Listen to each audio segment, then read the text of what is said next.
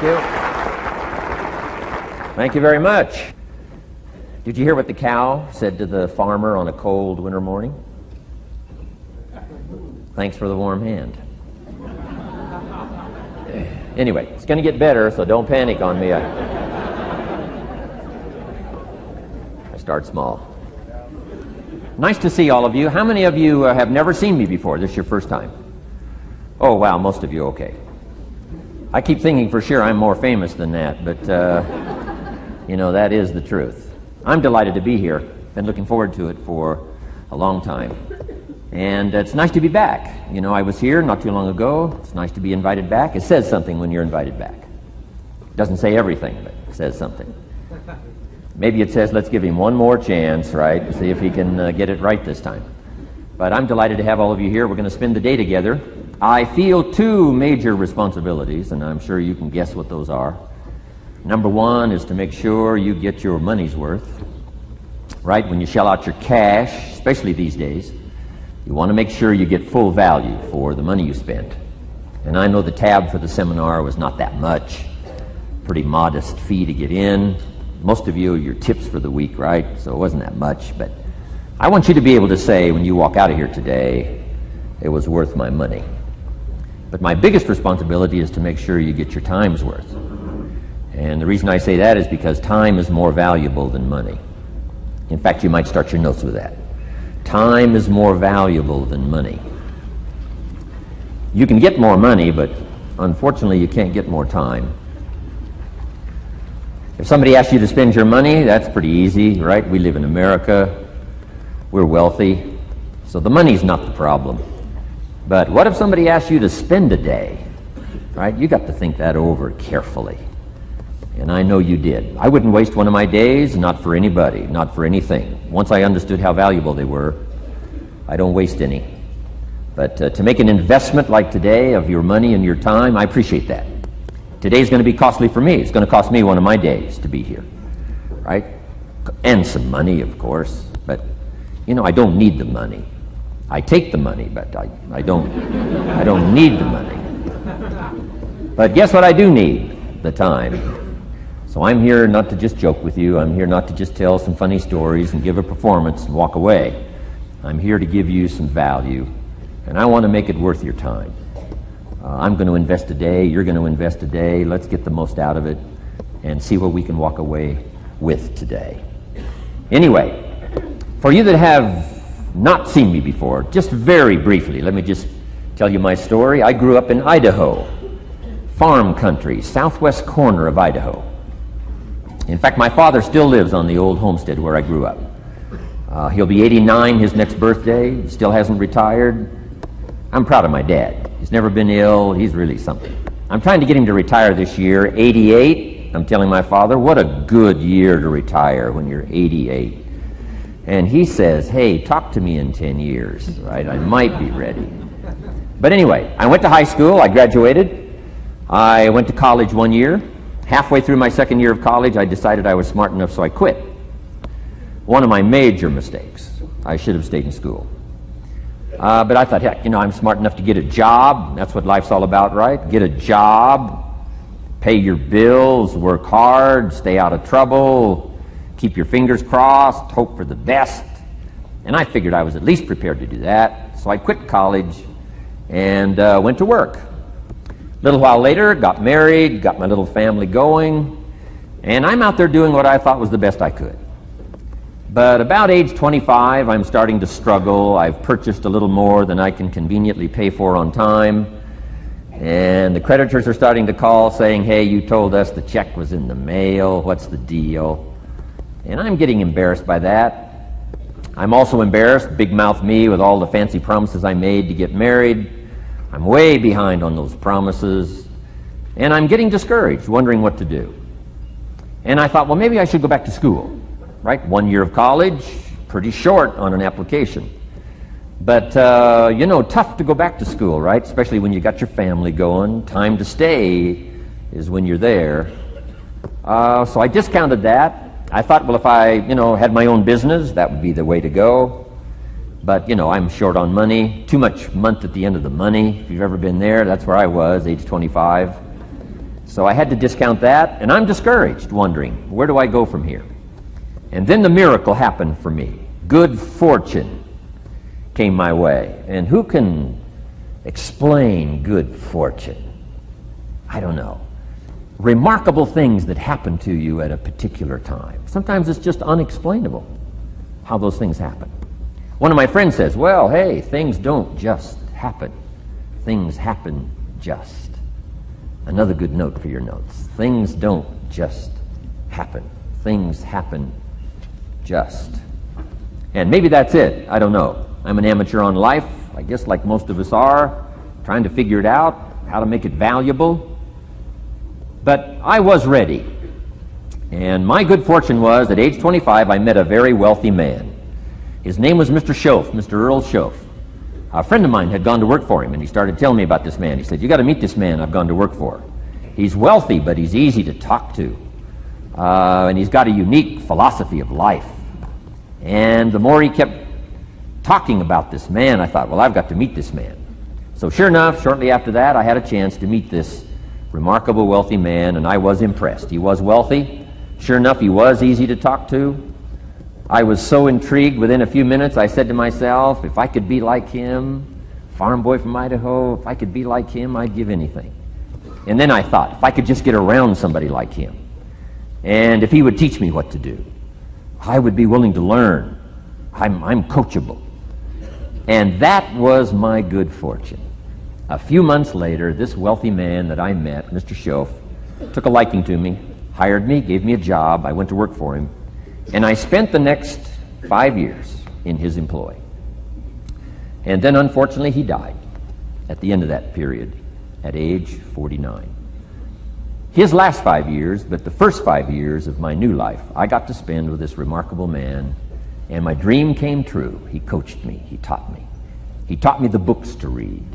He taught me the disciplines. He taught me the changes to make in my language and personality.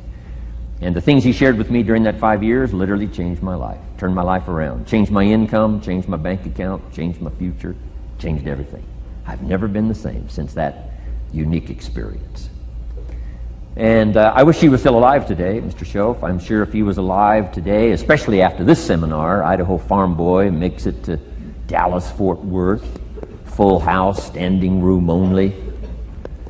Pretty awesome, I'm sure. If he was alive, I'd be calling him today saying, you won't believe what's happening to me. I've had a chance now to share with other people what you shared with me. But anyway, how I got here. 30 plus years ago, I was living in Beverly Hills, California. And one day a friend of mine, businessman friend, said, Jim, I'd like to have you come and share your story with my service club that I belong to, the Rotary Club. He said, I know your story, Idaho Farm Boy makes it to Beverly Hills. But he said, I think my club members would love to hear your story. He said, if I arranged one of our breakfast meetings, would you come tell your story? Just share a few thoughts. I said, okay. So I agreed to go give this breakfast talk. And guess what? They liked it. And my telephone rang. I got another call saying, we heard you've given your story and shared some ideas. Would you come talk to our club? First thing I know, I'm starting to devote a piece of my business time to giving these talks. And then one day, a businessman who'd heard my talk, I think 2 or 3 times, approached me and said, would you come and share that story and some thoughts with my management and salespeople? So I got this little company going. And he said, if you'd come tell your story to my organization, he said, I'd be happy to pay you. And I thought, wow, wouldn't that be something? So I agreed to go do it, and I got paid. Little did I know, another fortune was waiting for me to translate my ideas into talks and speeches and seminars. Now I've written some books. It's on cassette tape. And now I get to travel around the world. Last year I was in Japan and Israel, Spain, Mexico, Australia, New Zealand, France, Germany, Canada, and now Dallas-Fort Worth. So Idaho Farm Boy gets to travel around the world and share his story, and here I am today. Anyway, it's almost too much for me to comprehend. From where I started, raised in obscurity, in a little small farm community, and now to be here today is pretty awesome for me. So anyway, that's just a little bit about my story. My story is probably more intriguing for me than it is for you, but I wanted to hear it again, so I thought I would just, bore you with it. Anyway, I don't ask you to be impressed today. I'm the one that's impressed from where I came from to have a chance. But that's the American dream, right? Come true. Chance to start from scratch, start from obscurity, start with pennies, start with nothing, and have a chance to transform your life, change your life, set your goals, and see what you can accomplish. So anyway, that's how I got here. And I'm just delighted that this day has arrived, and I truly want to make it valuable for you. Let's go to work. Here's what I hope you'll find out of this seminar today. For your notes, here's what I hope you'll find. Number one, sincerity. Above all else today, I hope you'll find me sincere. Best place for people to start to communicate is sincerity on both sides. I'm sure you're sincere or you wouldn't be here today, right? To spend this kind of money, to spend this kind of time, roll up your sleeves today, go to work like I am, and get this message. You've got to be sincere. So I assume you're sincere. Now I want you to see me sincere. But I've got a good note for you to make. Sincerity is not a test of truth. Important note to make. Sincerity is not a test of truth. We must not make the mistake of saying he must be right, he's so sincere. That would be a mistake. And here's why. It's possible to be sincerely wrong. So we don't mistake sincerity for truth, right? Sincerity is only a test of sincerity. Truth has to yet be tested by truth. Okay? But hopefully you will find me sincere and truthful. Next, a combination of things I hope you'll find here today. Ideas plus inspiration. Ideas plus inspiration. Ideas, business ideas and social ideas and personal ideas, we all need ideas. Right? How to have a good day ideas, how to have a good year ideas, how to have your best year ever ideas, good health ideas, personal relationship ideas, how to deal with your family ideas, sales management ideas, financial freedom for the future ideas. We all need good ideas. So today, I hope you gather up by notes and by what you can remember a lot of ideas. I want to share as many with you as I possibly can in the time constraints we have. Today is going to go very rapidly. I used to think a day like this was a long day. Found out it's a pretty short day. But I'm going to go as fast as I can, share with you as many ideas as I possibly can. And here's why. Ideas can be life-changing. Ideas can be life-changing. And sometimes all you need is just one more in a series of good ideas. It's like dialing the numbers into the lock, right? You got 5 or 6 numbers dialed into the lock. The lock still won't come open, but you don't need 5 or 6 more numbers. Maybe you just need one more, and maybe a seminar like this could do it. A sermon could do it. The lyrics from a song could do it. The dialogue from a movie could do it. Conversation with a friend might do it. That one last piece you need, number. Dial it into the lock, that's it. The lock comes open, there's the door for you to walk through. And maybe this seminar today could furnish that for you. One more idea. I know you've come with a lot already. Sometimes we get the impression, I used to have that I only had this much going for me and I needed this much. Usually not true. And I'm sure not true of this audience, where I find you today, as well dressed as you look today. You know, as fine as you are sitting here today, it isn't that, you've got this much going for you and you need this much.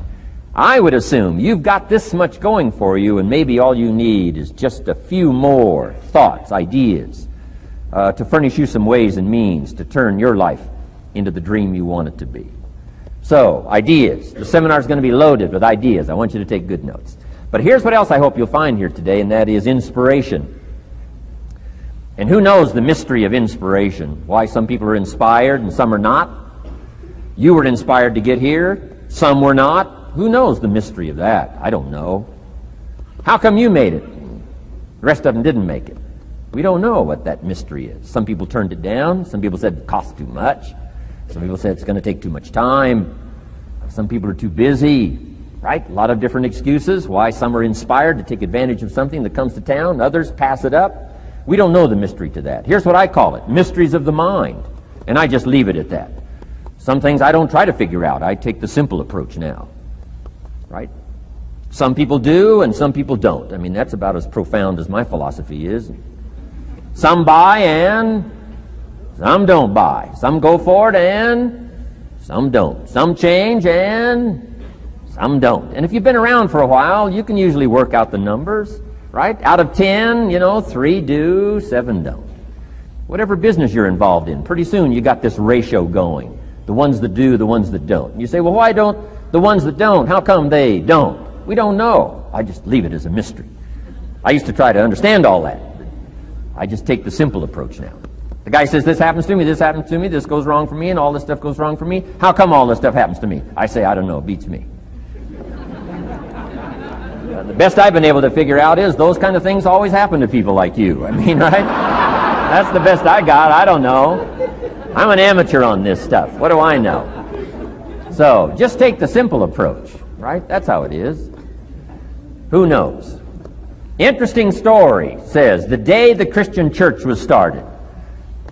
Now, I'm an amateur on the Bible, but best account I can remember, the day the Christian church was started, a magnificent sermon was preached. Great presentation. And if you're a student at all of good communication, it was one of the classic presentations of all times. The sermon, the first day the Christian church was started. And it said this sermon, this presentation was given to a multitude, meaning a lot of people. But it was interesting, as the account gives us, the record, it says, when the sermon was finished, there was a variety of reaction to the same sermon. Isn't that fascinating? I find it fascinating. It said some that heard this presentation were perplexed. And I read the presentation, it sounded pretty straightforward to me. Said, why would somebody be perplexed with a good, sincere, straightforward presentation? Best answer I've got. They are the perplexed. I mean, what other explanation is there? It doesn't matter who's preaching. Right? It said some that heard this presentation mocked and laughed, made fun of the presentation. I thought, hey, this looks pretty sincere to me. If you give a sincere, honest presentation, why would somebody mock and laugh? Easy explanation. They are the mockers and the laughers. What else would you expect them to do? Right? I used to try to straighten all that out, say, well, they shouldn't do that. I don't do that anymore. I've got peace of mind now. I can sleep like a baby, not try to straighten all this stuff out. I used to be so naive. I used to say, well, liars shouldn't lie. See, how naive can you be? Of course they're supposed to lie. That's why we call them liars. They lie. They lie. So I don't straighten this stuff out anymore. Anyway, it said some that heard this magnificent presentation didn't know what was going on. And they're usually easy to spot. They're usually saying, what's going on, right? I mean, they don't know what's going on. But interesting, right? A variety of reaction to the same sincere, honest presentation. Now, it also says, in wrapping it up, some that heard the presentation believed. And I think that's who the speaker was looking for, the believers. Interesting. Now, it said the number of believers was about 3,000. So, pretty good first day. 3,000. I've had some first days, but I never had 3,000. But anyway, 3,000 were believers. And that's the speaker was looking for the believers out of this multitude. And that's about as close as we can come to understanding the mystery. Some believe, and some mock, and some laugh, and some are perplexed, and some don't know what's going on. And you just have to leave it that way. Why? Because that's the way it's going to be. The way to be brilliant is to find out how it's going to be and then say, here's how it should be. I mean, that's how you become brilliant. So, anyway, who knows the mystery? I call it mysteries of the mind.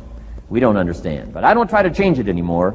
On this particular story, as far as we know, they didn't have classes after the presentation to try to de-perplex the perplexed. I mean, as far as we know, they left them perplexed. They left the mockers mocking. They let the laughers laugh. I mean, they didn't come back and try to straighten all this out. You say, well, how can you build a church? Well, make another presentation, and you'll get some believers and some mockers and some laughers and some who don't know what's going on. So that's about the best we can do. So, but I'm glad I've got the believers here today. You believed enough to shell out your cash and part with your time and some of your effort and energy, and I appreciate that. So, hopefully you'll find some inspiration here today. All right? To get the most out of today, a couple more notes. Number one, be thankful. That's a good way to capture the most of a day like this. Be thankful for what you already have. That shouldn't be any problem in America, being thankful. Everything we need is available in America. Everybody wants to come here, right? The last time I was here, that little presentation I gave, everybody wants to come here, America. People haven't plotted and schemed the last 40 years saying if I could just get to Poland, everything would be okay. No, everybody wants to come to America. Why? Everything's available here. All the books you need, all the sermons you need, all the churches you need, all the schools you need, all the instruction you need, all the inspiration you need, all the capital you need, all the markets you need, all the challenge you need, all the information you need, all the seminars you need.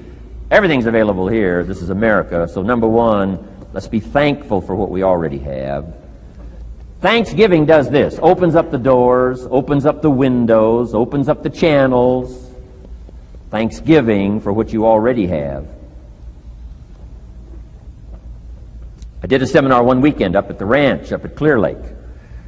Got a lodge up there. Nice setting, high valley, high serenity ranch. For the weekend, Friday evening, Saturday, Sunday. People drove in from around California. I got there late Friday afternoon. Everybody had pretty well already gotten there. I couldn't believe the parking lot.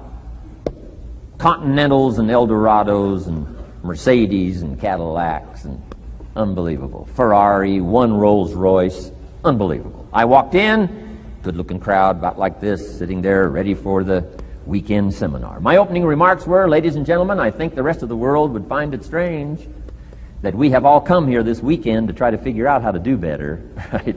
I think the rest of the world would say, I don't understand. Guy in his Rolls Royce saying, I got to get to the seminar, find out how to get another one of these Rolls Royces. Unbelievable. Anyway, let's be thankful. Here's what locks up the doors and the channels to receive more: cynicism. That locks you away. That prevents you from learning more. Being a cynic about the past and the future, a cynic about the marketplace, cynical about the people, cynical about the institutions, cynical about the setup, cynical about yourself, cynical about your chances. See, that locks away all the chance for stuff to flow your way. So, good advice, I think, today. Start off, be thankful. Here's number two, listen well. That's going to be a challenge today. I understand that. Seems like most of, our life is still going on outside these four walls, right? Most of our life seems like it's all, continuing out there. Family and business and associates and market and economy and whatever else is happening in the midst of your life. And to sort of, pull your attention from what's going on out there and put it in here for just a few hours, I know is a challenge. But do the best you can, listen well. And here's the last one, take good notes. Be a good student today. Take some good notes. I've not come to entertain you. As you can tell by my opening joke, right? I would not make it in Las Vegas. So we don't have a dog and pony show today, no entertainment.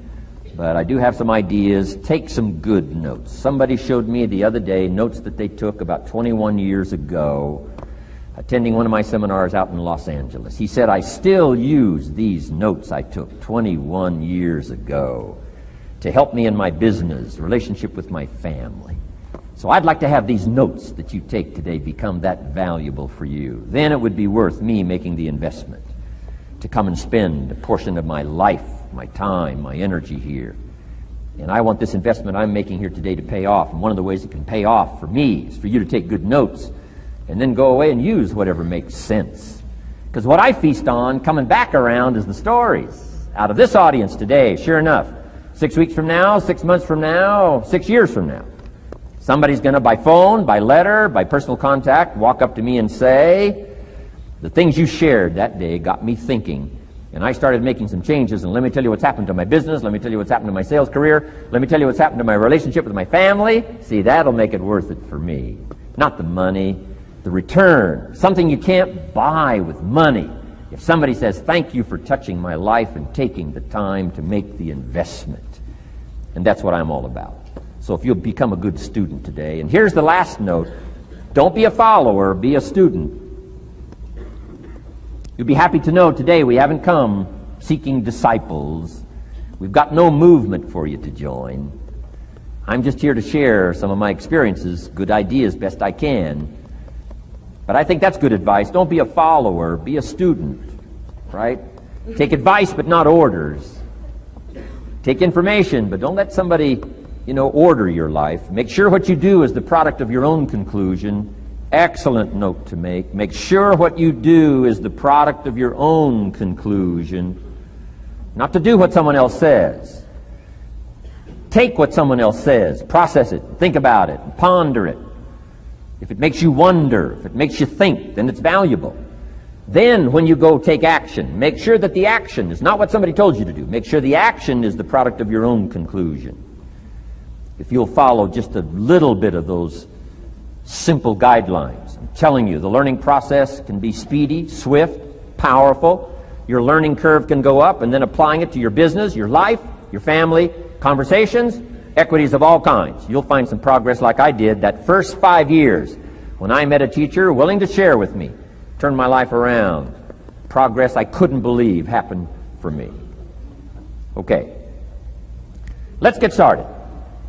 I want to review, I was here last time and we talked about the 5 major pieces to the life puzzle.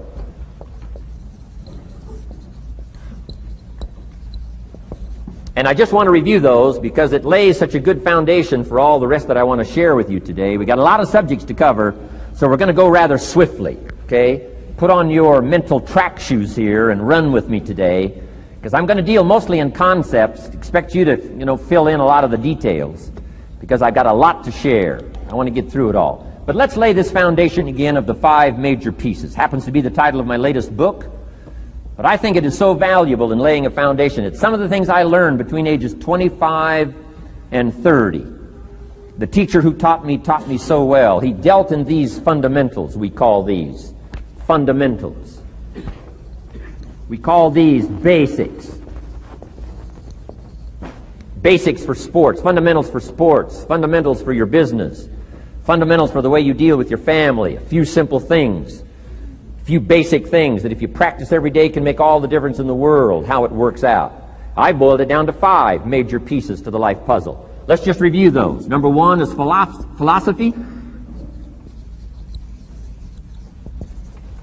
Philosophy, as I taught the last time I was here, philosophy, in my personal opinion, is the major determining factor in how your life works out. Philosophy, the major determining factor in how your life works out. Philosophy. To form our philosophy, you got to think. You got to use your mind. You got to process ideas. And this whole process over a lifetime, starting way back here when we were children, schools that we've attended, our parents, our experiences, all this stuff that we've processed by the thinking process helps to develop our philosophy. And in my opinion, each person's personal philosophy is the major factor in how your life works out. Here's what I called it in that last presentation when I was here. It's called the set of the sail. Each person's personal philosophy is like the set of the sail. Now, I used to think it was circumstances that ordered my life. If someone would have asked me at age 25, Mr. Rohn, how come you're not doing well? Pennies in your pocket, creditors calling, nothing in the bank, behind on your promises to your family, you live in America, 25 years old, got a beautiful family, every reason to do well, and things are not going that well for you. What is wrong here? It would not have occurred to me to blame my philosophy. I mean, it would not have occurred to me. Saying, well, I got this lousy philosophy, and that's how come I got pennies in my pocket and nothing in the bank, and things aren't working well. That would not have occurred to me. I found it much easier to blame the government. Much easier to blame the tax problem. I used to say taxes are too high. Top tax rate when I first started paying taxes, 91%. Back then, when your income reached a certain level, all your income over that, 91%. So I used to say that's too high. Now the top tax rate's about 33%. But people are still saying what? Taxes are too. See, but you can't use that anymore. If it's gone from 91 to 33, how could it be too high? Come on. I threw all that old excuse stuff away. Some people found it, though, and they're using it these days. My old list. I used to blame the traffic, the weather, used to blame circumstances, right? People say I'm too tall, I'm too short, I'm too old, I was raised in obscurity, raised on a farm, parents of modest means, all the stuff. If you were to ask me, how come you find yourself here, Mr. Rohn, age 25, living in America, land of abundance and opportunity, pennies, zero in the bank, not doing well, creditors calling, it would not have occurred to me to blame my philosophy. I found it easier to blame the company policy. I used to say, if this is all they pay, how do they expect you to do well? So I figured that, my future was going to be tied to what everybody else was arranging, the economy and, interest rates. I used to say things cost too much. That was my whole explanation, not my philosophy, until my teacher taught me better that this is where the problem was, my own personal philosophy.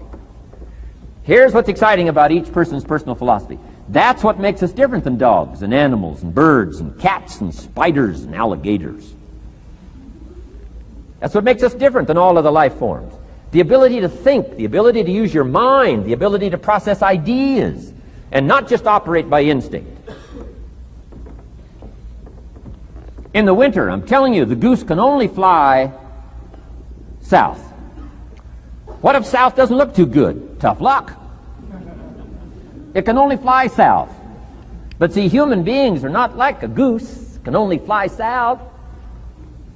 You can turn around, go north, you can go east, you can go west, you can order the entire process of your own life.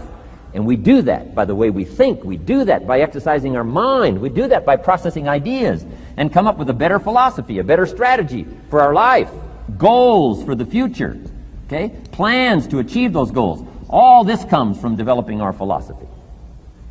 Philosophy helps us to process what's available. Well, when we get here, we got seed, and we got soil, and we got some rain, and we've got some what? Sunshine, and we've got some seasons, and what? The miracle of life.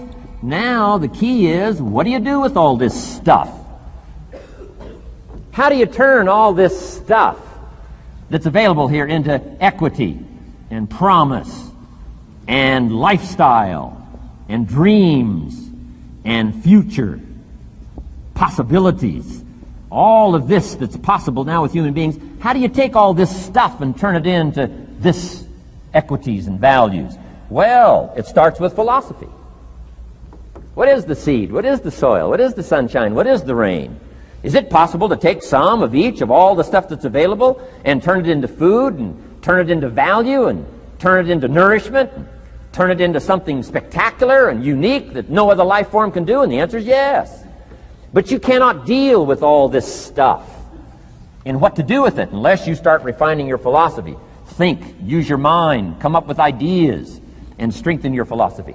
So the seed and the soil and the rain and the sunshine, this is called, the economy and the banks and the money and the schools and everything that's available out there, processing information, what to do with all that, and turn it into equity and value. That is the major challenge of life, my personal opinion. So each person's personal philosophy now is going to determine what you're going to do with seed and soil and sunshine and rain and miracle, the change of seasons. That's it. My personal opinion. Each person's personal philosophy is like the set of the sail. That's what this seminar is for today. Help you to trim a better sail. You don't need a better economy. You don't need better seed and soil. In fact, when it comes to seed and soil and rain and sunshine and seasons and the miracle of life, that's all you got. Now, what if you blame this stuff? Then you're blaming all you got. If you blame the economy, and you blame the schools, and you blame the teachers, and you blame the sermons and the preachers, and you blame, the marketplace, and you blame the company and company policy, what else is there? When some people get through with their blame list, there isn't nothing else. That's all there is. And if you blame the only thing you've got to work with, I'm telling you, it's called mistake colossal. In not understanding that that's all you've got to work with. And if this is all you've got to work with, then you don't change the seed, and you don't change the soil, and you don't change the rain, and you don't change the sunshine, you don't change the seasons. Right? Guy says, I'll take 3 springs, 4 summers, 9 falls, no winters. No! You can't fool with this stuff. You got to take it like it comes. then what do you change to make your life work well? You got to start with your philosophy. Guess what I had to do at age 25 in order to change my own future? I had to change my mind. I had to change my thinking. I had to change my philosophy. I was messed up on what was causing my problem. And once I got that straightened out, that all the stuff I blamed, the government and taxes and the marketplace and the economy and things cost too much, negative relatives, cynical neighbors, once I got rid of that and started going for where the real problem was, which was me, I'm telling you, my life exploded into change.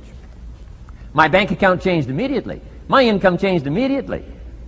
My whole life took on a whole new look and color immediately. And the early results I got from making these philosophical changes tasted so good, I've never stopped the process from that day until this. And I'm telling you, with a little consideration of the refinement of your sail, by setting a better sail, refining your philosophy, your whole life can start to change from today on. You don't have to wait till tomorrow. You don't have to wait till next month. You don't have to wait till spring. You don't have to wait till 93. You can start this whole process immediately. I recommend it. Now, some people do so little thinking, they don't even have their sail up. I mean, you can imagine where they're going to wind up at the end of this week, at the end of this month, at the end of this year. Now's the chance to change, process all this information. So number one is philosophy. Okay. And we dealt with all that, where we get ideas from personal experience, from other people's experiences. I don't want to get into all those details because we covered that the last time I was here. But philosophy, that's number one, my personal opinion. Each person's personal philosophy. Here's the definition of success and failure. Just make this note. Here's failure. A few errors in judgment, repeated every day. Now you can automatically assume, Mr. Rohn, I say, I can understand that. A few errors in judgment repeated every day. For 6 years?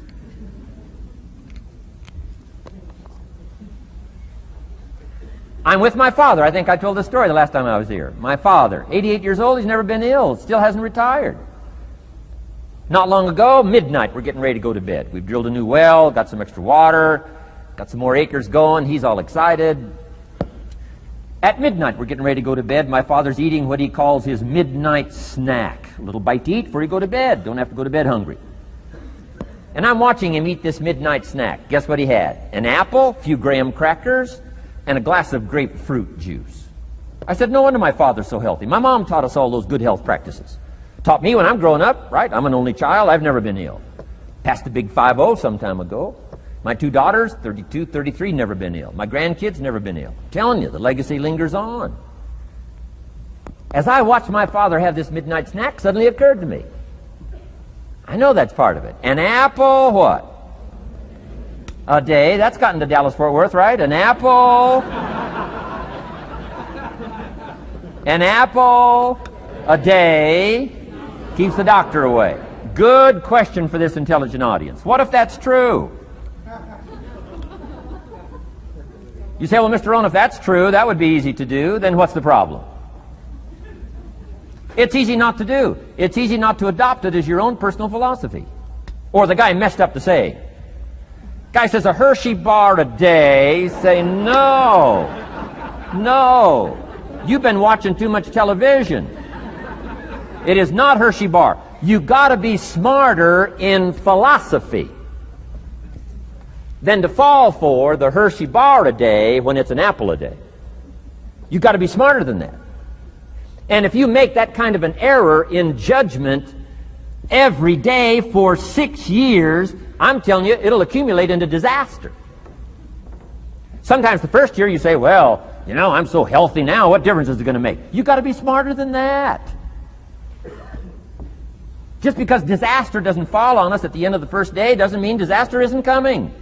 You've got to be so smart that you look down the road and say, will the errors in my present judgment of philosophy, what's that going to cost me in 1 year, 6 years, 1 month, 6 months?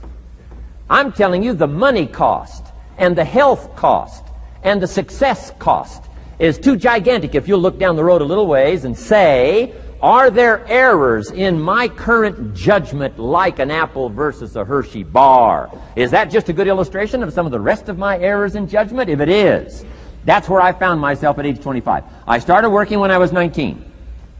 I met my teacher who helped turn my life around when I was 25. That's 6 years. At the end of the first 6 years of my economic life, I've got pennies in my pocket. I've got nothing in the bank. The creditors are calling saying, hey, you told us the check was in the mail.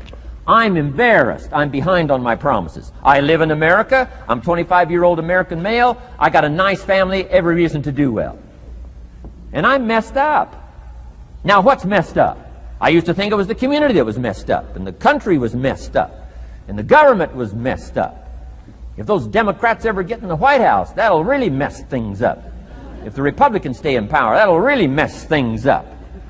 The economy was messed up. Interest rates are messed up. I thought all this stuff was messed up. Then I found out that's not what was messed up. I was criticizing the only thing I had to work with. What was really messed up was my own personal philosophy. My own errors in judgment in my own personal philosophy brought me in 6 years to pennies in my pocket, nothing in the bank, and trying to explain why I wasn't doing well, living in America, 25-year-old American male, got a family, every reason to do well. Now, once I understood this, here's the formula for failure: errors in judgment, being lax about developing your own personal philosophy. I'm telling you, it's called accumulated disaster. It doesn't matter whether it's your health or your bank account. Guy's got an empty bank account, probably has high cholesterol. Why? Over the last 6 years, he never paid attention to either one. And it doesn't matter whether it's a dollar, or whether it's your money, or whether it's your cholesterol count. All you got to do is commit the errors, and just because disaster doesn't fall on you at the end of the first day that you don't eat an apple. You say, well, I didn't eat an apple today, and tonight I'm not ill. Well, you got to be brighter than that. Someday you got to leave first grade. The reason we make those first grade desks so small so they won't fit at age 25. I mean, right? You don't belong here anymore. Come on. Now let me give you the secret to success. The formula for failure: a few errors in judgment repeated every day for 1 month starts the weakness, starts the disaster process.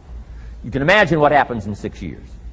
Now here's the formula for success: a few simple disciplines practiced every day. And you've started a whole new process called a whole new life. A few simple disciplines practiced every day. And if you decide today to go for the apple instead of the Hershey bar, I'm telling you, you have begun the process of turning your life around.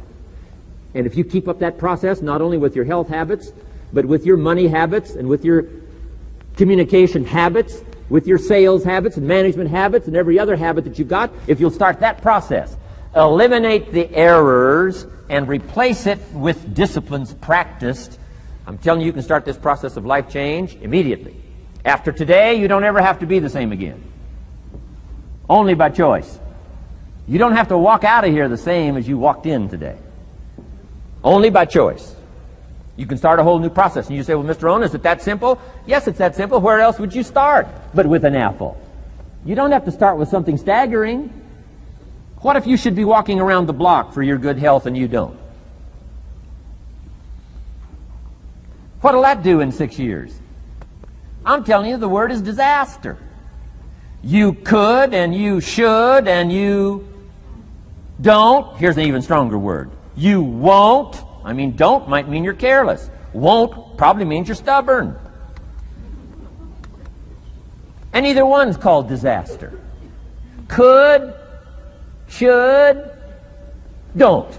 I'm telling you, that's why at the end of 6 years, I found myself with pennies in my pocket, nothing in the bank, creditors calling. Could, should, won't. Could, should, don't is called disaster. Now, how do you change all that? The next 6 years, I got rich. The next 6 years, I became a millionaire. By the time I'm 31, I'm a millionaire. How about that?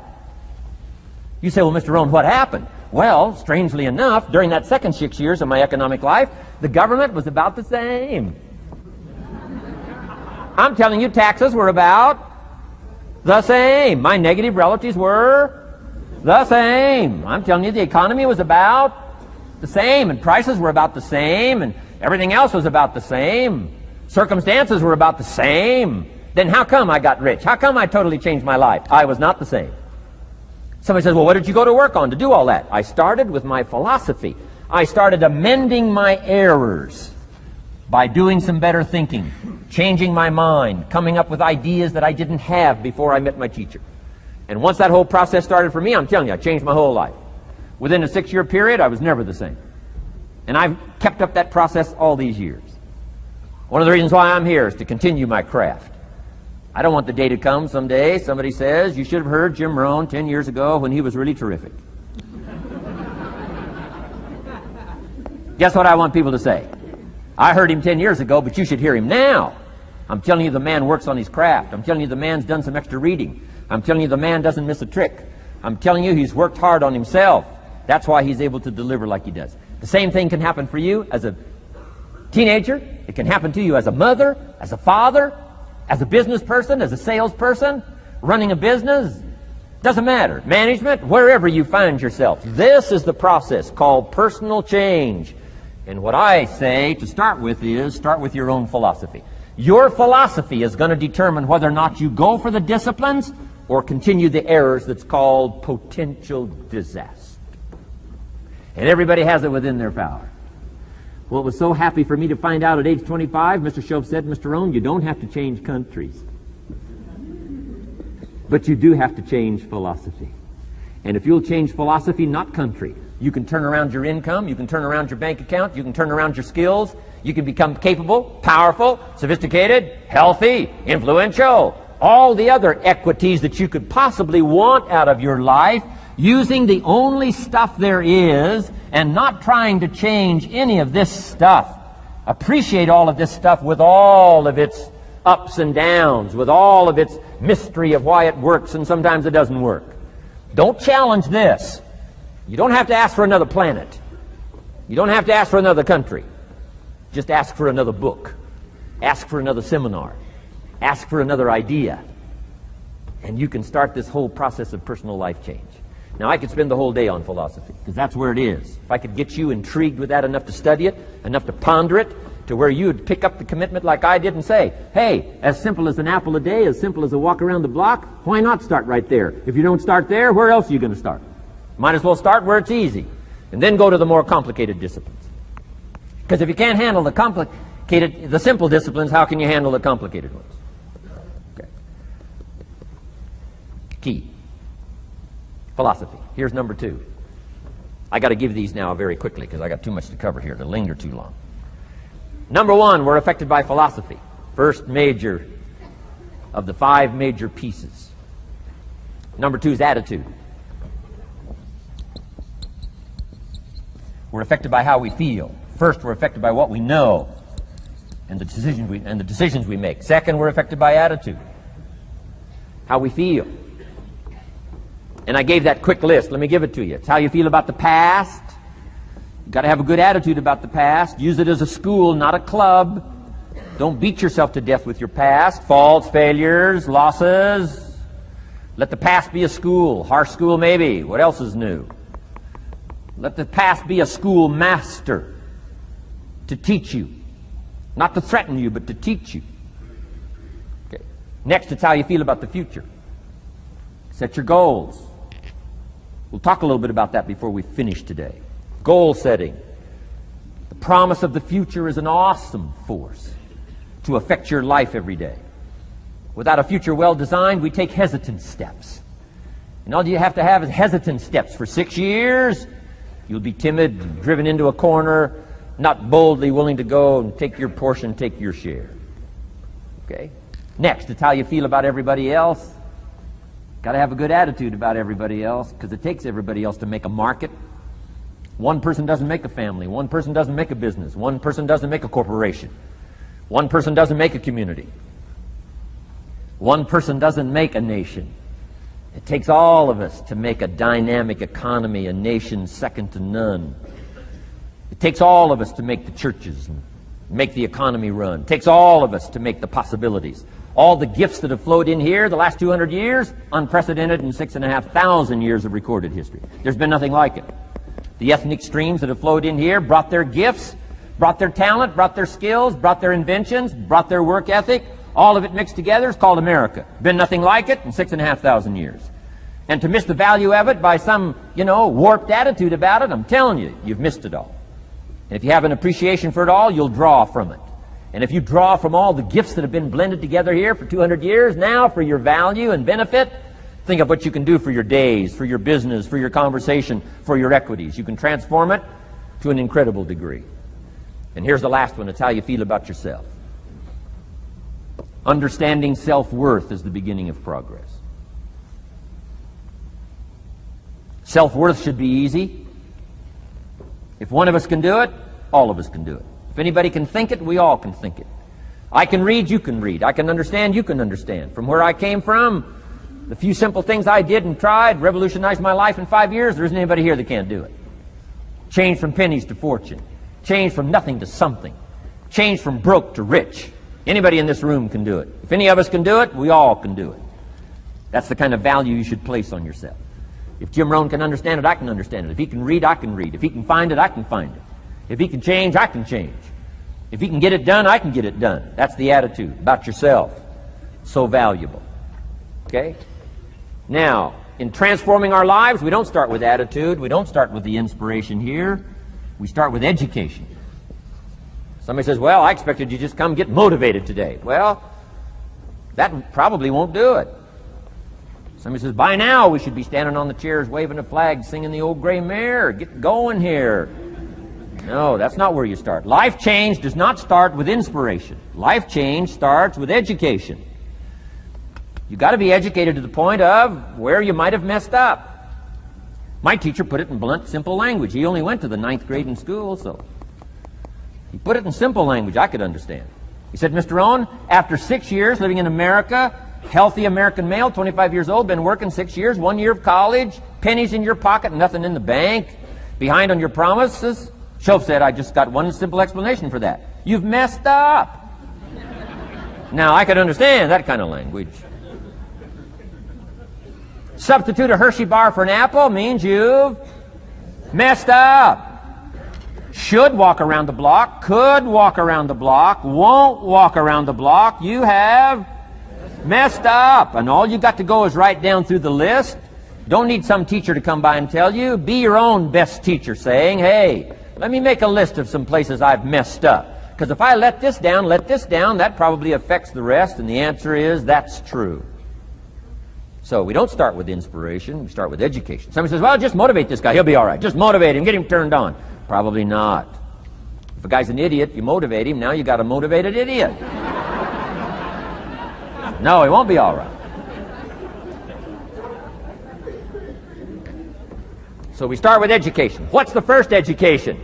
If it isn't going well and you live in America, you have messed up. You don't need to change countries. You say, well, the country's messed up. That's like cursing the soil and cursing the seed and the sunshine and the rain, which is all you got. Don't curse all you got. When you get your own planet, you can rearrange this whole deal. But this one, you got to take like it comes. So, number 2 was attitude. Here was number 3, activity. This is the work part, the labor part. Taking action. And the activity is the miracle working piece. A miracle being something we don't quite understand how it works doesn't mean it doesn't work. It means we just don't quite understand how it works. Miracles work. God says. Now, I'm an amateur on God, but here's my best analysis. God says, if you'll plant the seed, I'll make the tree. Now, that's a good arrangement. Number 1, gives God the tough end of the deal. What if you had to make the tree? That'd keep you up late at night trying to figure out, how do you make a tree? Say, no. I'm telling you, the mystery and the miracle of this stuff has already been set up. God says, I got the miracle going, I got the seasons going, I got some sunshine and some rain, and I'm God. But the way I've arranged that, I just need somebody to plant the seed, not chant. In California, they're trying to chant to get this stuff done. Forget this California stuff. You don't have to rub a crystal and sleep under a pyramid. This stuff's too easy. Getting rich is too easy. Changing your life is too easy. Forget all that. Right? Massive bombard, affirmation, forget all that. My opinion. Ocean waves and seagulls, come on, this stuff's too simple. Just simple, easy stuff. But if you neglect it, that's how it piles up year after year. But if you're willing to straighten it out, and here's one of the keys. It's called activity. It's called disciplines. Turning wisdom from your philosophy and inspiration, the strengthening of attitude and faith and courage, commitment, and all this stuff that comes from attitude. If you're willing to take these two qualities, philosophy and attitude, and invest it into activity, you can have a miracle. Anything short of that, no miracle. Wisdom doesn't perform a miracle. Attitude doesn't perform a miracle. The only thing that performs a miracle of increase called equity is called putting wisdom and attitude into discipline, into labor. And this labor now can perform a miracle. And here's the two parts to the labor. One, do what you can. Number two, do the best you can. Can't give you better advice than that. Number one, do what you can. You just got to go home and make a list after today. And here's the question to ask as you make this personal list. What am I not doing that would be easy to do? That could greatly change my health, my wealth? What am I not doing I'm neglecting that would be easy to do? Just go home and answer that question personally. You don't have to put the answers on a public bulletin board. This is just all personal stuff. From the walk around the block to the apple to what to do with your money, which we're going to cover today. What does a child do with $1? We're going to cover that today. Errors in judgment, disaster. Few simple disciplines, wealth beyond imagination. And if you'll pick up the activity part, the miracle working part, plant the seed part, take care of your part. The soil will take care of its part, and the seed will take care of its part. The seasons will take care of their part. The miracle will take care of its part. If you'll take care of your part, called putting it into activity, action. Works miracles. 2,000 years ago, on April 13th, one of Jesus' disciples. Now again, I'm an amateur on the Bible, but best as I can remember it, one of Jesus' disciples said to Jesus, "It's time to pay our taxes and we don't have any money." That's how come I know it was about April 13th.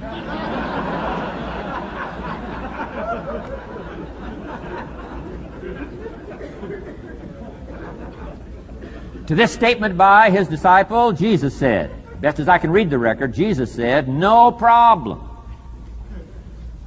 Now, why could he say no problem? Well, word has it, he was a miracle worker. Word has it, if you're a good student of history, word has it, he was a miracle worker. If you handed a problem to a miracle worker, what would he be inclined to say? No problem. You got to hang out with folks like that. I belong to a small group like that. We do business around the world. You hand these guys a problem, they say no problem. What? How many books would they read to solve it? Many as it takes. How early would they get up? Early as it takes. How much information would they gather? Much as they needed. So it's what? No problem. You got to hang out with folks like that. Jesus said this will be no problem, the tax thing. He said to his disciple, it's simple. Go fishing. Wow.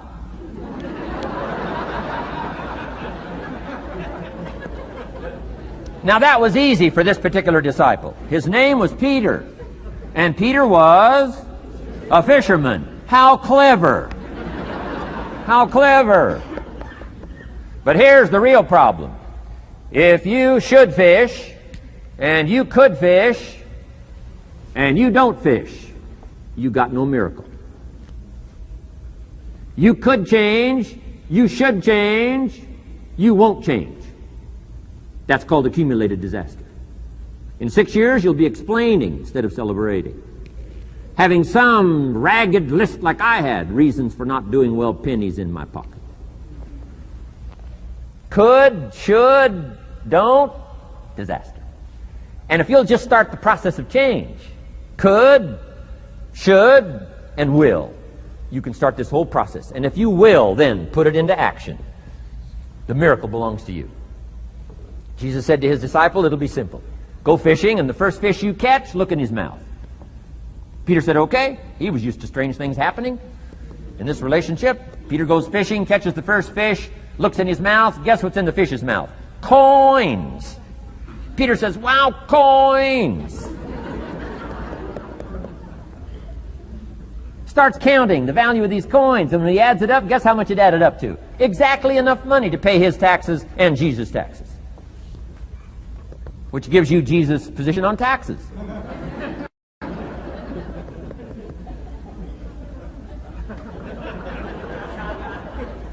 Okay. Now we call that what? A miracle. Only because we don't quite understand how it works. It doesn't mean it doesn't work. It simply means we don't quite understand how it works. But here's how you get a miracle going for your life. Number one, do what you can. Get a list of the stuff you could do and you haven't done, postpone, and start cleaning that up. You can't start at a better place for personal change. That'll affect your bank account, affect your future, affect your income, affect everything. You can't start a better life change process than cleaning up what you should be doing. The man says, well, my mother lives down in Florida. Should have written her 6 months ago. I just can't seem to get that letter written. I'm asking you to get that letter written, clean that up, and don't walk like other people walk. Don't postpone like other people postpone. You say, well, is it as simple as writing a letter? And the answer is yes. Where else would you start for life change, personal change? You don't need a pink package to fall out of the sky. You don't need massive bombard, pre-conscious, subconscious. Practice channeling, find a 2,000-year-old guru. I mean, you don't need any of that stuff. Pass on all that. Kids are afraid of that stuff. Too much of it, you'll be out on a limb with Shirley. I mean, don't pass on all that stuff. This stuff's too easy. This stuff's too simple. It's called take action, number one, on neglect, on errors, in discipline. Number two, start setting up some disciplines. And if you'll do that, you'll perform a miracle. Now, here's the second part of the miracle. Number one is do what you can. Here's number two, do the best you can. If that's not your philosophy, I would ask you to amend it. Let me give you the best of ancient script. Here's what it says. Whatever your hands find to do, do it with all your might, do it with all your strength, and do it with all your power. What a good philosophy. That kind of philosophy will revolutionize your life if you haven't picked it up lately. Guy slips in late, company doesn't seem to mind, slips out early, first one in the parking lot, heading for happy hour. Stretches his break, comes early for lunch, late back from lunch, company doesn't seem to notice. Guy says, best as I can calculate, I'm putting in about a half a day's work and I'm collecting a full day's pay. And the guy says, I got it made. Little does he know the seeds of his own disaster are already being sown by the weakness of his own personal philosophy. It's not the economy that's going to determine your next 6 years. It's your philosophy about labor and about activity and about miracle and soil and seed and sunshine and rain and the economy and the banks and the money and the companies and the schools and what's going on. It's your philosophy and your attitude. And then your ability to take action. All of that we call the process of life change, miracle working. Number one, do what you can. Number two, do the best you can. Here was number 4. Results. Results. Every once in a while, you got to take a measure, see how you're doing with these 3 pieces: philosophy, attitude, activity. Now we take a measure called results. What is the results at the end of the day, the results at the end of the week? You can't let too much time go by without checking. When time goes by, 6 years I'd been out there working when I met my teacher, Mr. Schoaf. Schoaf said, well, Mr. Rohn, let's just go through a little summary here. He said, in the last 6 years, how much money have you saved and invested? Let's go through a little tab list here. How much money have you saved and invested the last 6 years? I said, what? 0. He said, you have messed up. You remember these notes. I like that. You've messed up. He said, who sold you on that plan? I thought, my gosh, the man's right. I'm a nice guy. I bought the wrong plan. What if you were 50 and broke? Right? Didn't need to change countries. Bought the wrong plan. What a sad scenario that would be. But Shoaff said these questions. Let's go through some results. He said, how many books have you read in the last 90 days? I said, what? 0. Wisdom of the world available? Change your life, change your future? Wisdom of the world available? Develop any skill you want, earn the kind of income you want, have all the treasures you want, equities you want, relationship with your family that you want, everything that you want available, and the wisdom of the world to help you get it. Haven't read any books in the last 90 days. My teacher said, Mr. Rohn, you have messed up. I'm telling you, you've got the deal. Shoaff said, Mr. Rohn, in the last 6 months, how many classes have you taken to improve your skills or to develop new skills? Go for the American dream. Become rich and powerful and sophisticated and healthy and influential. How many classes have you taken in the last 6 months? I said, how many? 0. He said, you have messed up. He said, you don't need to unmess the country. You don't need to straighten out the perplexed. You don't need to straighten out any of this stuff. All you've got to do is look within and let results teach you a great deal about your own activity, your own attitude, and your own philosophy. I went through that process. Take this phrase home. Results is the name of the game. What other game is there? Results. Here's all life asks us to do. Make measurable progress in reasonable time. Just take home that little phrase. Good phrase. We're asked in life simply to make measurable progress in reasonable time. We demand it of our children. How many years do you want your child to spend in 4th grade? Approximately. About 1. If it looks like they're not going to make it, we pour on the pressure, called legitimate pressure, lack of results. Peer pressure, family pressure, school pressure, community pressure. Every other kind of pressure we can bring to bear. Why? You can't stay more than 1 year in 4th grade. As parents, you'd have to leave the community. You say, well, what if they're nice kids? Wouldn't you give them 3 or 4 years? And the answer is no. You got to make better progress than that. So you got to check fairly often. Some things you got to check every day. Some things you got to check at least by the end of the week. Salesman joins this little sales company. He's supposed to make 10 calls first week. Wouldn't it be legitimate to call him in on Friday and say, John, what? How many calls? I mean, this stuff is simple. John says, well. Say, John, well won't fit in this little box here. Well. Now John starts with a story. You say, John, I made this little box so small so a story won't fit. I don't need a story. I need what? A number. A number. What will a number tell me? Everything. John's supposed to make 10 calls. What if he made 20? You say, wow. Wow. We got somebody. What if he only made 1 call? Whoa. Will that tell us something about John's philosophy? And the answer is yes. Will it tell us something about his attitude? Of course. Will it tell us something about his disciplines? Of course. And if he wants a lesson in life change, all he has to do is be willing to face the numbers and come up with the results that will teach you to either celebrate if you got good results or fix whatever needs to be fixed in your philosophy, attitude, activity called disciplines. You don't need to go anywhere else. I do believe in affirmations. And they are valuable as long as you affirm the truth. Because it says in ancient scripts, the truth, what? Will set you free. Free to do what? Amend your errors and pick up new disciplines. That's what the truth is for. To help us amend our errors and pick up the disciplines for life change. That's what the truth is for. So I do believe in affirming the truth. If you're broke, best thing to affirm is, I am broke. You put that up on the refrigerator where you can see it every day. I mean, that's how you do that. Now, if you need a little additional affirmation, you just put up there, I'm 40 and broke. I mean, you know, that ought to do it. And if you need just a little more, put up there, I live in America and I'm 40 and broke. That's enough to turn your life around. It says, hey, something is wrong. Somewhere I have messed up. And I'm telling you, if you'll start with that, it's called the process of life change, and it doesn't matter how small the process is to start. One discipline starts it, and then one discipline feeds another, and the first thing you know, you've got this whole cycle in an upward positive motion. And it's called life change. It's called income change. It's called health change. Relationship with your family change.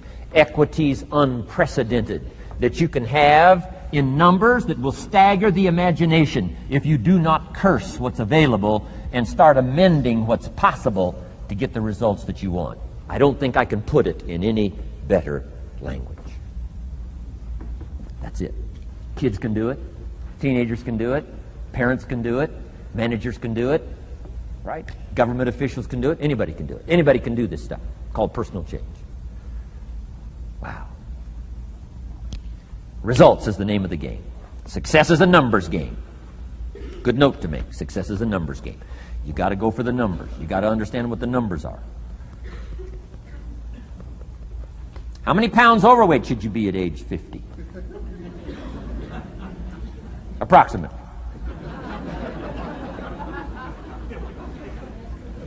John says, I got big bones. We'll give you 10 pounds. 10 pounds for big bones. Otherwise, come on, John. 20 pounds, 25 pounds. Shouldn't we turn on the caution light at work and at home? Blinking caution light. Somebody says, what's that caution light? So John's up about 20, 25 pounds. We got the blinking light going at home, got it going here at work. To remind him what? Wrong numbers. Okay? 35, 40 pounds, red light. Blinking at home. Somebody says, what's that blinking red light? Say, John's up about 40 pounds.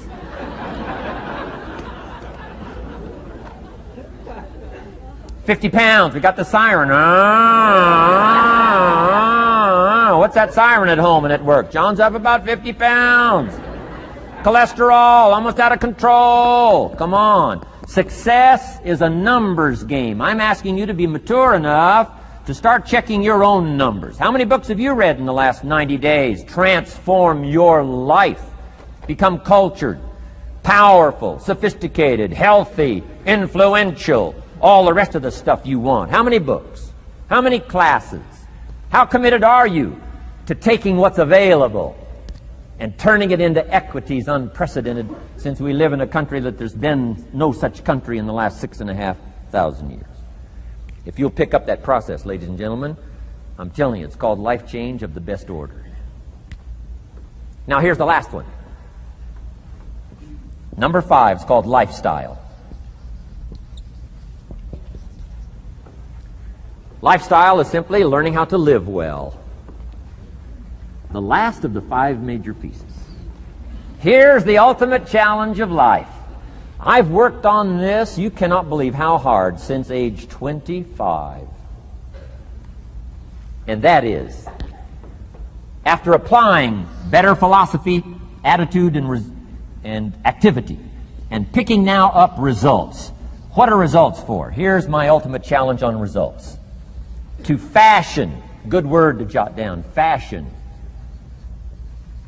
Fashion for yourself lifestyle, or what we call the good life.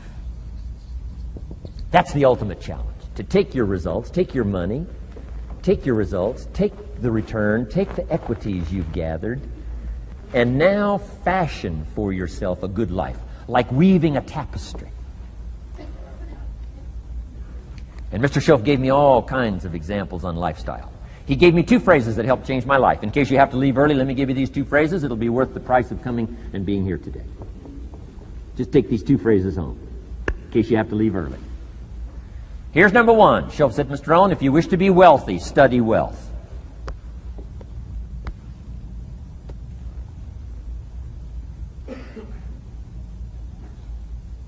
When he said that, I said, my gosh, I don't know anybody that studies wealth. Where am I going to learn it? He said, never mind, Mr. Rohn, now that you've met me, if you'll be with me for a while, he said, and if you'll commit yourself, he said, I will teach you. And he taught me. He taught me the books. He taught me the stuff. Changed my life. By the time I was 31, I was a millionaire. The man taught me well. If you wish to be wealthy, study wealth.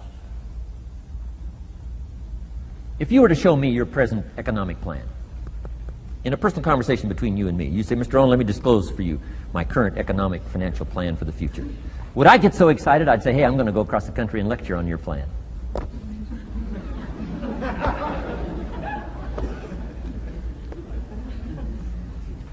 And if the answer is no, Mr. Rohn, you probably wouldn't want to go across the country and lecture on my plan. Here's my question to you. Why not? Why wouldn't you have a superior, powerful financial plan that's taking you to the places you want to go? I'm asking you, if you find yourself caught like I was at age 25, make the personal commitment today and say, I'm going to study and I'm going to change, and 5 years from now, nobody's going to be able to say, how come you don't have a superior plan living in a superior country with superior opportunity? Nobody's going to be able to say that 5 years from now of me. If you'll make that commitment, I'm telling you, this will be one of the most exciting days of your life. Not because of my seminar. It'll be one of the most exciting days of your life because of your commitment to this simple little process I've outlined for you. Here was the second phrase. Mr. Shoaff said, Mr. Rohn, if you wish to be happy, study happiness. I didn't know happiness was a study.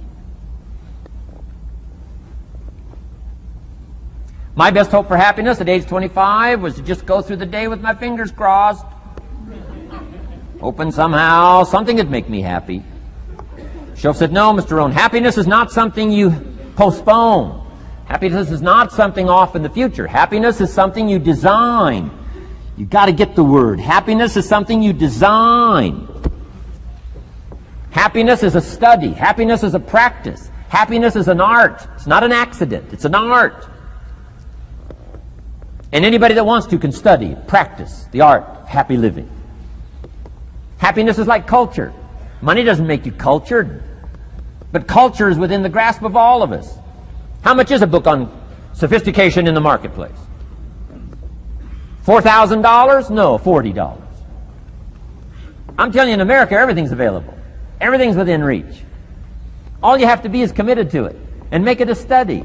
Culture is a study. Sophistication is a study. It's not an amount. It's not an account. It's a study. Money doesn't make you sophisticated and cultured. I know a guy that's rich. He's a clod. The guy's a clod. Eats with his elbow in his soup. I mean, he's just a clod. Nothing much more pitiful than a rich clod. I mean, you know, it's a sad thing to see. Money doesn't make you sophisticated. Only study and practice makes you sophisticated. Only study and practice makes you cultured. And only study and practice makes you happy. Study and practice makes you rich. Key phrase, don't be lazy in learning.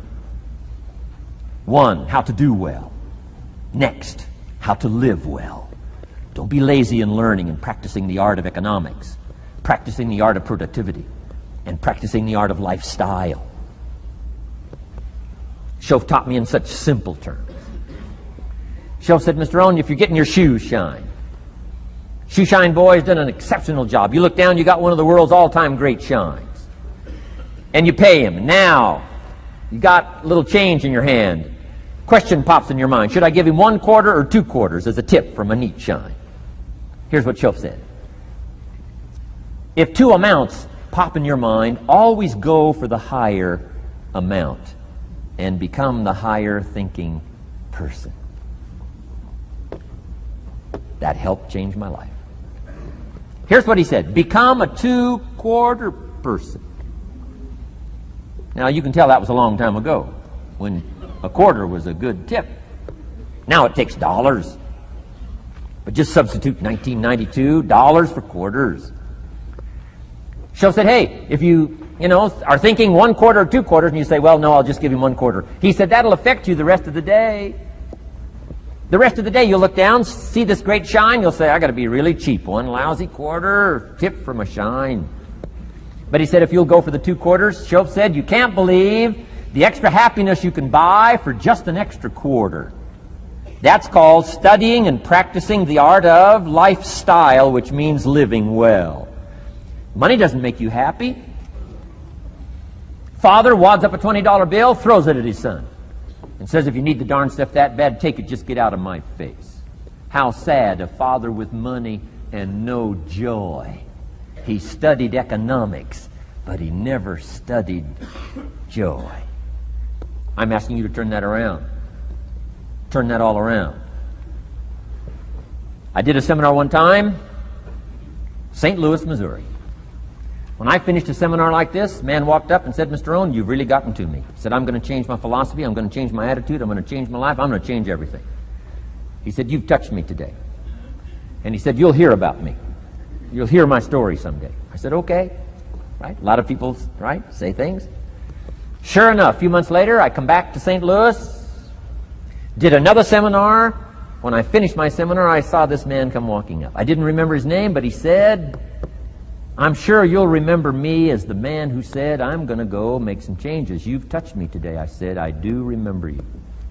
He said, I'm telling you, things are already happening for me. I cannot believe in just a matter of months. He said, one of the things I decided to change was my relationship with my family. He said, my wife and I have 2 lovely teenage daughters. Parents couldn't ask for any more beautiful, lovely daughters. And he said, I'm the only one that's given them trouble. He said, these daughters of ours have never given us any trouble. He said, I've usually been the one all these years giving all the trouble and all the static. He said, my daughters love to go to the rock concerts, and I'm always giving them trouble. They have to beg me for the money. He said, I don't want you to go. You stay out too late. The music's too loud. You're going to ruin your hearing. You won't be able to hear the rest of your life. And he said, I just get on their case. And he said, they keep begging, keep begging. Finally, when they beg long enough, I say, all right, here's the money. If you have to go that bad, just go. So that's how I've been up until now. But he said, after I left your seminar, I decided to change all that, called lifestyle, living well. He said, you won't believe it. Not long ago, I picked up the newspaper, and I saw an advertisement, and I knew my 2 daughters, it was one of their favorite performers, was coming to town. He said, guess what I did? He said, I went down and bought the tickets myself and brought them home, put them in an envelope. And when I saw my daughters later that day, he said, I handed them this envelope, and I said to my 2 lovely daughters, you may not believe it, but inside this envelope are 2 tickets for the upcoming concert. They could not believe. And he also added, you'll be happy to know begging days are over. Now they cannot. He said, now don't open the envelope till you get to the concert. They said, okay. So they go to the concert, come concert time, open up the envelope, hand the tickets to the usher. He says, follow me. And he starts down front. The girls say, hey, hold it, hold it. Something must be wrong. He takes another look, says, no, nothing's wrong, follow me. 10th row, center. Now they cannot leave. 10th row, center. The only tickets they were able ever to beg for was, right, 3rd balcony, can't see. He said, I stayed up a little late that night. Sure enough, a little after midnight, my 2 daughters come bursting through the front door.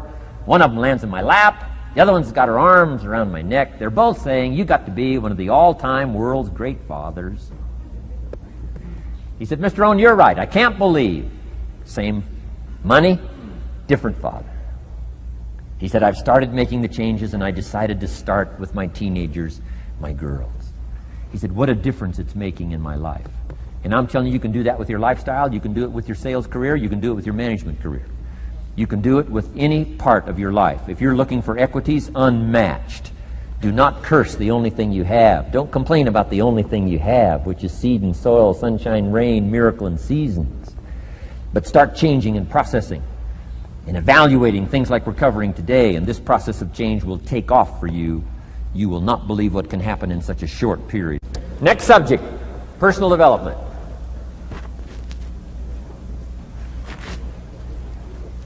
Some of the things Mr. Schoaf taught me starting at age 25, some things came quickly, some things came easily. Setting goals, that was easy. We're going to talk about that later on. But this one I had to struggle with, personal development. It was hard for me to give up my old blame list. It was so comfortable blaming the government and blaming my negative relatives and the company policy, unions, wage scale, economy, interest rates. It's not what happens, it's what you do about it. And he said, if you will start that process of change, do something different the next 90 days than you did the last 90 days, like picking up the books to read. Do something different, like the new health disciplines, relationship with your family, whatever it is, doesn't matter how small it is. If you'll start doing different things with the same circumstances, since we cannot change the circumstances, but we can change ourselves. We can change what we do. And then he gave me another secret to success when he said, what you have at the moment, Mr. Rohn, you've attracted by the person you've become. What you have at the moment, you've attracted by the person you've become. Few little simple principles here. Once you understand these, it starts to explain so much. Now, sometimes it's a little tough to take, blaming yourself instead of the marketplace, taking responsibility instead of putting it off on someone else. That transition sometimes is a challenging mission. And this one was a little tough for me. He said, Mr. Rohn, you've got pennies in your pocket, you've got nothing in the bank, the creditors are calling, you're behind on your promises. And he says, here's how that occurs. You've attracted, up until now, you've attracted the things to you because of the person you've become. Now I said, well, how can I change all that? He said, very simple. If you will change, everything will change for you. You don't have to change what's outside. All you've got to change is what's inside. To have more, you simply have to become more. And then he said, don't wish it was easier, wish you were better. Don't wish for less problems, wish for more skills. Start working on yourself, making these personal changes. And he said, it'll all change for you. So let's talk a little bit about personal development. That extraordinary adventure I undertook starting at age 25. And I've never ceased that adventure. I'm still going for it in the 90s. I want to get better and better. I want my craft to get better, my business operations to get better, the things I do to get better. Because once I picked up this simple formula, I'm telling you, it's easy to figure out where the problem is if you go to work on it. Now, let's talk about personal development. And in helping kids understand personal development, I always start with money. Now, money's not the only place to start. Money certainly isn't the only value, but we've all got to start somewhere, and money's something you can count, right? Kids are interested in money, okay? A lot of things are a little tougher to measure, but economics is pretty easy, right? Because you can count. Okay, somebody says, how are you doing? You say, I don't know. Let's count. Now, this is not the only count. I understand that. There's a lot of other things to count. But to see if there may be some errors in your judgment and lack of disciplines in your life, we might as well start with money, because it's so easy to count. So let's just start there and see whether or not maybe we have messed up. Okay.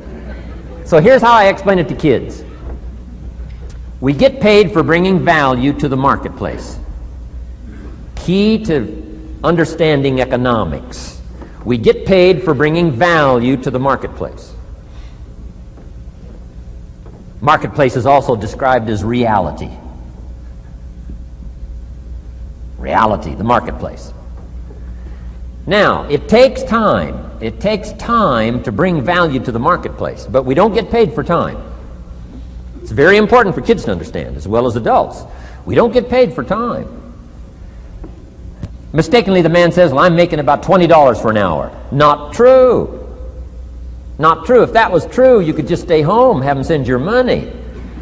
No, it's not true. You don't get paid for the hour. You get paid for the value you put in the time. So we don't get paid for time, we get paid for value. Now, since that's true, here's one of the key questions of the afternoon. Is it possible to become twice as valuable and make twice as much money in the same time? Is it possible to become 3 times as valuable as you now are and make 3 times as much money in the same time? Is that possible? Of course. If you want to really emphasize something, that's a good phrase, Stuart. Of course. Of course. Okay. Now, all you have to do to earn more money in the same time is simply become more valuable. America's unique. It's a ladder to climb. Starts down here, what, about $4 an hour? Big argument last year in Congress about the starting place. Should be 5, should be 5, should be 5. Well, no, it doesn't need to be 5. Why not start with 4? It's a ladder. Right? This is not a bed. This is a ladder. This is a ladder to climb. Starts at $4. Now somebody said, well, should be 5, should be 5. Well, maybe. If you're going to stay at the bottom for the rest of your life, it probably should be 5. But that's kind of a pitiful way to live. Start and not grow. Start and not change. Start and not become more valuable. Hey, the whole scenario of life is to start, number 1, and what? Become more valuable, number 2. So America's a ladder to climb. Starts at $4 an hour, and the more valuable you become, you just keep moving up the ladder. Top income last year, what, 52 million? Guy that runs Disney? Would a company pay somebody for 1 year's work $52 million? And the answer is, of course. This is one of those of course places. Of course.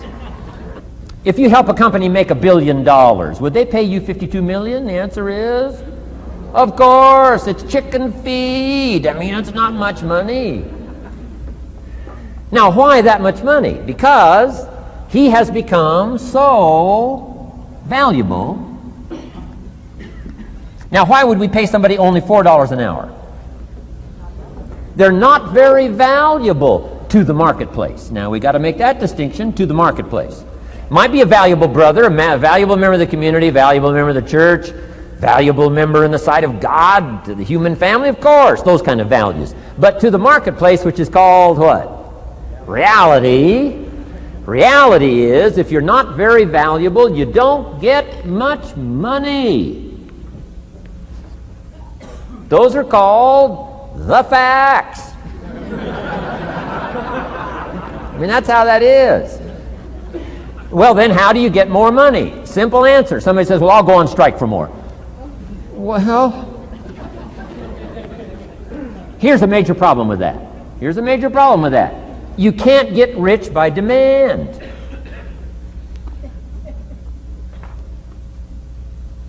Somebody says, well, I'm waiting for a raise. I'm telling you, it's easier to climb than to wait for a raise. Why not just become more valuable rather than wait? I'm telling you, that's the key to all good things. Becoming more valuable. Why would we pay somebody $400 an hour? They've become more valuable to the marketplace. See how this works? I'm telling you, this stuff is so easy. This is America. This is a ladder. How far is it from 4 to 5? I'm telling you, it's not far. $4 to $5 an hour? If you work for McDonald's, haul out the trash, they'll pay you $5 an hour. If you whistle while you haul out the trash, they'll pay you $5 an hour. I'm telling you. You'll get an extra $1 just for a good attitude. Yay, McDonald's. Wear the hat. It's incredible. $5. And then you just keep becoming more valuable, more valuable, more valuable. I got a telephone call 5 years ago. The company said, we're ready to expand internationally. We need some help. I was sort of semi-retired. Right? Looking for the next exotic beach. They said, no, Mr. Rohn, we got a project for you. Right? We're going to expand internationally. We could use your help. Next little while, we'll add some millions to your fortune, make it worth your while. I said, okay. I thought later, isn't that interesting that they called me? My second thought was, of course they'd call me. Who else would they call? I mean, you know, I can get the job done. Now, how come I got a telephone call worth millions? I had become valuable. Now, I'm a farm boy from Idaho. I was raised in obscurity. 1 year of college, and I thought I was thoroughly educated. Made all kinds of mistakes galore. At age 25, the creditors are calling me saying, hey, you told us the check was in the mail. I got pennies in my pocket. I got nothing in the bank. I'm behind on my promises. How come I get a telephone call 5 years ago and it's worth millions? I changed. I turned my life around. Is it possible to become worth millions? Speaking economically, now there's a lot of values to become, but let's just talk economics. Is it possible to become that valuable? And the answer is, of course, of course. Now let me give you the secret. Show said, here's the secret, Mr. Rohn. Learn to work harder on yourself than you do on your job. Once I got that, it turned my life around. Learn to work harder on yourself than you do on your job.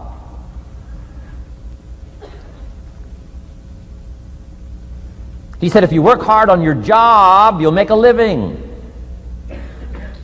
If you work hard on yourself, you can make a fortune. Wow. If you would have known me at age 25, you would have said, Jim Rohn's a hard worker. If you'd have known me, you'd have said that. I'm the guy, I don't mind coming a little bit early, staying a little bit late. I don't mind that. You'd have said, well, Jim Rohn's a hard worker. You say, well, how come he's got pennies in his pocket and nothing in the bank and behind on his promises? Well, I was a hard worker, but I was working hard on my job, not on myself. I'm telling you, if you'll learn that simple little principle and start the process today, latest tomorrow, I'll give you tonight to think it over. And start this whole process of personal development, work on yourself, make yourself more valuable to the marketplace. I'm telling you, you can so dynamically change your income, and economics is the least of the values that you can start earning in terms of equity if you'll start working harder on yourself than you do on your job. Work hard on yourself and develop the skills. Work hard on yourself and develop the graces.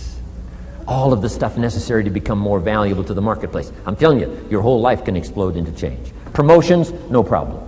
Becoming more valuable to the company, I'm telling you, no problem. Money, no problem. Economics, no problem. Future, no problem. If you just go to work on the right thing. Not get things out there to change. Don't try to change the seed. Don't change the soil. Don't change the sunshine. Don't change the rain. Don't change the mix of seasons.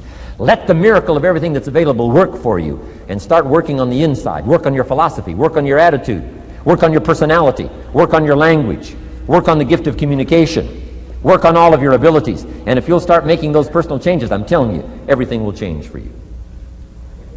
Now, let me give you another scenario on personal development. It's called the 4 major lessons in life to learn. Before we get to the 4 major lessons in life to learn, let me give you a key phrase for your notes. Here it is. Life and business is like the seasons. Life and business is like the seasons.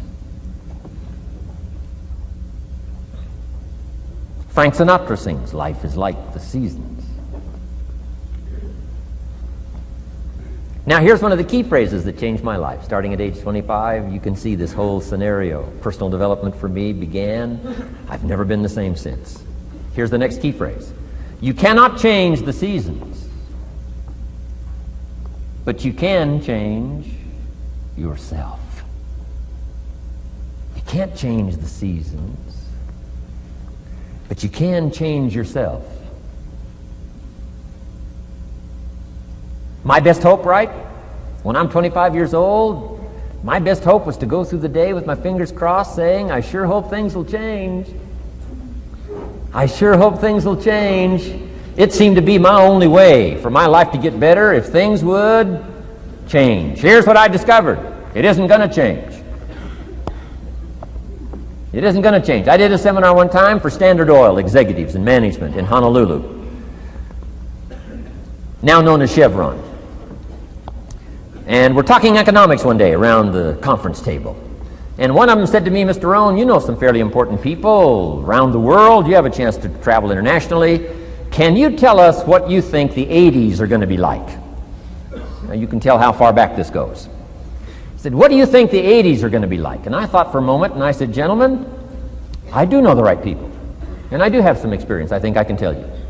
So they all leaned in a little closer, and I said, gentlemen, based on the people I know and based on the best of my own experience, I think in the 80s it's going to be about like it's always been. Aren't you glad you came today? I mean, that's inside stuff. I don't just spread that around everywhere. It's going to be about like it's always been. It isn't going to change. To hope that it'll change is called whistling in the wind. Being so naive, hoping for something that isn't going to occur. I can give you the shortest history lesson that you can imagine in one sentence. What describes human history on the spinning planet the last 6,500 years? Let me describe it for you in one sentence. Here's human history in one sentence. Opportunity mixed with difficulty. That's about as simple as you can put it. And opportunity mixed with difficulty isn't going to change. The man says, well, if it isn't going to change for the future, if it isn't going to change in the 90s, how will my life ever change? Answer, when you change. And if you will change, everything will change for you. Your bank account will change, your income will change, your future will change. The ability to acquire your dreams will change. It'll all change if you will change.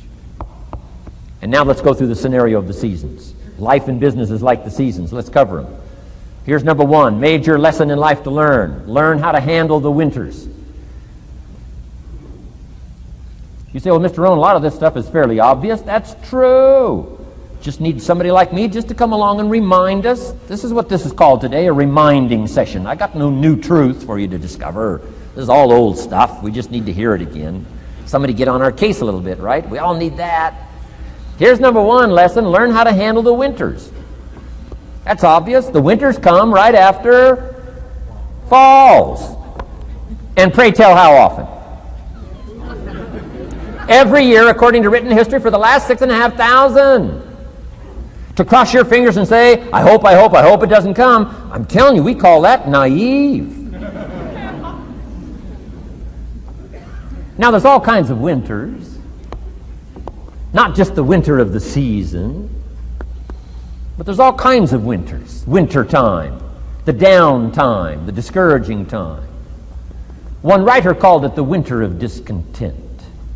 The winter when you can't figure it out, the winter when it all goes wrong.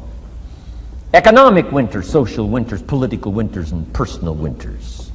When your heart is smashed in 1,000 pieces, the nights are unusually long. It's called winter time. Barbra Streisand sings, it used to be so natural to talk about forever, but used to be's don't count anymore. They just lay on the floor till we sweep them away. You don't sing me love songs. You don't say you need me, and you don't bring me flowers anymore. A song of winter. But hey, we're acquainted with all those winter scenarios. We've been through them all. Now the question is, what do you do about the winters? Well, you can't get rid of January by tearing it off the calendar. But here's what you can do with the upcoming winters of your life. The long ones, the short ones, the easy ones, the more difficult ones. Here's what you can do. Get wiser and stronger and better. Just make a list of that trio of good words. Wiser, stronger, and better. To challenge for yourself the upcoming winters of your life, don't you think you could read more? Pick up the scenario, pick up the books, pick up the cassettes. So I would put some stuff on cassettes so you can listen to it, put it in books so you can read it. Now putting it on video so you can see it. I'm telling you, anybody that wants to can get wiser. Next is stronger. Anybody can get stronger. If you're willing to do the push-ups, you can get stronger. If you're willing to put yourself through the paces, you can get stronger. Can you develop stronger skills? And the answer is yes. Start practicing. And you can get stronger. Can you get stronger in handling life situations? Of course. But you got to go to work on yourself. You can't blame out there wishing it was easier. Wish you were stronger. And here's the last one, get better. Anybody can get better. Language, we can all get better. I've been lecturing now for 33 years, and I'm telling you, today versus 33 years ago, I'm better. First time I gave a talk, I stood up, my mind sat back down. I mean, I've been through that whole deal. Opened my mouth, nothing came out for a while. My knees are banging together, the sweat's pouring off my face, I'm shaking like a leaf. It's called terror, in case you haven't tried it. Those first attempts. But I'm telling you, I got through it, and I did it again, and I got through it, and I did it again, and I got through it. And now, of course, I can lecture for a few hours in one day. Anybody can get better. Develop the skills, okay? Handle the upcoming winters. Don't wish away the winters. That's called naive. Wish for the skills. Wish for the strength. Wish for the wisdom. Here's the second major lesson in life to learn. Learn how to take advantage of the spring. Uniquely enough, spring follows winter. And pray tell, how often? 6,500 times. I mean, those are good odds. I'd gamble on it one more time. I mean, those are good odds. Every time. You can't beat those odds. Spring is called opportunity. Another day is called opportunity. Days follow nights. How about that? And how often? Every day. But now here's what we must learn to do with opportunity. Underline two strategic words in that sentence. Take advantage. Just because spring comes is no sign you're going to look good in the fall. You've got to take advantage of it. You've got to do something with it.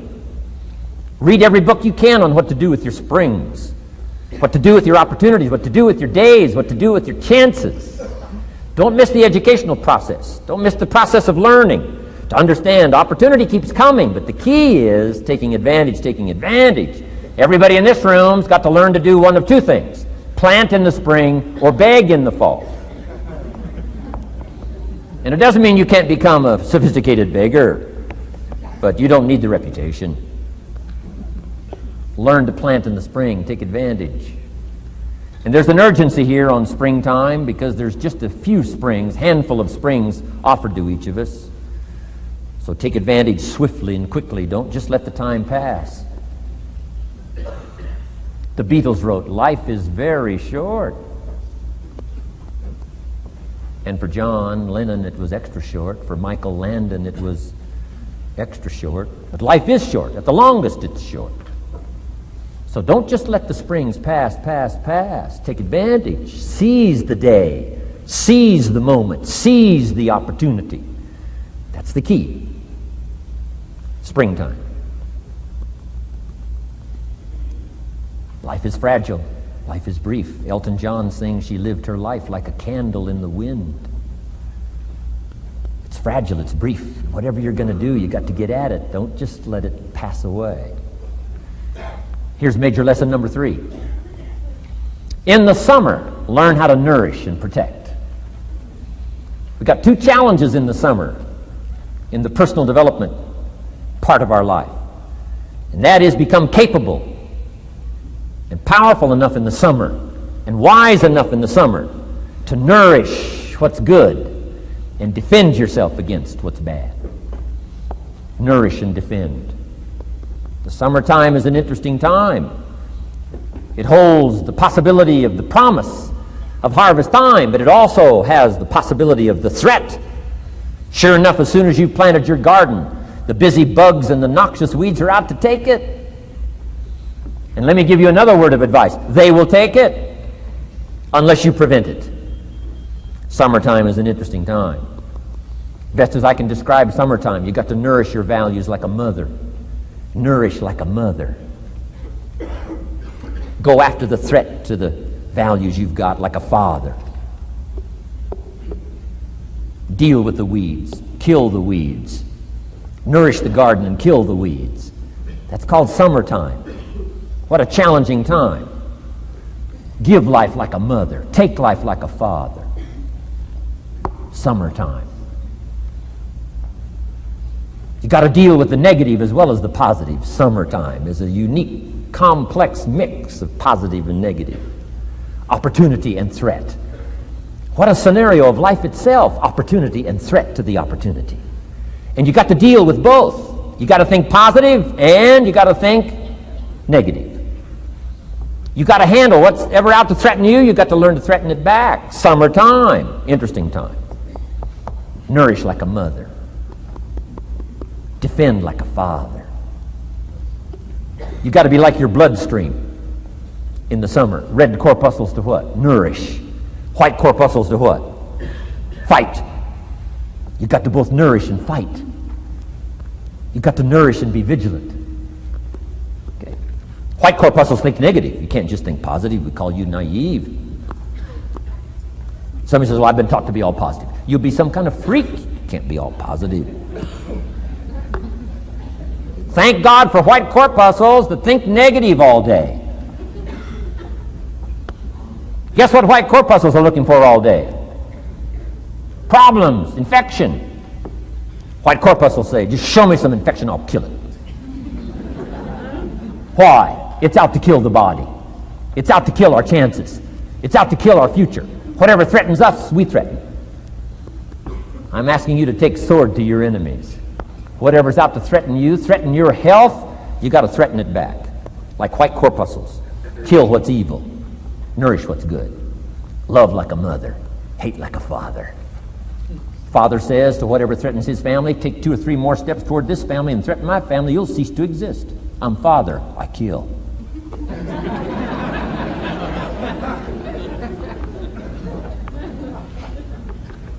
Don't let the weeds take your garden.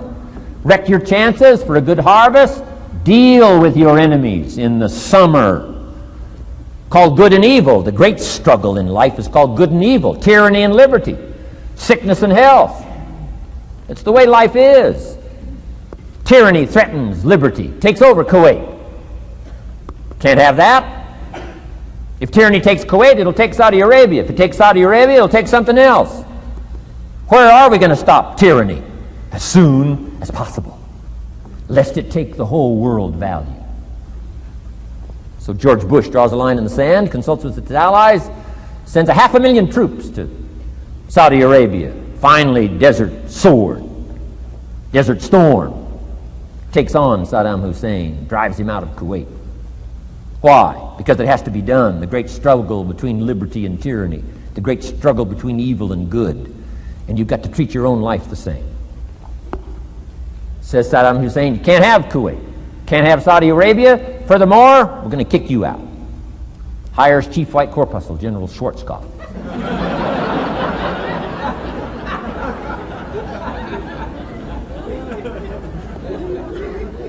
Takes care of the matter. I'm asking you in the summer, nourish like a mother. Threaten whatever threatens you like a father. Now you can also turn around the scenario, that's true. Love like a father, hate like a mother. Give life like a father, take life like a mother. You can turn the scenario around. The key is both love and hate. Single parents have got the greatest challenge. Love like a mother, hate like a father. Love like a father, hate like a mother. Nothing more dangerous than an angry mother.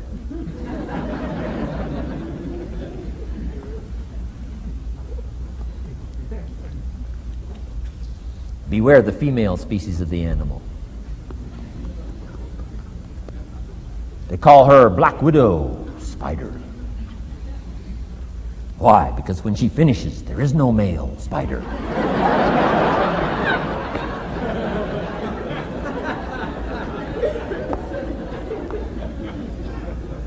I saw this article. I was flying on an airplane up in Canada. I saw this article in one of the airplane magazines. Showed a picture of this guy with his shirt off, these claw marks down his back, teeth marks in his neck. The guy almost got killed. He was out in the woods, saw a mama bear with her little cub. Said, oh, this looks cute. Had his flash camera, went flash, took a picture. Mama bear treats it unkindly, promptly chases him. Caught him, almost killed him before they got to him. Beware, mama bear. So, love like a father, hate like a mother. However you want to treat this scenario, it's very important. It's called summertime. Part of the personal development challenge is to be challenged to learn to nourish all of your values, from a garden to a family relationship, to a love affair, to a marriage, to a business, anything that's valuable to you called equity. You got to nourish it, you got to feed it, you got to take care of it, but you've also got to defend it. It's called the way things are. Key. In the summer. Now here's number 4. Fourth major lesson in life to learn. In the fall, in the harvest, learn to reap in the harvest without complaint. Important part of personal development. Reap in the harvest without complaint. Take full responsibility Once you've learned this scenario, it's not the seed, it's not the soil, it's not the sunshine, it's not the rain, it's not the miracle of the giving of life, it's not the seasons that's to be criticized. We must take personal responsibility. So in the harvest, take personal responsibility. It's your crop. Whatever you've reaped, it's your crop. Take responsibility. No complaint. And here's the next one. No apology. The best of human maturity is no apology if you've done well, and no complaint if you haven't. Knowing that that's where the answers lie, within, and then without in the miracle of the possibilities that we have to work with. Those are the 4 major lessons in life to learn. Let's talk about some more parts of personal development. Here's the first one. Physical. The physical side. Got to take care of yourself. Do not neglect to take care of yourself.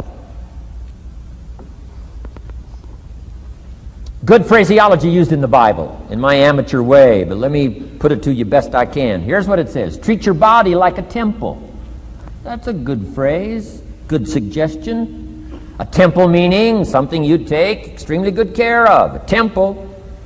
That's a good phrase. Treat your body like a temple, not a woodshed. A temple, a temple. Take good care. It's the only place you've got to live currently. The temple.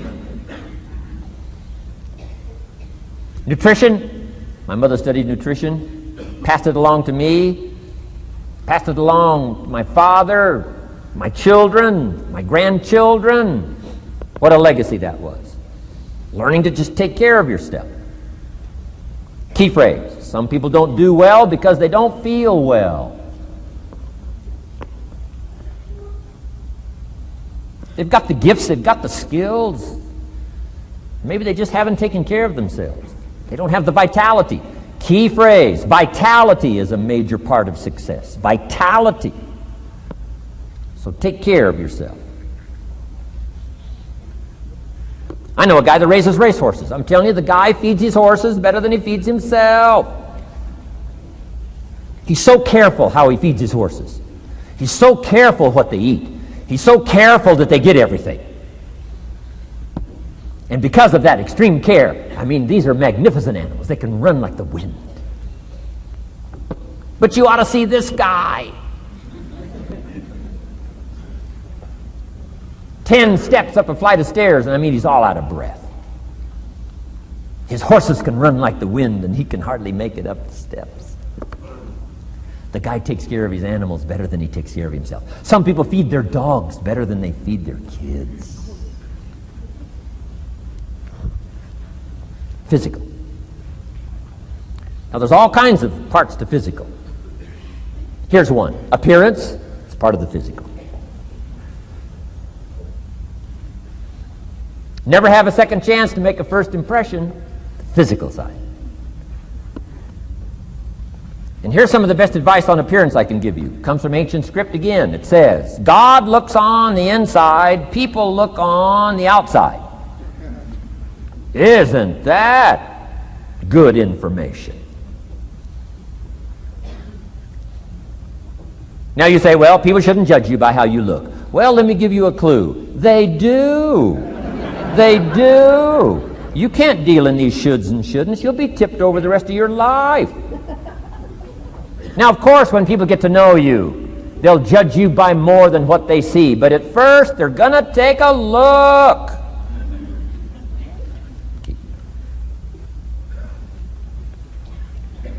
So, here's the best advice I can give you. Make sure the outside is a major reflection of what's going on inside. The physical side. A few minutes a day, stay healthy. A little bit of study on nutrition, stay healthy. Key. Now here's the next part of personal development, the spiritual part. Now, I'm an amateur on the spiritual side. I do happen to believe that human beings are more than just an advanced life form. An advanced species of the animal kingdom. I do believe humans are a special creation. That's just my personal belief, and I don't ask you to buy it. But here's what I do ask you to buy. If you do believe in spirituality in any manner, here's my best advice. Study it and practice it. Do not neglect your values. Do not neglect your virtues. If you do believe in spirituality, my advice is study it and practice it. Don't let it go unstudied. Don't let it go unnourished, if you do believe. That's my best advice on the spiritual side. Now here's the third part. The mental side. Part of this personal development challenge is to develop mentally. Learn, study, grow, change. It's what schooling is all about. And the human development takes time, incredible amounts of time. That's why we've taken the time for this seminar. It just takes time. Some things you can't cover in a 20-minute speech. You can't cover in a little 5-minute talk. It takes time. For humans, it seems like more time than any other life form, human beings. The little wildebeest in Africa. Guess how much time it's got as soon as it's born to be able to run with the pack so it doesn't get eaten by the lions? Guess how much time it's got? A few minutes. As soon as the little wildebeest is born, tries to stand up, falls down. Its mother nudges it, gets it to stand back up, falls back down. Finally, on little shaky legs, it tries to nurse. Mother pushes it away. She moves away, so it can't nurse. Why? You can't nurse now. You've got to develop some strength now. The lions. Falls down, gets back up, tries to nurse. Mother pushes it away. No. You got to get these legs strong. How much time have we got? Not much time. Mama Wildebeest says, not much time. Not hours, not days, minutes. Wow. But the human baby, wow. After 16 years, we're not sure. Unbelievable amount of time it takes. So it does take time for personal development. It does take time for spiritual development, physical development. But here's also what takes time, and that's your mental development. Feeding the mind. Nourishing the mind. Some people read so little, they got rickets of the mind. They couldn't give you a good, strong argument as to their own personal beliefs. Here's one of the challenges we've got as parents, and that is to get our kids ready to debate the major life issues of the 90s. They've got to get ready to debate. We've spent this last couple of decades debating communism. Communism taught capital belongs in the hands of the state. We've been teaching, no, capital belongs in the hands of the people. Communism taught people are too dumb and stupid to know what to do with capital. You've got to take capital away from all the dumb, stupid people and give it to the all-knowing, all-wise state. And let the state run everything and let the people meekly show up for their work assignment. All glory to the state, communism taught. Kid says, well, is that right? No, all glory to the people. Let the state be the servant of its people, not the people be the servant of the state. I'm telling you, you've got to be able to pick up those ideologies. You've got to be able to pick up the philosophy. And here's the next part. You've got to be able to defend it. If you can't defend your virtues and if you can't defend your values, I'm telling you, even in the 90s, you'll fall prey to philosophies that are not in your best interest.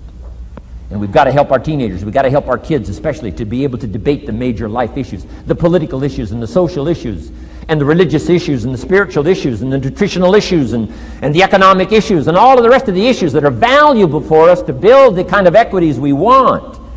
You got to get yourself ready. And one of the ways you got to get ready is not just physical and not just spiritual. You got to get ready mentally.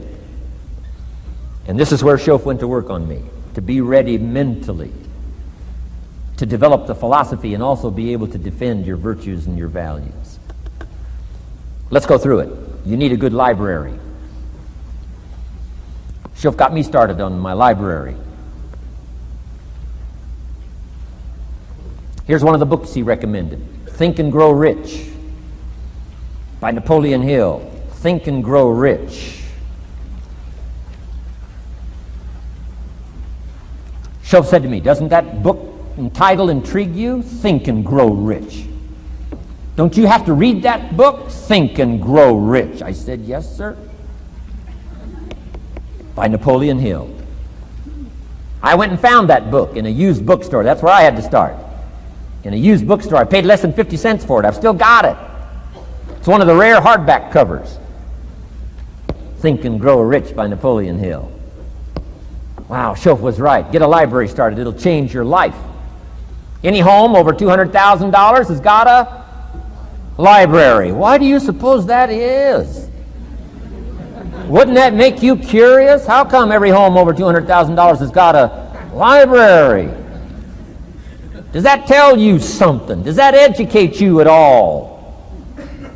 You say, well, I can't afford a $200,000 home. It doesn't matter what size home. Take your present apartment, clean out a closet, call it your library, and start acting intelligent. And start this process like I did. Start developing a library. Here's what your library needs to show: that you're a serious student of health and life, spirituality, culture, uniqueness, sophistication, economics, prosperity, productivity, sales, management, skills, values of all kinds. Let your library show you're a serious student. Don't be casual in learning. Don't be lazy in learning. Okay. Information is the key. Okay. Learning is the beginning of wealth. Learning is the beginning of health. Learning is the beginning of prosperity. Learning is the beginning of democracy, the beginning of freedom. All values, all virtues start with the learning process. So don't be lazy in learning. Don't be lazy in gathering the library that'll teach you and instruct you. And I got that book, Think and Grow Rich. Some of the ideas in that book inspired me no end, helped me to change my life. Now, it's got some weird stuff in it. You know, it's got some weird stuff. Napoleon was weird, so you gotta separate out a little of this weird stuff. But you can do that. You can separate out the weird stuff, okay? Unless you're weird, just do the weird stuff. Anyway, remember, don't be a follower, be a student. That's the key to all books. Don't be a follower, be a student. Okay. Another book he recommended. Help Me Become Financially Independent. We're going to cover that before we finish this afternoon. The book was entitled The Richest Man in Babylon. The Richest Man in Babylon by George Clason, C-L-A-S-O-N. This little book, The Richest Man in Babylon, I use it as a textbook, teaching teenagers how to be rich by 40, living in America. 35 if you're extra bright. Much sooner if you find a unique opportunity. I got rich by the time I was 31, didn't wait till 35. If you find a unique opportunity. So we'll get into that after we come back from our next break. Richest Man in Babylon. Get your library started. Here are some key sections to put in your library called mental food. In fact, we call it food for thought. It's so important to nourish the mind, not just the body, but nourish the mind. Key phrase. Now it needs to be well balanced. You can't live on mental candy. Somebody says, well, I just read this positive stuff. That's too second grade. You've got to get out of second grade. You can't just be inspired. You've got to be taught. You can't just be inspired. You've got to be educated. Key. Here's a good book. It's called How to Read a Book.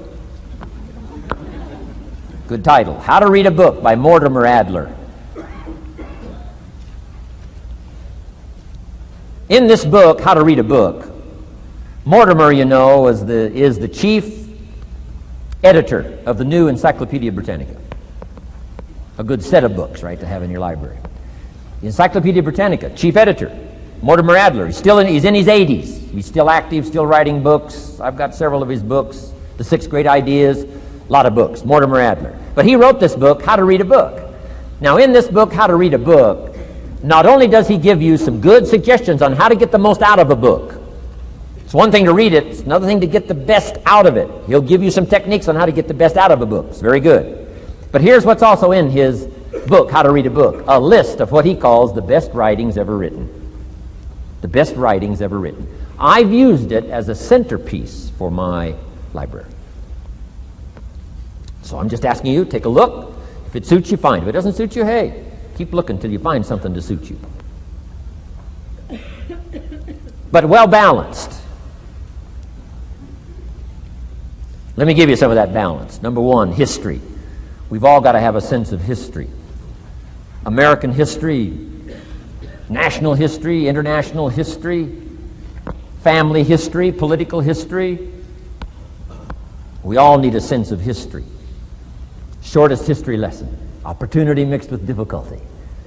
No matter how far back you go, 1,000 years ago, 2,000 years ago, 3,000, 4,000 years ago, I'm telling you, it all reads the same. Once you understand the thread that it isn't going to change, then what's going to change for my life? Answer, looks like I'm going to have to change.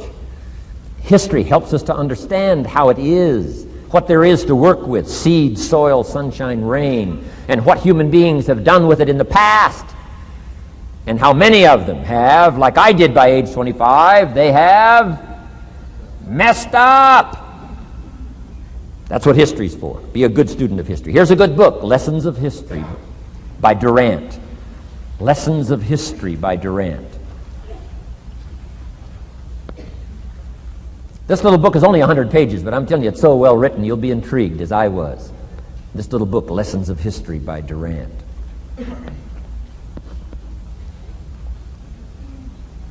Next is philosophy. Durant also wrote a good book on philosophy. The Story of Philosophy. It's got a good rundown of the key philosophers of the last several hundred years, what they taught and some of the lives they lived. You might find it a little difficult, but hey, you can't just read the easy stuff. Key phrase to add here in parentheses, don't just read the easy stuff. You won't grow. You won't change. You won't develop. Tackle the more difficult stuff.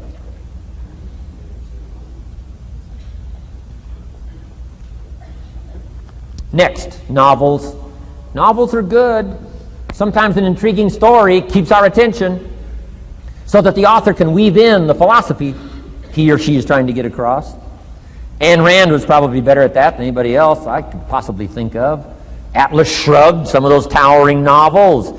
The novel kept us intrigued, but guess what she was doing all the time? Feeding us her philosophy, feeding us her philosophy. Now, whether you agreed with her philosophy or not, you had to admit she was really good at getting it out there, weaving it through the story, in the dialogue and in the speeches and in the text.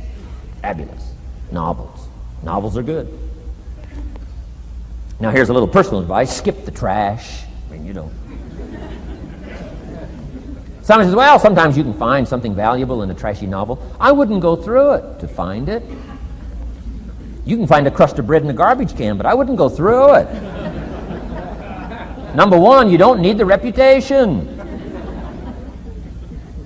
So, not enough time to read the brilliant stuff, the good stuff. Skip the trash, really. My personal advice on personal development, becoming more valuable than you are. Key. Next is biographies and autobiographies, the stories of successful people, unsuccessful people. There's some dramatic stuff, right? Over the last 100 years, it's been written, biographies and autobiographies. Here's one of the best, the Bible. The Bible is a unique book because it's got a list of human stories on one side of the ledger, another list of human stories on the other side of the ledger. One's called examples, and the other's called warnings. And here's what we've got to have on biographies and autobiographies, both warnings and examples. In the Bible, the examples. The Bible says, look at these people's lives, follow them. Follow their philosophy, follow their advice. Then we got the warnings, right? Don't do what these people did. They messed up their life and threw their life away. Vitally important, both sides of the scenario. Now, if your life story ever gets in one of those books, make sure they use it as an example, not a warning.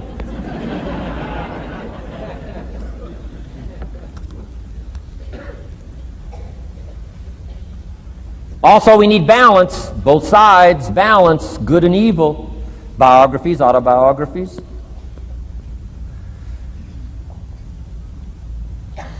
You need a book on Gandhi? You need a book on Hitler. One to illustrate how high a human being can go, and the other one to illustrate what? How low and despicable a human being can become. We need both sides of the scenario. Next, accounting. Got to have a little, at least primary view of accounting. Kids have got to start learning the difference between a debit and a credit.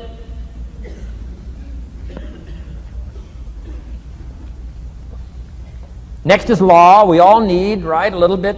You don't have to be a lawyer, but you got to know contracts, what to sign, what not to sign, backups, good advice, how to be safe rather than sorry. All of us need a little law, not a lawyer, but a little law, especially these complicated days. Everything's in court these days. I learned this the hard way. Company wanted to borrow money a long time ago, up in Canada. Company wanted to borrow some money. The bank said, well, yes, we will loan the company the money if Mr. Rohn will sign personally. And I wanted to play hero, and I knew the company could pay it back. $250,000. So I signed. No problem. Sure enough, within less than a year, they paid it all back. $250,000. I am now a hero.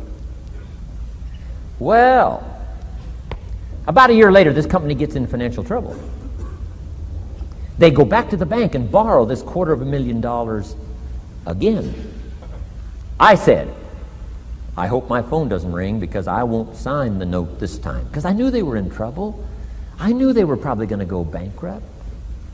My phone never rang. I'm off the hook. Sure enough, within less than a year, the company goes bankrupt. Can't pay. But I get this letter from the bank saying, Dear Mr. Rohn, since the company cannot perform its obligation and pay this $250,000, and since we have here your personal guarantee, would you please send us your check for $250,000? I said, hey, hold it. There must be some mistake here. I signed that first note, and they paid it all back. I wouldn't have signed the second note. I didn't sign the second note.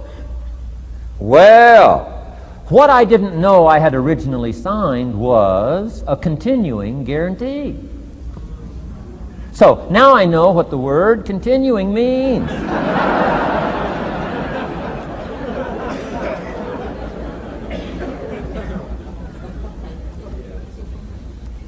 I'm asking you to study a little law, know what to sign, know how to defend yourself, right? Say, hey, we'll get back. Don't sign too quickly. I mean, there's all kinds of things here. Be a student. Don't be lazy in learning. How to defend as well as nourish. How to grow as well as take care of your enemies. You got to learn. Let your library indicate that you're a serious student about personal relationships with your family, gifts and skills, economics, and all the rest. Here's the next one. Economics. We're going to study that when we come back from our break. Economics. We're going to cover, especially for the kids today, how to become financially independent. We're going to let the adults listen. I've been teaching kids for the last 18, 19 years how to be rich by 40, 35 if you're extra bright. Most kids think they're extra bright. They go for 35. Or much sooner if you find a unique opportunity. We're going to get into that. Be a student of economics. Next, culture, sophistication. Don't leave that out of your life. Culture, sophistication. Culture is part of the fabric of the nation. Culture is what makes us different than dogs and animals. Culture is what makes us different from the barbarians. Culture, sophistication. Be a student of the dance and the art and the music and all the rest of those extraordinary human values that are possible for us all to participate in as well as to enjoy. Be a student of culture. And the last one is spirituality. Study it from the Bible and all the related books about spirituality. If you're a believer, study and practice. Let your library show you're a serious student. Next, Keep a journal. Shoaff said, Mr. Rohn, not only be a student, but the good ideas that you develop from the books. Keep a separate journal. Write all this stuff down. Here's what he said. Don't trust your memory. If you're serious about becoming wealthy and powerful and sophisticated and healthy, influential, cultured, unique, keep a journal. Don't trust your memory. If you listen to something valuable, write it down. If you come across something important, write it down. Write it down. Now, I used to take notes on pieces of paper and torn off corners and backs of old envelopes and restaurant placemats and long sheets and narrow sheets and little sheets and pieces and thrown in a drawer. Found out, best way, keep a journal. I've been keeping these journals now since age 25. It makes up a valuable part of my own learning, and it's a valuable part of my library. My own journals now form a good portion of my own library. The stuff. I'm trying to get kids to do like I do, be a buyer of empty books. Kids find it interesting I buy an empty book. Especially at my status in life. What did I pay for this one? $26. Kids say, $26 for an empty book? Why would you do that? Well, the reason I paid $26 is to press me, to see if I can't find something worth $26 to put in here. And I'm telling you, all my journals are private. But if you got a hold of one of my journals, you wouldn't have to look very far until you would say, this is worth more than $26. I must admit, if you got a glimpse of Mr. Rohn's journals, you'd have to say he is a serious student. Not just committed to his craft, but committed to life, committed to skills, committed to learning, to see what I can do with seed and soil and sunshine and rain and miracle and possibilities and turn it into equities of life and treasure, family relationships, enterprise, sales, management, gifts galore, everything you want, all available, especially in America. I'm asking you, keep a journal. I call it one of the 3 treasures to leave behind. Let me give you that. One of the 3 treasures to leave behind. Number 1 is your pictures. Take a lot of pictures. Did you ever look back, right? 2 or 3 generations, just a handful of photographs way back there. Wouldn't it be something if there was album after album, thousands of pictures to help tell the story? A picture's worth 1,000 words. Don't be lazy in capturing the event. How long does it take to capture the event? A fraction of a second. How long does it take to miss the event? A fraction of a second. Errors in judgment or disciplines. Take lots of pictures. Help tell the story. Click, click, got it. Click, click, got it. Keep. I go to Taiwan to lecture. Taipei, Taiwan. Grand Hotel. Neat place to do a weekend seminar. I got 1,000 students. Guess how many cameras? 1,000 cameras. They all bring their cameras. They wouldn't miss the event, take pictures. It takes me more time to take pictures than it does to do the lectures. Here's my new American friend. Here's my new American friend. Click, click, save it. Got it. 1,000 words, each one. What a scenario. Don't miss the pictures. When you're gone, one of the things to leave behind, the treasure in picture as well as in words. Keep. Next, your library. The library that you gathered, that taught you, that instructed you, that helped you to defend your ideals, that helped you to develop a philosophy, that helped you to become wealthy and powerful and healthy and sophisticated and unique. The library that helped you conquer some disease, the library that helped you to conquer poverty, the library that caused you to walk away from the ghetto, the library, the books that instructed you, fed your mind and fed your soul. Leave your library behind. One of the greatest gifts you can leave behind is your library. Stepping stones out of the darkness into the light. Your library. So leave your books behind. Your books will be more valuable than your couch. Your books, your books, your books. And third is your journals. The ideas that you picked up. The notes you took at seminars like this. Wherever you found an occasion to gather something valuable and put it in here so you could go back over it and go back over it. Repetition is the mother of skill. Read it one more time. Learn it one more time. See if you can digest it one more time. Let it coach you one more time. Let it teach you one more time. Let it inspire you one more time. Words are inspirational.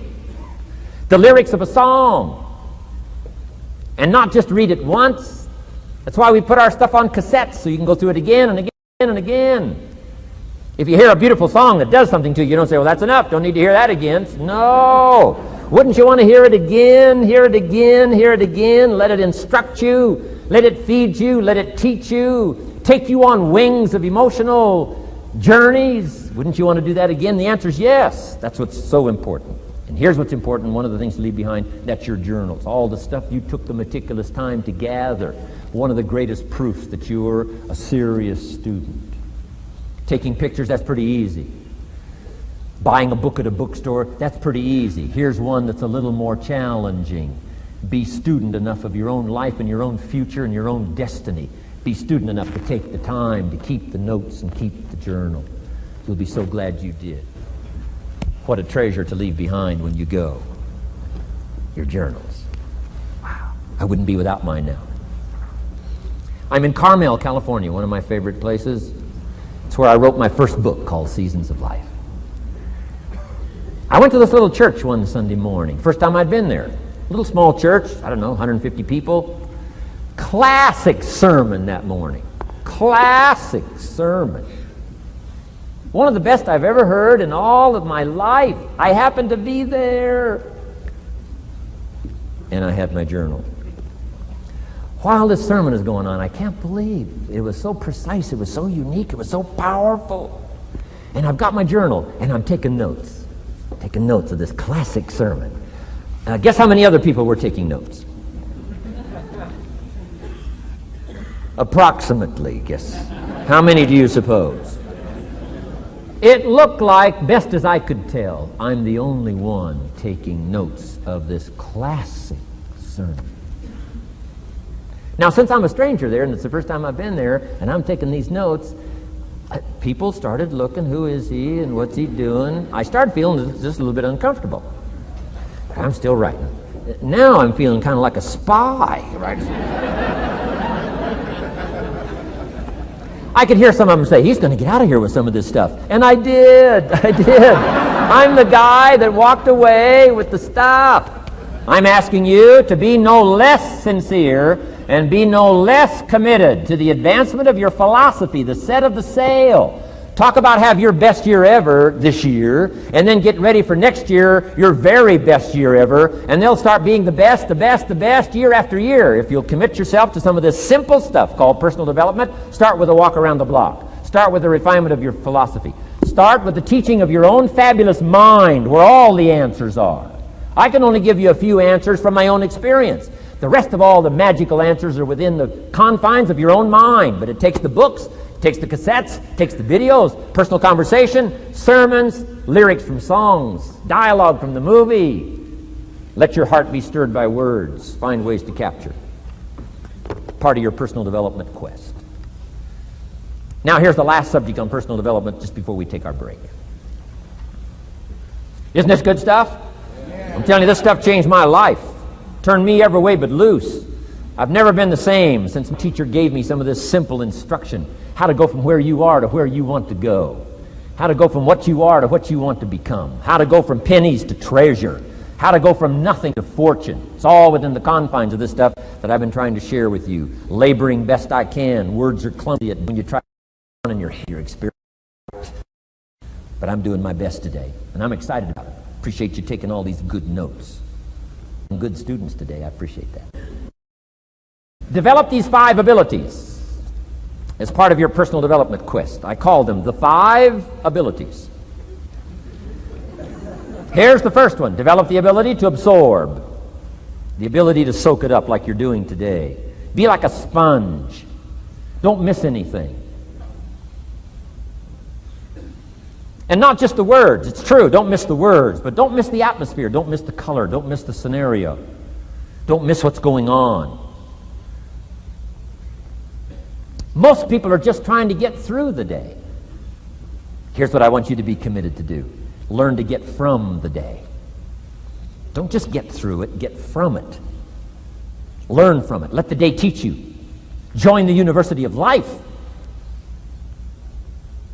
What a difference that'll make in your future.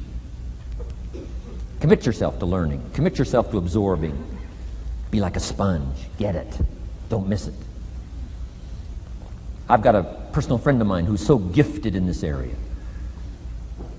I think he has soaked up and remembers everything that's ever happened to him. He can tell you as a teenager where he was and what he did and what he said and what she said and how they felt and the color of the sky and what was going on that day. And the reason is because he gets it. He gets it. He gets it. I'm telling you, it's more exciting to have him go to Acapulco, come back and tell you about it, than it is to go yourself. He's unbelievable. He's got this extraordinary gift. And why is it? When he's there, he doesn't miss anything. Here's a good phrase for you to jot down. Wherever you are, be there. Be there to absorb it up. Be there to soak it up. Take a picture if you can. But take pictures of your mind. Let your soul and heart take pictures. Get it, capture it, absorb it. That's such an important ability to develop. The ability to get it, don't miss it. Don't be casual in getting it. Key phrase, casualness leads to casualties.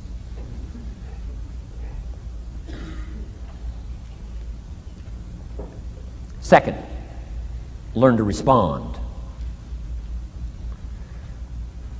The ability to respond means let life touch you. Don't let it kill you, but let it touch you. Let sad things make you sad. Let happy things make you happy. I'm telling you, give in to the emotion. Let the emotion strike you, not just the words, not just the image. Let the feeling strike you. Let the emotion strike you. Here's what's important. Our emotions need to be as educated as our intellect. Our emotions need to be educated as well as our intellect. It's important to know how to feel. It's important to know how to respond. It's important to let life in. Let it touch you.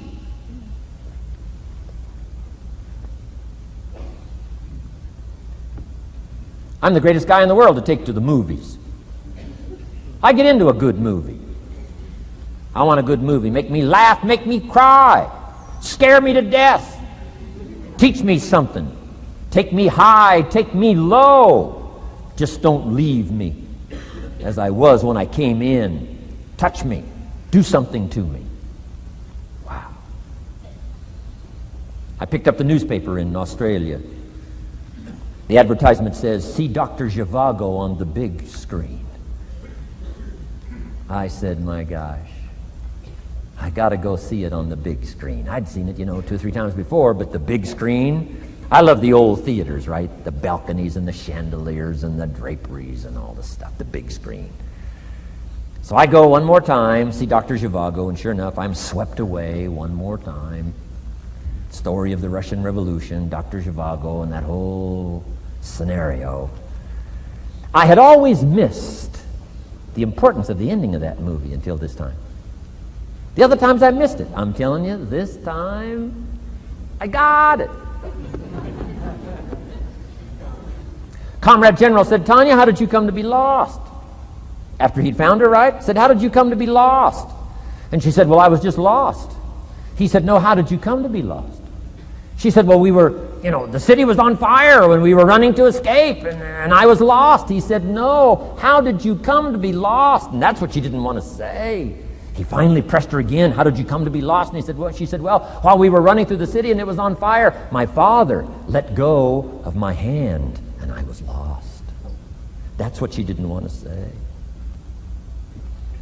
Comrade General said, Tanya, that's what I've been trying to tell you. Komarovsky was not your real father. He was not. I'm telling you, I've been looking all over for you, and I think I found you. This man, my relative, Dr. Zhivago, the poet, I'm telling you, he was your father. And Comrade General said, Tanya, I promise you this, if this man, your real father, had been there, I promise you, he would never have let go of your hand. And I got it.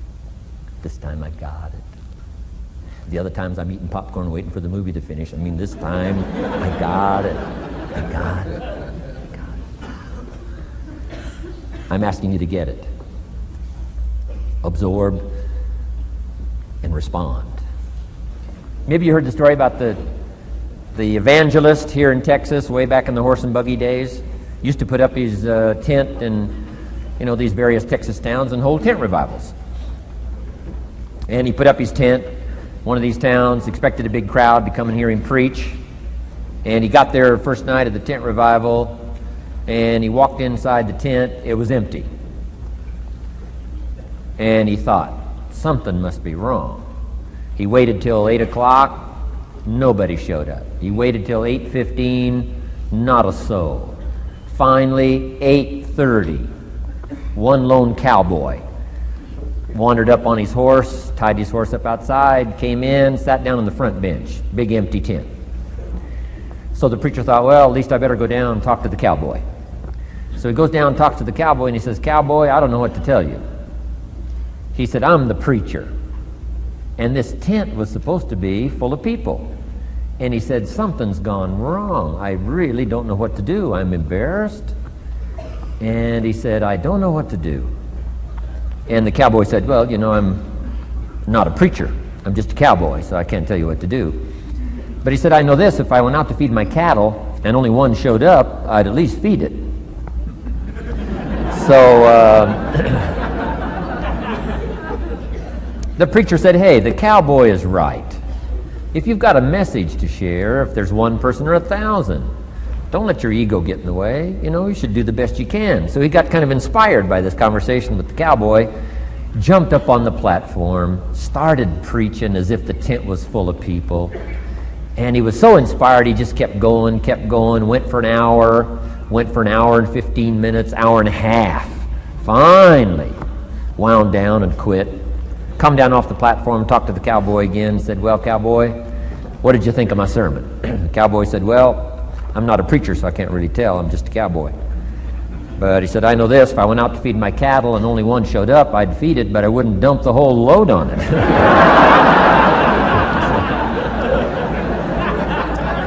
So, if it seems like we're dumping the whole load here today, I guess we really are. But you guys are working hard. Does anybody have 4 pages of notes? Oh, wonderful, wonderful. My job, I'm getting it done. Wonderful. We should give a prize one of these days for the most notes. Fantastic. I congratulate you. You're working as hard as I am. I appreciate that. Okay, we got some more work to do, so let's go to work. Everybody's okay? Say, "I'm okay." I'm okay. All right. I'd love to take you with me as my traveling audience. Wow. We've covered the first 2 abilities in the personal development quest. One is the ability to absorb, don't miss anything, pay attention. Good watchword for the 90s, pay attention. Things are moving so fast these days, you got to pay attention, pick it up, soak up the colors, soak up the sounds, soak up what's going on. Second, respond, let life touch you. Let the emotions affect you as well as the sights.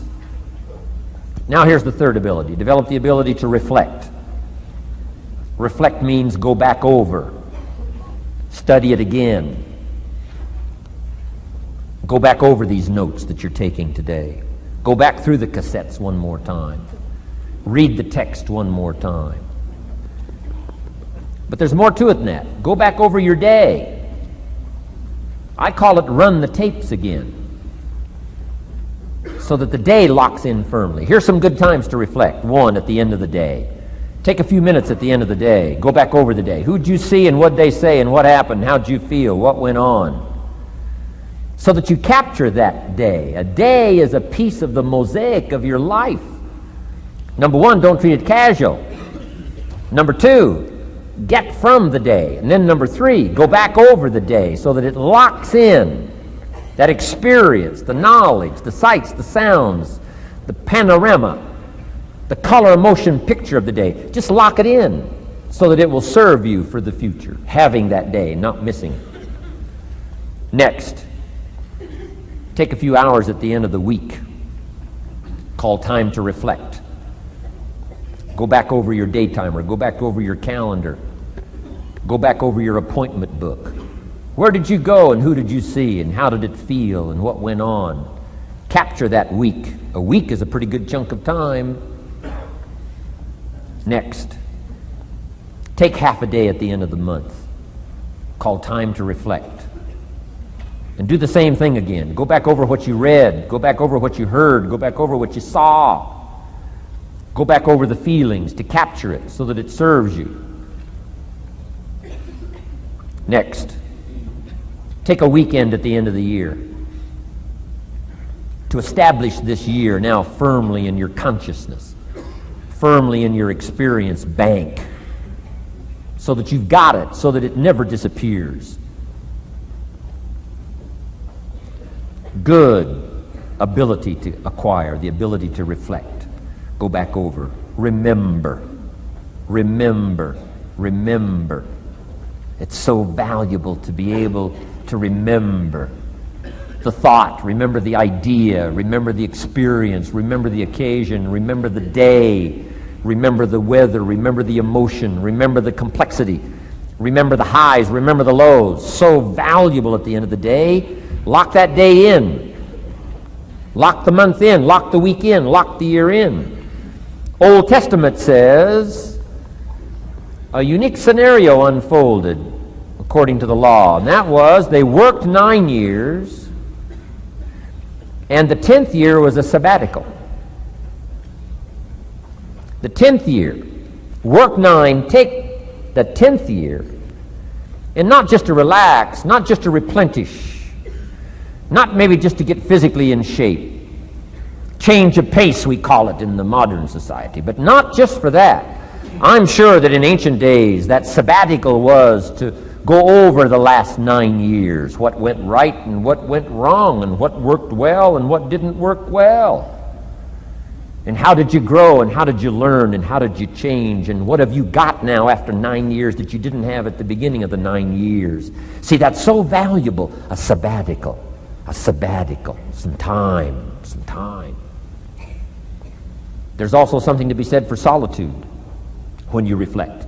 Sometimes you can reflect with somebody. Husband and wife reflect on the past year, right? Parents reflect with their children on the past year. How did we do it, and how didn't we do it, and how could we improve? Colleagues can reflect with each other. But now here's one of the most important. You've got to learn to reflect with yourself. There's something to be said for solitude. There's something to be said for taking those occasions to shut out the world and shut out everything else for a while.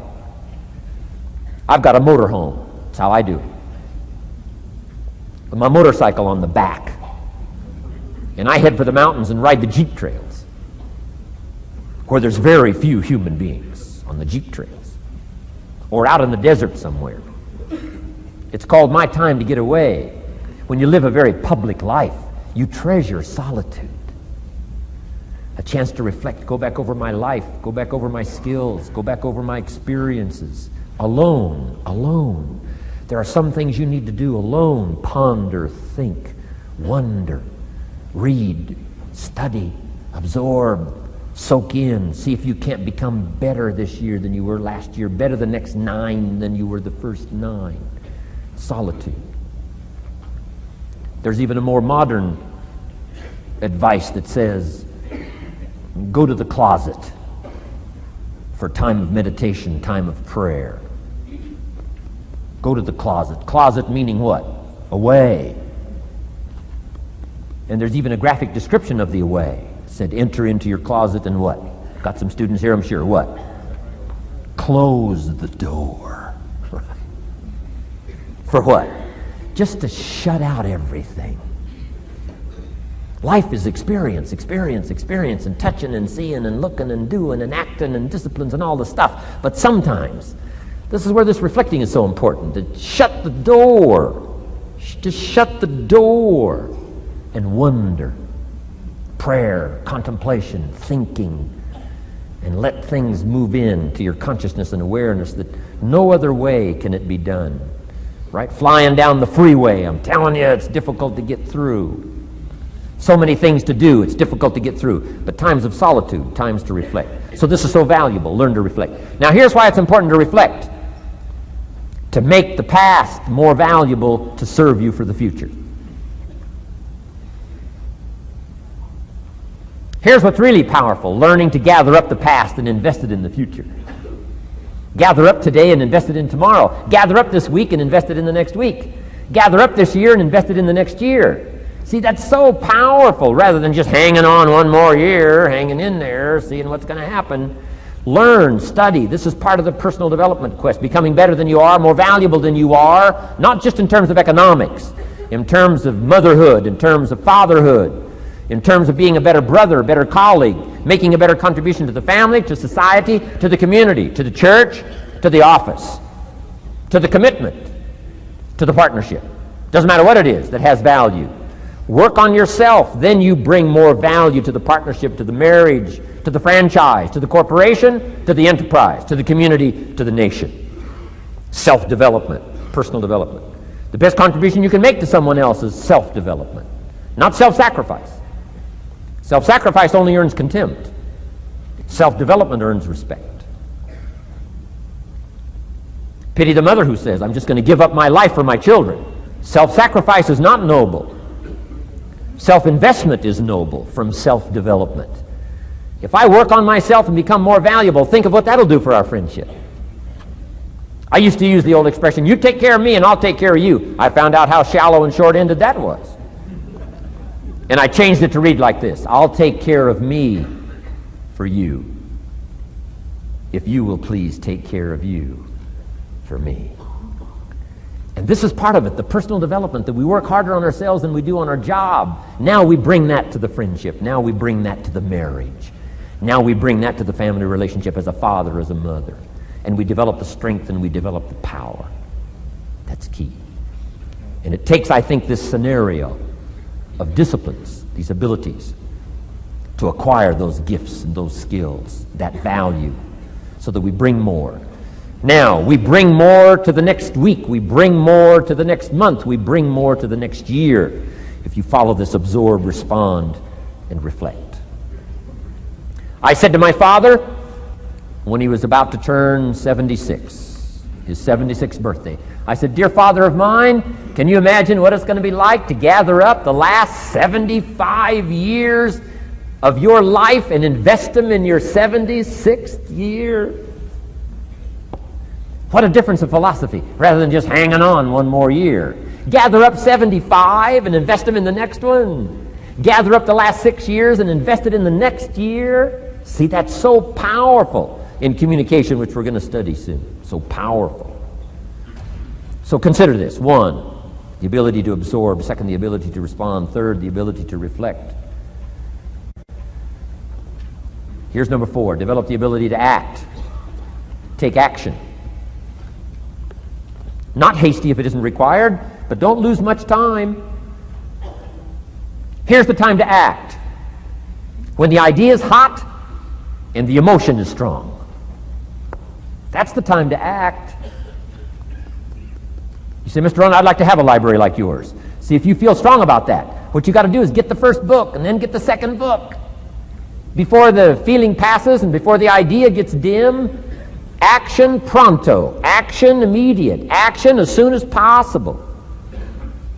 Because if you don't, here's what happens. We call it the law of diminishing intent. We intend to when the idea strikes us. We intend to when the emotion is high. But now if you don't translate that into action fairly soon, now the intent starts to diminish. And a month from now it's cold. A year from now, can't be found. So act. Set up a discipline when the emotions are high and the idea is strong and clear and powerful. That's the time to set up the discipline. Somebody talks about good health and you're stirred. Says, right, I need to get a book on nutrition. Get the book before the idea passes and before the emotion gets cold. Go for the book. Start the library. Start the process. Fall on the floor. Do some push-ups. Action. Got to take action. Otherwise, the wisdom is wasted. Otherwise, the emotion soon passes. Unless you put it into a disciplined activity. Capture it. Disciplines is called how to capture the emotion and how to capture the wisdom and translate it into equity. Disciplines. Now here's what's important about disciplines. All disciplines affect each other. In fact, here's a good philosophical phrase. Everything affects everything else. Nothing stands alone. Don't be naive in saying, well, this doesn't matter. I'm telling you, everything matters. There are some things that matter more than others, but there isn't anything that doesn't matter. Okay. We all pity the man who says, well, this is the only place I let down. Not true. Key to take home. Every letdown affects the rest of your performance. Every letdown affects the rest. This is part of the educational process on personal development. If you don't take the walk around the block, you probably won't do the apple a day. If you don't do the apple a day, you probably won't start building your library. If you don't build your library, you probably won't keep a journal, and you won't take pictures, and then you won't do this, you won't do wise things with your money, won't do wise things with your time, won't do wise things with your possibilities and relationships, and the first thing you know, 6 years of that accumulated, and we say you have messed up. So the whole key to reversing that process now is to start picking up these disciplines. Now here's the positive side. Every new discipline affects the rest of your disciplines. Every new one affects the rest. That's why action is so important. The least action, the smallest action. Take it. Because when you start accomplishing and the value starts to return from that one action, it'll inspire you to do the next one and the next one and the next one. You start walking around the block, it'll inspire you to get an apple. Get an apple, it'll inspire you to get a book. Get a book, it'll inspire you to get a journal. Get a journal, it'll inspire you to grow, develop some skills. All disciplines affect each other. Every lack affects the rest. Every new affects the rest. The key is to diminish the lack and set up the new. And you've started a whole new life process. Key. Also, one more thought on discipline. Here's the greatest value of discipline. Self-worth. Self-esteem. People are teaching self-esteem these days, but they don't connect it to disciplines. The least lack of discipline, and it starts to erode our psyche. One of the greatest temptations is to just ease up a little bit, right? The slightest lack of doing your best starts to erode the psyche. Instead of doing your best, doing just a little less than your best. Sure enough. You say, well, it's just going to affect my sales. No, it's going to affect your consciousness. It's going to affect your philosophy. Now you've begun in the slightest way to affect your own philosophy. Here's the problem with the least neglect. Neglect starts as an infection. And if you don't take care of it, it becomes a disease. And one neglect leads to another. And the worst of all, when neglect starts, it diminishes our self-worth, our self-confidence, our self-value. You say, well, how can I get back my self-respect? I'm telling you, you don't have to go to 29 classes. All you have to do is start the smallest discipline that now corresponds to your own philosophy, like I should, and I could, and I will. No longer will I let neglect stack up on me so that I will have the sorry scenario 6 years from now, giving some excuse instead of celebrating my progress. That's the key to discipline. Okay? Let's get kids involved in the least of disciplines. One more, and then one more, and then another one, and then another one, and then some more. And the first thing you know, you're starting to weave the tapestry of a disciplined life into which you can pour more wisdom and more attitude and more strong feeling, more faith and more courage. Now you've got something, a vessel in which to put it. And now the equities start to flow. And the early return, I'm telling you, if you'll start this process, the early return will have you so excited. You'll commit yourself to this strategy for the rest of your life. You'll never go back to the old ways.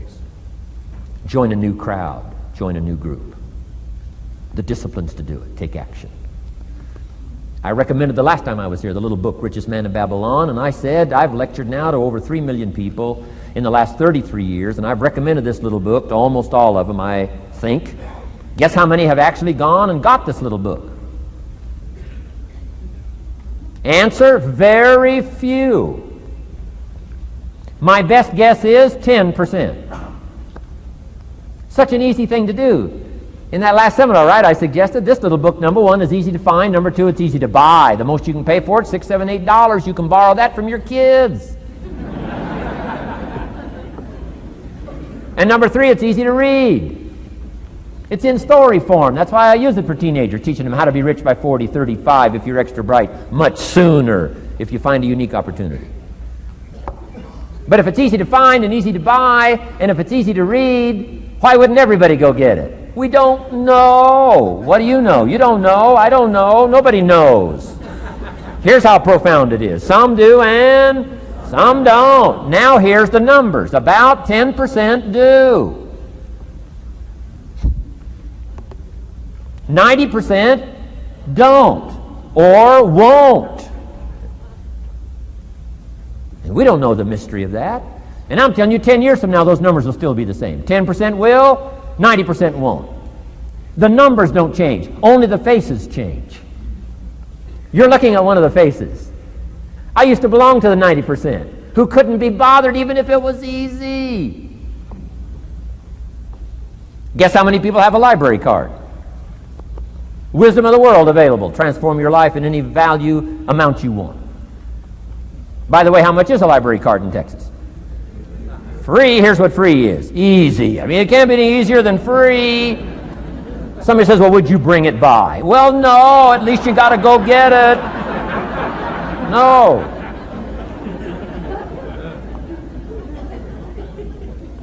Wisdom of the world available. Transform your life spiritually, socially, personally, economically, and every other way. Teach you how to be rich and powerful and sophisticated and healthy, influential. How many people have a library card? Answer, 3%.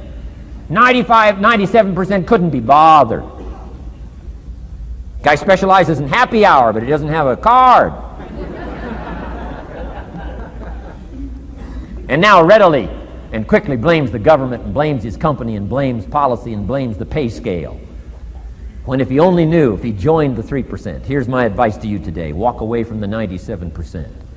Don't talk like they talk. Don't act like they act. Don't go where they go. Don't specialize in what they specialize in. Throw away the blame list they cling to. Start you a new life. You say, well, is it as simple as getting a library card and join the 3%? And the answer is, of course. Of course. That's how easy this stuff is. This is so easy. It's so simple. It's not complex. You don't need a 2,000-year-old guru. You don't need multi-track affirmations. I'm telling you, don't. Affirmation without discipline is the beginning of delusion. Key. Don't let somebody sweep you into some contrary way to nature itself says, unless you labor. The miracle of the seed and the soil and the seasons and God and all the other stuff that's available, sunshine and rain, that's not available to you by affirmation. It is only available to you by labor. So labor well. Okay. Learn well. Discipline yourself well. And you can have all the treasures you want. This stuff's easy and simple. It's not ocean waves and seagulls. You don't have to move to Sedona where all the force fields come together in Arizona.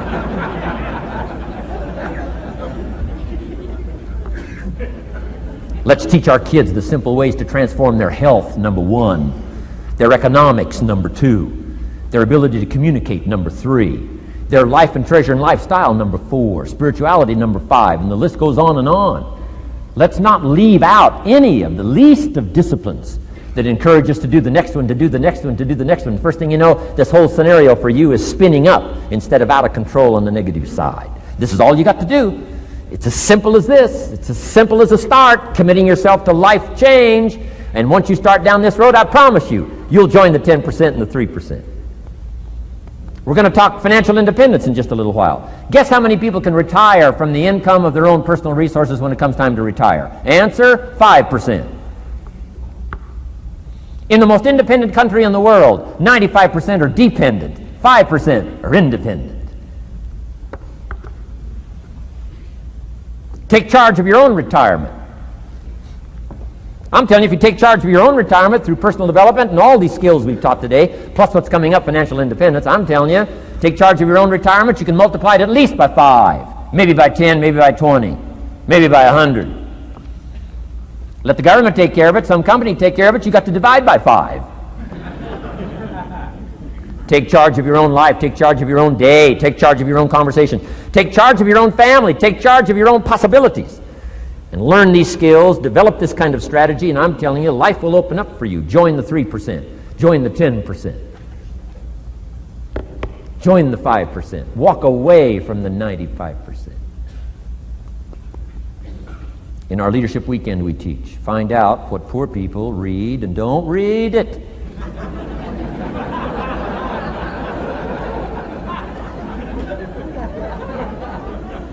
I'm telling you, don't talk like they talk. Lend a helping hand, but don't fall into their poor philosophical scenario. Don't blame what they blame. Don't use the excuses they use. It's called the language of the poor. Switch gears, switch language, switch ideas, switch strategy. Start with the simplest of disciplines. And don't bemean any of these disciplines. The smallest of disciplines starts the process of life change. And if you'll invest in this thing called discipline, you can have whatever you wish. It's called the beginning of a miracle. Now here's the last clue on discipline. Do the best you can. We covered earlier, but here's a good scenario for the do the best you can. I've got a good question for you. Is the best you can do all you can do? And the answer is no. Strangely enough. If we all fell on the floor right now and did as many push-ups as we possibly could, and let's say for some reason you haven't been into push-ups lately, I can't imagine why, but let's say the best you can do is 5. And you look up at the rest of us and say, hey, 5 is the best I can do. We can tell by the look on your face that's probably true. 5 is the best you can do. Now, is 5 all you can do? The answer is no. If you rest a little, you can do 5 more. Wow. And if you rest a little, you can do 5 more. And if you rest a little, you can do 15 more. How did we get from 5 to 15? It's a miracle.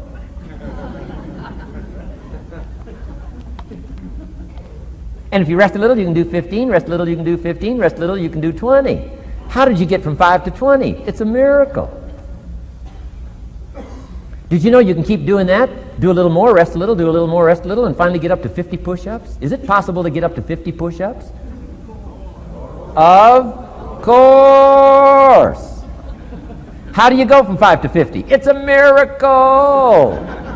How do you get a miracle going? Number 1, do what you can. Don't leave out what you can, from writing a letter to your mother in Florida. Start cleaning it all up. 2, doing the push-ups. Go from 5 to 50. It's a miracle. Number 1, do what you can. Number 2, do the best you can. Here's number 3, rest very little.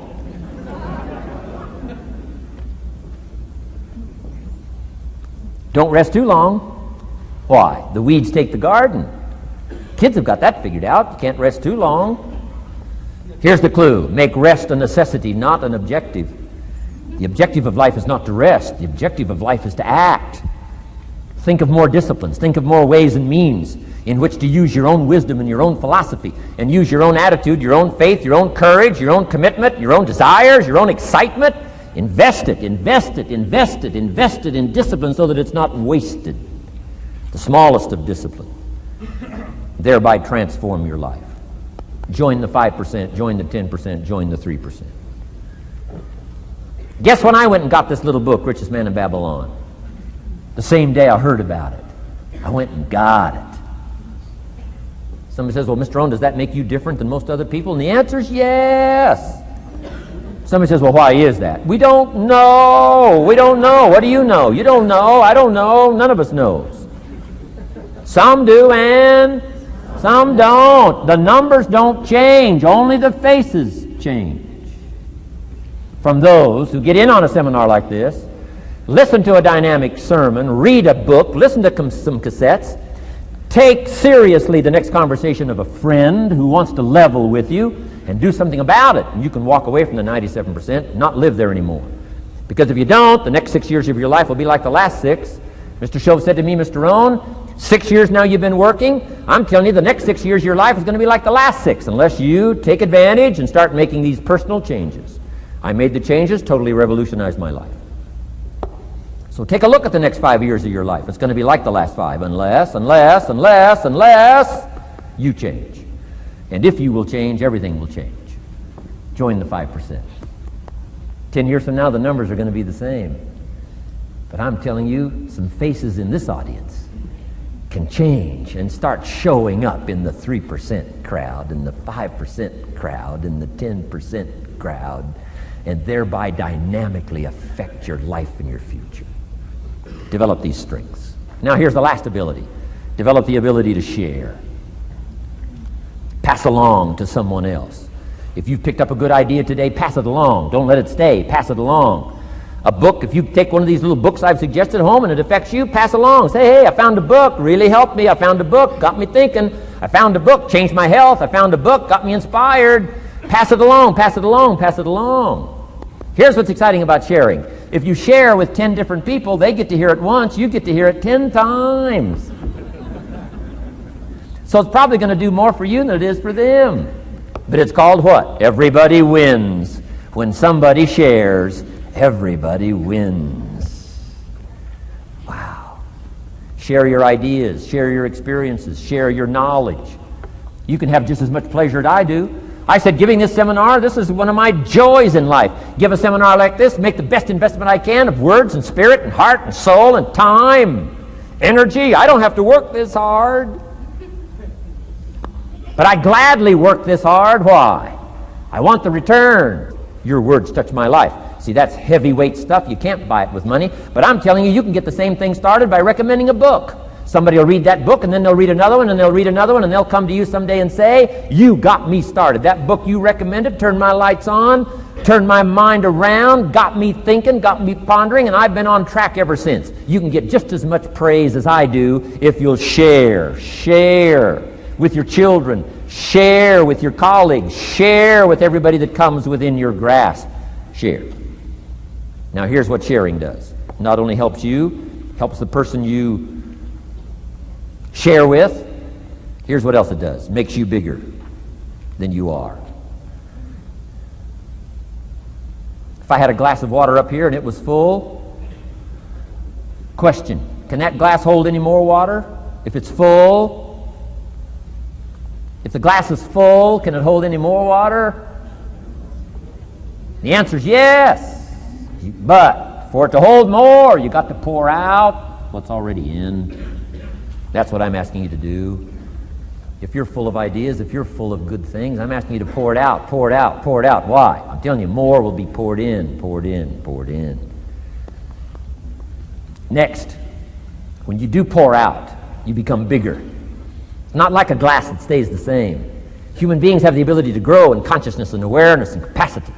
It's unlimited capacity. I found out kids don't lack capacity. In Europe, the kids speak what? 2, 3, 4, 5, 6 languages. When I grew up, my father spoke German, never taught me. My mother spoke French, never taught me. They were trying to get away from all the old world languages back then. Had no concept how valuable languages were going to be in the future. Just didn't know.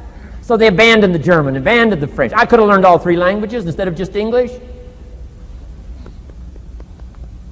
My girls went to school in Beverly Hills. They've turned that around. In first grade now in Beverly Hills school system, they offer 3 languages besides English. French and German, Spanish. Why? Because kids can learn 2 languages just as easy as 1. Question, how many languages can a child learn? Here's how many. As many as you'll take the time to teach them. They do not lack capacity. They only lack teachers. Wow. And I'm telling you the same thing is with you. You don't lack capacity. But here's how you expand your capacity. And that is to share what you've got. Now you get bigger. Share some more, and now you get bigger. I'm here for a very self-interest reason. If I share with you, my consciousness grows. If I share with you, I get to hear this again. Somebody asked me not long ago, said, Mr. Rohn, how are you doing with all this stuff? You get on everybody's case pretty hard. How are you doing with all this stuff you teach? I said, well, best I can share with you is this. Listen to me very carefully, but don't watch me too close. This stuff's easier to lecture on than it is to do. I understand that. I'm working on it just like you. But hey, pour out what you've got so that your capacity grows. Now, why should you want your capacity to grow? Very self-interest reason. Here it is. To hold more of the next experience.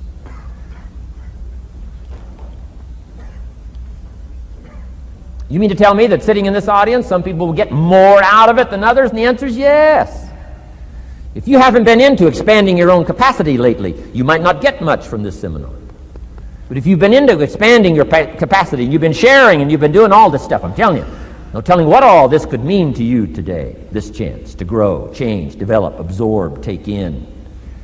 I'm asking you to expand and grow so you can hold more of the next experience. Some people can't be very happy. You could pour happiness out on the whole world. Some people can't be very happy. Why? They're not big enough. If you're small, you don't get much. Small in comprehension, small in the ability to think and wonder, small in appreciation, no matter how much is poured out. Prosperity can be poured out on the whole country. Some people don't get much. Why? They're too small in their thinking, too small in their ability to share, have not expanded to their full capacity. Don't be like that. Now, some people aren't going to get much because they've got their cup turned upside down. You couldn't put anything in. Learn to share. It's a glorious, glorious experience. Okay, enough on personal development. Let's cover now setting goals. Let me show you something that turned me every way but loose. I've never been the same since I found out about it. Learning how to set goals.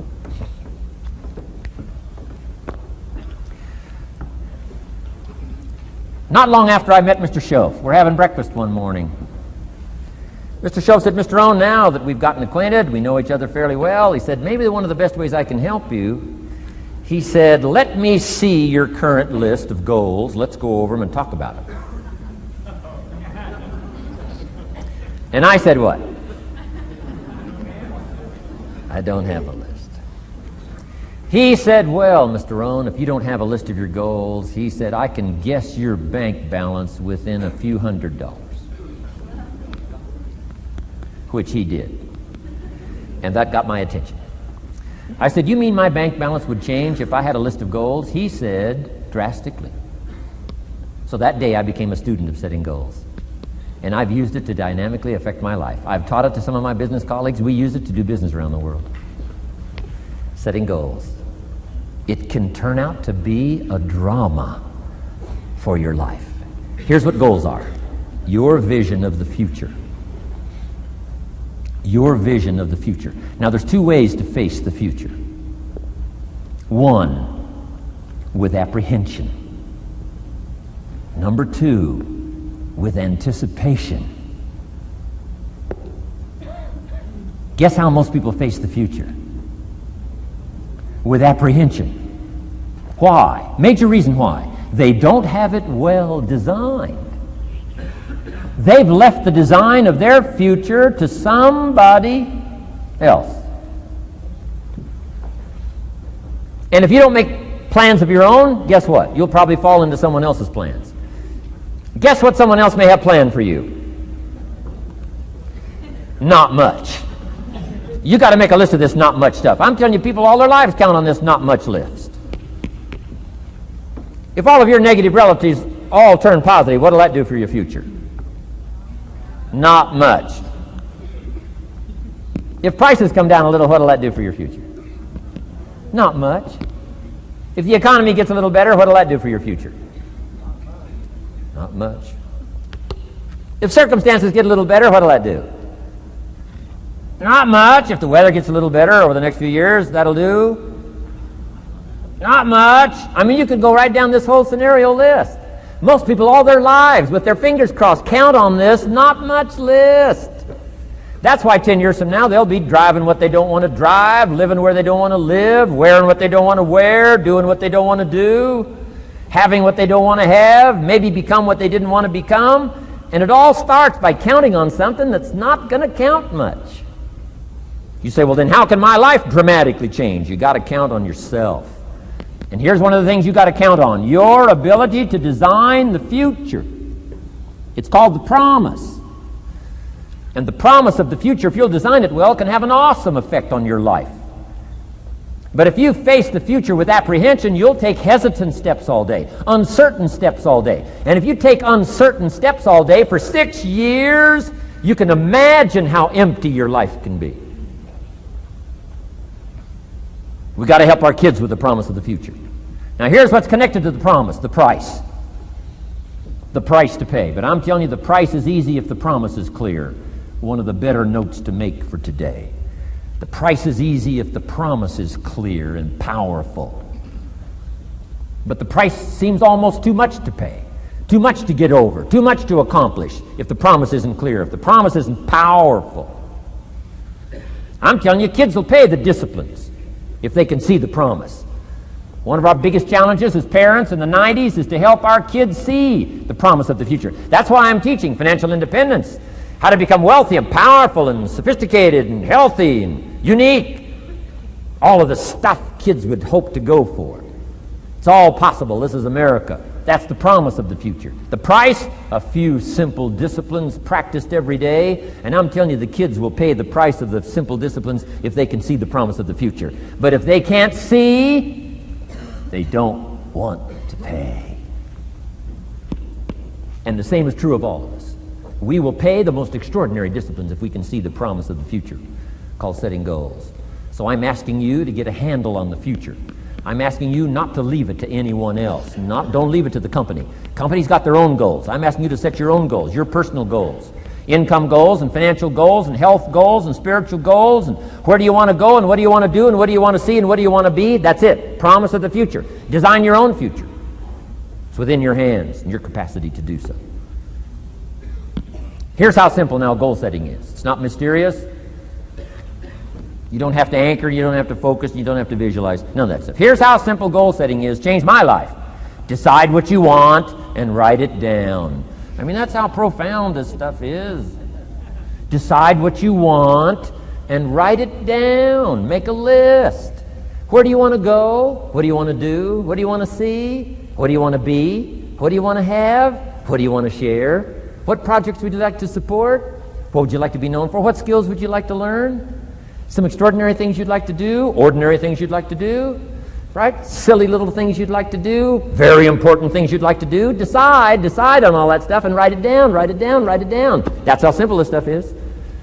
And it's your own private list. If it's really private, on your list, put some stuff in code where nobody can understand it if this list fell into unfriendly hands. Okay. And simple things, whatever. Foolish things, doesn't matter. It's your list. I had a little revenge on my first list. Budget finance, who used to harass me.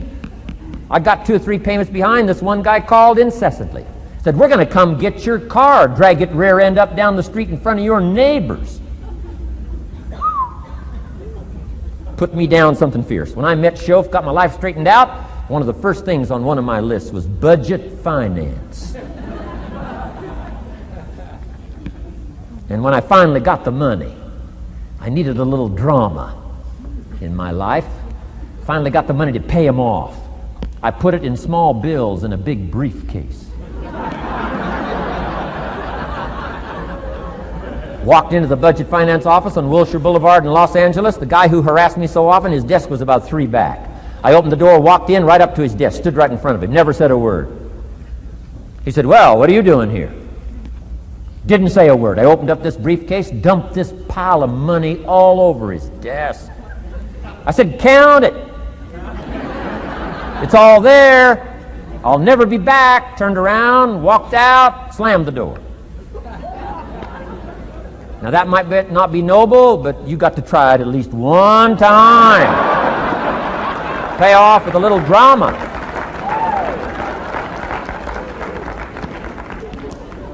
Got to check them off my list. Keep your list with you. I keep my list in my journal so that I can go back. 5 years ago, here was my list. And I'm a little embarrassed. Here's what I thought was so important now.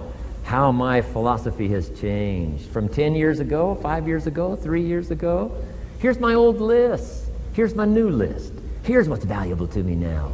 Here's what I want my life to be now. Here's where I want to go, what I want to do, what I want to see.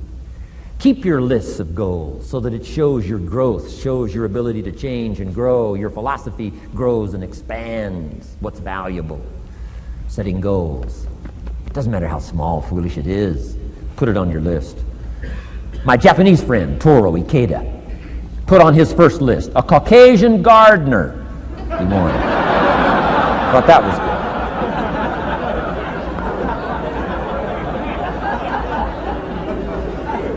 I like that. Have you got this profound thing now on setting goals? Here's how profound it is. Decide what you want and write it down. Get together with your wife, decide. Get together with your kids, decide. Get together with your business colleagues, decide. Write it down. Make a list. Okay, that's how easy it is. Now let me give you one more scenario on setting goals. When I started making my first list, Mr. Shoaff said, Mr. Rohn, looks like we're going to be together for a while. He said, I've got a suggestion for you. He said, I think one of the first goals you ought to set, you're a 25-year-old American male, sure you've made some mistakes, but now you're on the road to better things. You got a family, worth it. Reasons makes the difference. And he said, you've got every reason to do this. He said, why don't you, among all the goals you're going to set, why don't you set a goal to become a millionaire?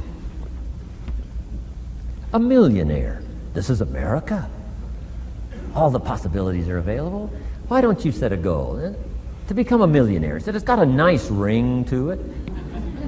Millionaire. Enough zeros to impress your accountant? Millionaire. And he said, here's why. Now I thought, the man doesn't need to teach me why. I'm thinking, wouldn't it be great to have $1 million? He said, no, that's not it. Here's why. And I had one of the greatest lessons I ever learned, and I'm about to share it with you. This will be worth the price of being here today if you can capture what I'm about to share with you. Babysitter fees, whatever else you paid. Some of you missed some sales today to be here, so this is a costly day for you. But what I'm about to share with you changed my whole life. Here's what Mr. Shoaff said. Set a goal to become a millionaire. And he said, here's why. For what it will make of you to achieve it. And I got one of the greatest classes in one sentence I've ever received in my life. Set a goal that'll make you stretch that far.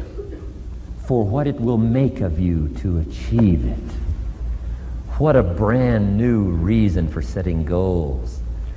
What an all-encompassing challenge to have a better vision of the future. What for? To see what it will make of you to achieve it. And here's why. The greatest value in life is not what you get. The greatest value in life is what you become. Major question to ask on the job is not, what am I getting here? That's not the major question. The major question to ask is, what am I becoming here? It's not what you get that makes you valuable, it's what you become that makes you valuable. So Shoaff said, set a goal to become a millionaire. For what it will make of you to achieve it. Then he said, when you finally have become a millionaire, now, he said, what's important is not the money.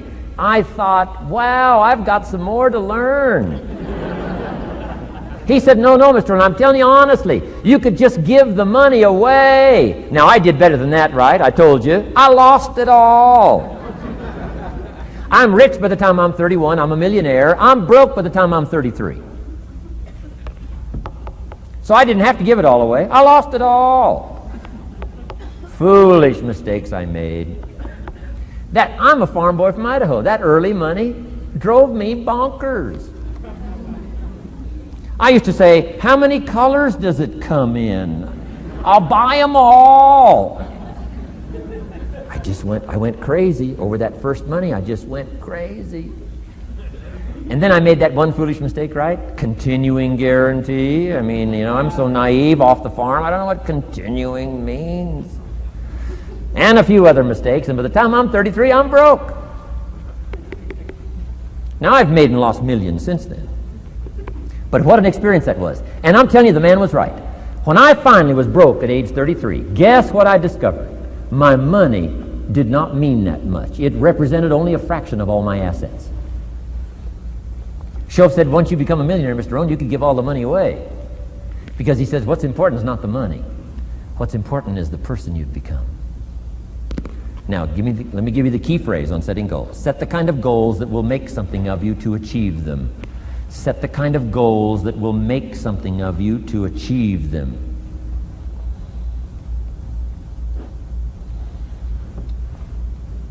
Always keep that in mind. What will this make of me? If I set this goal and go for it, not only will I achieve it, but what will it make of me in the process?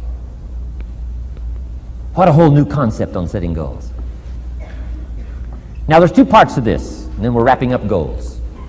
Here's the first part now in this goal setting for what you become. Number one, don't set your goals too low.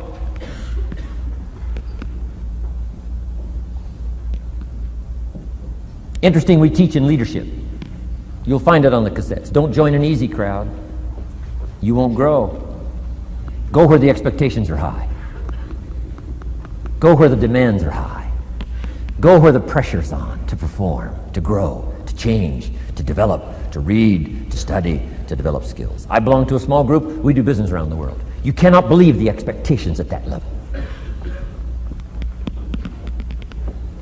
What we expect of each other in terms of excellence, far beyond average. Why? So that we can each grow, so that we can receive from the group, we can contribute to the group, something unprecedented. It's called living at the summit. Go where the demands are high. Go where the expectations are strong, so that it'll provoke you, push you, urgently insist that you not remain the same for the next couple of years, the next 5 years, that you'll grow and change. So don't set your goals too low. The guy says, well, I don't need much. Well, then you don't need to become much.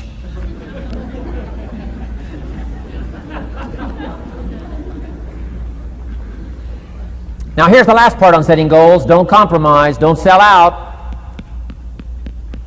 There were some things I went for back in those early years that I paid too big a price for. If I'd have known how much it was going to cost me, I never would have paid, but I didn't know.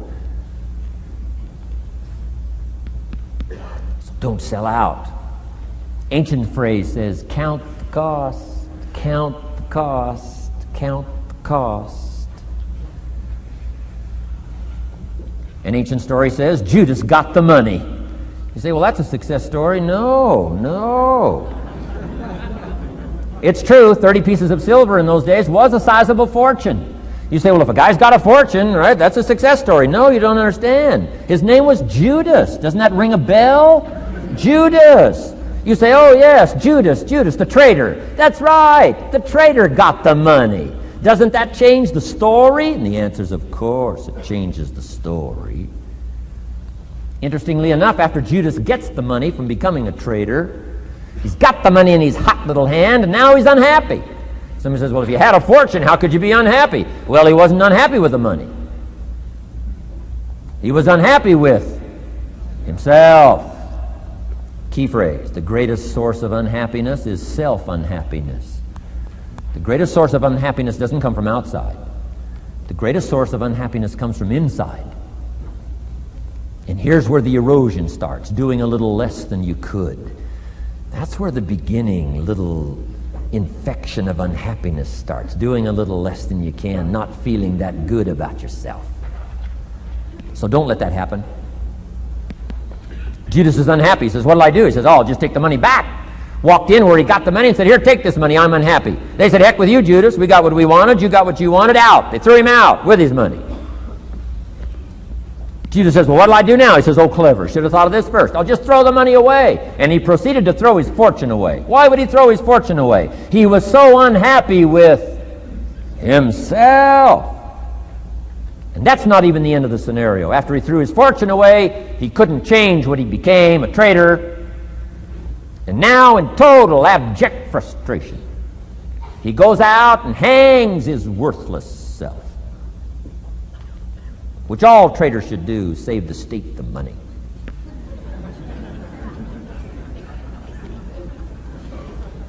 Why such a tragic end? Because he was so unhappy with himself. He sold out. He paid too big a price. Ancient script sums it all up and said, what if you gained the whole world and it cost you your soul? Too big a price to pay if you got the whole world. Don't sell out. Don't compromise your values. Don't compromise your virtues.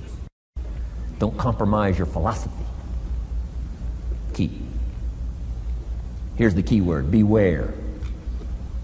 If Judas could speak back, he'd probably say beware. Two good words from ancient script. One, behold, the positive word. Behold the possibilities, behold the opportunity.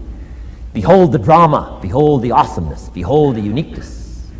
Behold the majesty, behold. What a good word. But here's the other word. Beware, beware, beware. Don't sell out. Mark well what you become in pursuit of what you want. But I'm inspiring you, hopefully, to set the kind of goals that'll transform your life, make you far better than you are, far stronger than you are. Okay. Isn't this good advice?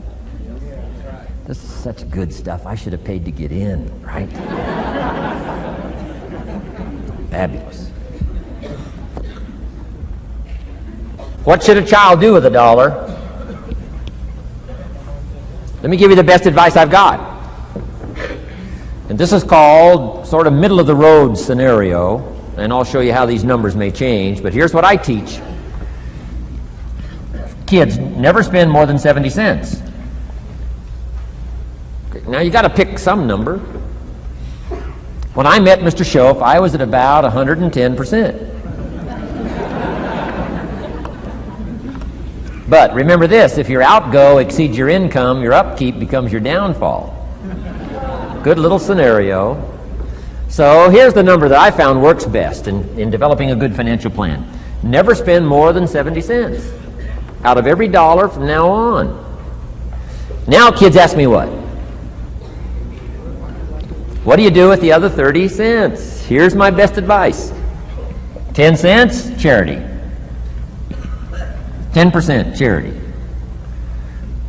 Supporting worthy projects, helping people who cannot help themselves. Some churches teach tithe, peace, portion.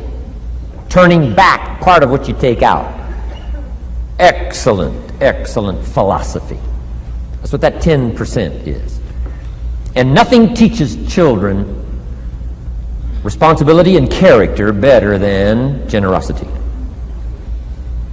No school, no class, no teacher can teach character better than the simple act of generosity. 10 cents out of every dollar. Now you can pick your own number. I'm just giving you my best scenario. Now the time to start this is when the amounts are small. Easy to give a dime out of $1. I'm telling you, kids will give you 10 cents out of every dollar if it's part of their philosophy, if you sell them on it. And that's the time to start, when it's easy, 10 cents out of $1. A little harder to give 100,000 out of $1 million. Someone says, oh, if I had $1 million, I'd give 100,000. I'm not that sure. We better start you early when the amounts are small, so it'll all be set in when the big amounts start to come. Okay? So 10 cents for charity. The next 10 cents I call active capital. Capital meaning try to make a profit yourself. We live in a capitalistic society. Right? Everybody now wants to join capitalism. That's why the walls are coming down. Capital belongs in the hands of the people. That's where the genius is. So the genius is to try to show a profit. Buy and sell. Render service. Show a profit. Now here's what I teach kids. Profits are better than wages. Wages are okay, but wages help you make a living. Profits help you make a fortune. The key is to just understand philosophically a little simple economic scenario. And there's all kinds of ways to make a profit. I'm working on a new book. Here's what it's called. I think it's going to be called, Of Course Kids Should Pay Taxes. It's going to be an interesting book. In California, where I live, kids do pay taxes. If an 8-year-old walks into 7-Eleven, buys something that cost $1, the proprietor makes him cough up 7 more pennies. 8-year-old says, what's these 7 pennies? Proprietor says, that's taxes. Kid says, well, I'm only 8. Proprietor says, congratulations, you're my youngest taxpayer. So in California, kids do pay taxes. Now the question is, should they? Now the title of my book is, Of Course Kids Should Pay Taxes. You got it. Right? The disciple went and caught a fish, found the miracle coins, and paid his taxes and Jesus' taxes. So way back then, Jesus did pay taxes. Now the question is, should he? And the answer, my little book says, of course Jesus and kids should pay taxes. Of course. Of course. If an 8-year-old wants to ride his bicycle on the sidewalk instead of in the mud, you have to pay taxes. Things cost money. You've got to pay taxes. Aircraft carriers keep tyranny over there instead of over here. Aircraft carriers cost money. It's expensive to run this whole show. We can't use used missiles. I mean, it's expensive to run the whole deal. Of course, everybody has to pay. Now, active capital means try your best to show a profit. Now, there's many ways to show a profit, not just money. Touch something, leave it better than you found it. That's a profit. Some profits are intangible, some profits are tangible. Long before Earth Day, for all sophisticated people, it was very proper when you left your hotel room to turn out the lights. All educated people. Why? Leave a profit. It's so easy to flip the switch and leave a profit. Some say, well, the hotel gets the profit. What do you care? All you need to become is a person who leaves a profit. Wow. I talked to a man who runs a whole string of apartments. He said, guess what? Most people, when they rent an apartment, leave it, what? Trashed, worse than they found it. What kind of a reputation would that be? Whatever you touch turns to trash. Whatever you touch gets dirty. Nothing you touch gets better. See, that's a poor philosophy. No wonder it leads to poverty, small lives. As one writer said, living lives of quiet desperation. This is where it all begins. Failure to leave a profit when you can, turn out the lights, doesn't matter what it is. Become profit-minded. Profits are better than wages because profit has the potential to make a fortune. Wages has the potential to make a living. So I teach kids, take part of your wages. If you earn the money, take part of it for charity and part of it to see if you can't make a profit. And there's all kinds of ways. My book's going to be full of all kinds of ways kids can make money. I teach kids how to have 2 bicycles, one to ride and one to rent. I mean, it doesn't take long to get into business. You don't have to be a genius. Halfway bright, you can start showing a profit. Now, here's the next 10 cents called passive capital. Meaning, let somebody else use the capital, you provide it, you're passive, they're active. And let them pay you interest. Profits and interest. Unique way to make a fortune. In fact, there's a Bible philosophy. I teach teenagers this Bible philosophy. Here's what it teaches. The borrower is servant to the lender. Wow. So where is the power position? Not a spender, a lender. And if I've taught teenagers well, if you ask them, among some of the things you want to be, when you grow up, as years pile on, what would you like to be? I'm telling you, among some of the things that they would like to be, if they've sat in on my classes or gotten some of my material, they will say, I want to be one of them lenders. Powerful position. Let somebody else use your capital. Some projects require more capital than any one person has. So we've got capital pools, whether you put it in a financial institution or whatever, right? Earn an interest, earn a profit, right? Buy a car and sell it for more than you paid for it. Why? Because you leave it better than you found it. Wow. Touch something and leave a profit. Okay? It's not just wrapped up in money and economics. This helps to teach all other scenarios of life on profit and capital and expenditures, what to do with your time and what to do with your life, and as well as what to do with your money.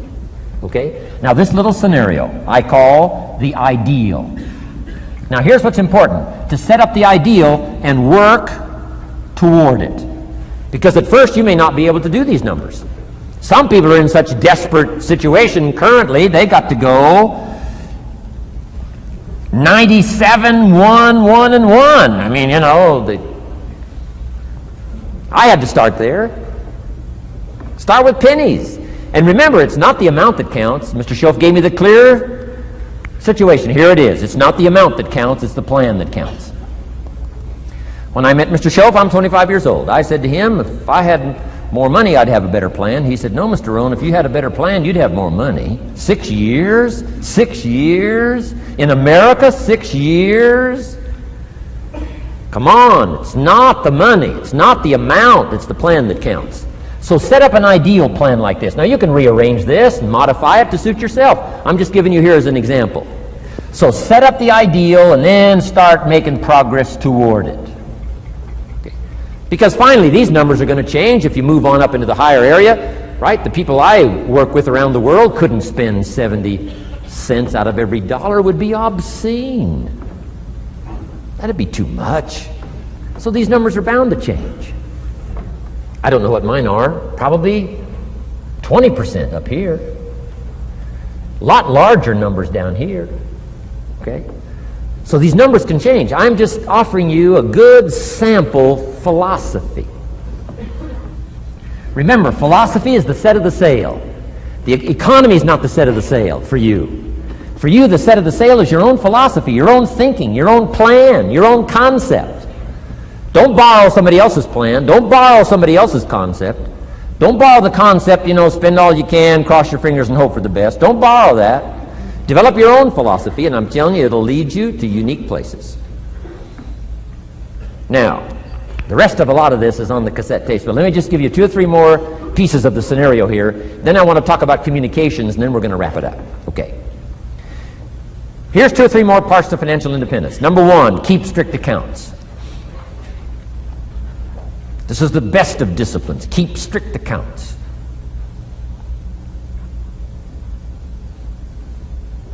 Did you ever hear this expression? I don't know where it all goes. Did you ever hear that? I don't know where it all goes. Oh, we'd love to have you run our company. You don't know where it all goes. Whoa. Did you ever hear this? It just gets away from me. It just seems it just gets away from me. Oh, we'd love to turn the world over you. It just gets away from you. Come on, you got to have better disciplines than that. Let that be the 90%. Let that be the scenario of the 97%, but don't let it be your scenario. Don't let it become your philosophy. Keep strict accounts. Next, a new attitude. I had to develop a new attitude as well as new concepts. Here's what I used to say. I hate to pay my taxes. Shoaff said, well, that's one way to live. I thought, well, doesn't everybody hate to pay their taxes? He said, no. No, a few of us have gotten way past that. He says, once you understand what taxes are, here's what taxes are in our governmental system in our society. Taxes is how you care and feed the goose that lays the golden eggs. Democracy and liberty and freedom. Free enterprise. Wouldn't you want to feed the goose that lays the golden eggs? Somebody says, well, the goose eats too much. That's probably true. I understand that. Of course that's true. But see, better a fat goose than no goose. And here's the truth be known. We all eat too much. Let not one appetite accuse another. Of course the government needs to go on a diet. So do most of us. But hey, you still have to care and feed the goose that lays the golden eggs. Once you understand that that's what it's for. See, it is so important, the right attitude. Here's what I used to say. I hate to pay my bills. You open up the mails, nothing but these window envelopes, bills. I hate to pay my bills. Shoaff said, well, that's one way to live. I said, well, doesn't everybody hate to pay their bills? He said, no, some of us are way beyond that. I said, is it possible to love to pay your bills? He said, yes. Reduce your liabilities? Increase your assets? Wouldn't you love to do that? So start a whole new attitude here. Next time you pay $100 on an account, put a little note in there and say, with great delight, I send you this $100.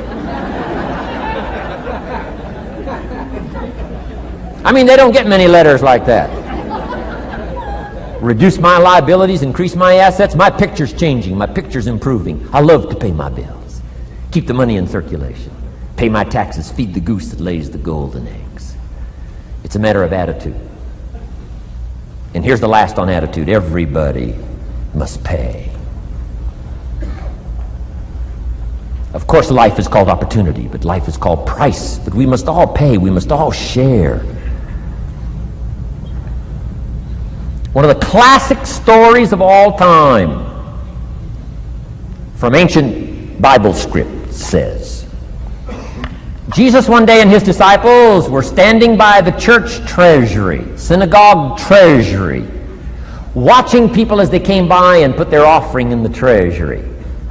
That wouldn't be a bad idea. Jesus and his disciples standing by the treasury while everybody walks by. Jesus says, how much was that? How much was that? Interesting.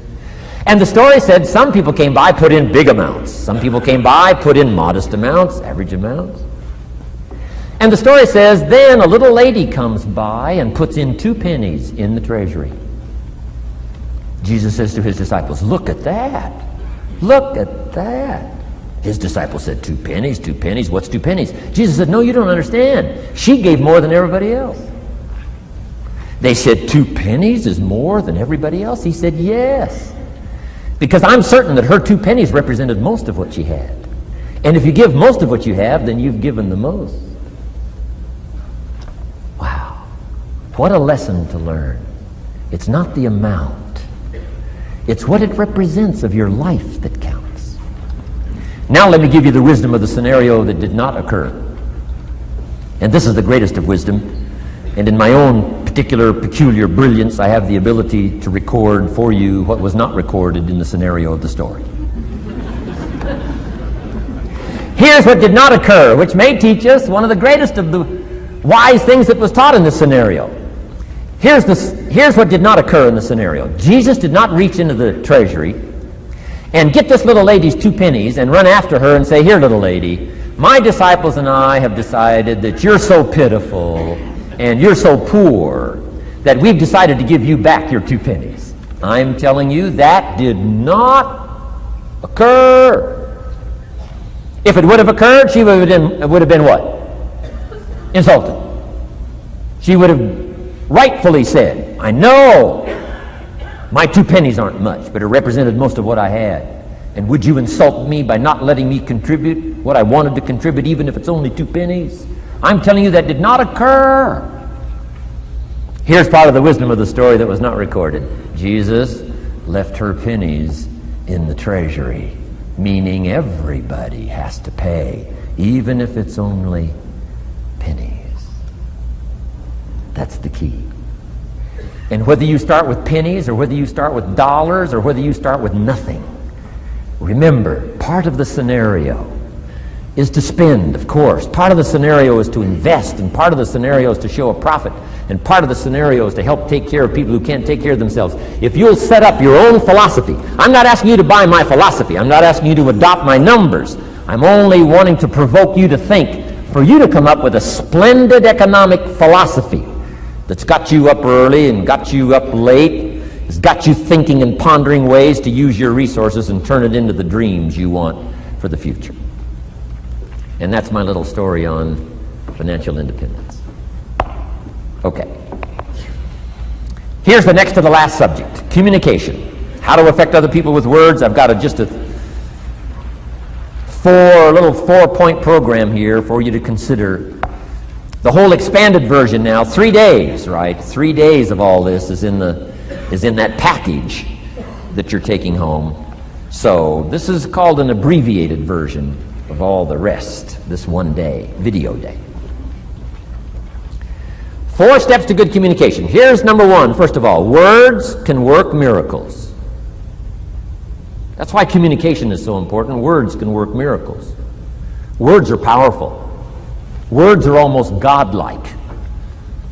In fact, ancient script says the Word was God. God was the Word. Wow, words and God. I said to my Israeli audience last year, in the beginning, the story of creation is unique. It says, in the beginning, Jehovah God spoke and said what? We've got some students here, I'm sure. In the beginning, Jehovah God spoke and said what? Let there be light. And what? There was light. Wow! Wow! It looks like words create light. Is that possible? I'm telling you it's possible. Humans can get pretty close.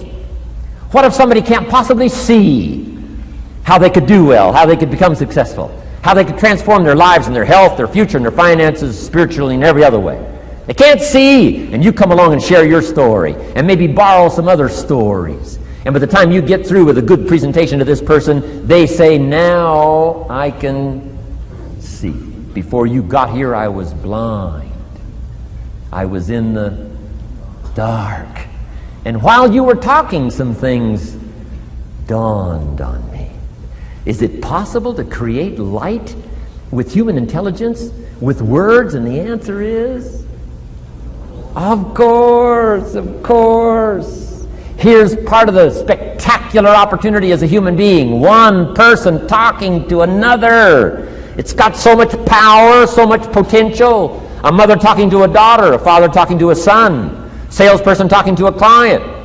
Nothing more magical and powerful, awe-inspiring than words have the ability to dramatically affect people's lives and futures. So become a good communicator. Let me give you some good keys to good communication. Here's number one: have something good to say. Communication starts with preparation. Getting ready to speak this year, getting ready to speak next year. Attend the classes, read the books. Have something good to say. Here's 4 good words to help you to have something good to say. 1 is interest. Develop a new interest in people and life and what's going on, economics and politics, religion, social structure, possibilities, opportunities. Develop a new interest. Here's the next word: fascination. Goes that step beyond interest. That's why kids learn so much that first 6 years. Fascination. Adults are walking on ants. Kids are saying, don't walk on these ants. I'm studying these ants. I'm looking at these ants. Kids are so fascinated. How come an ant can carry something bigger than he is? Wow.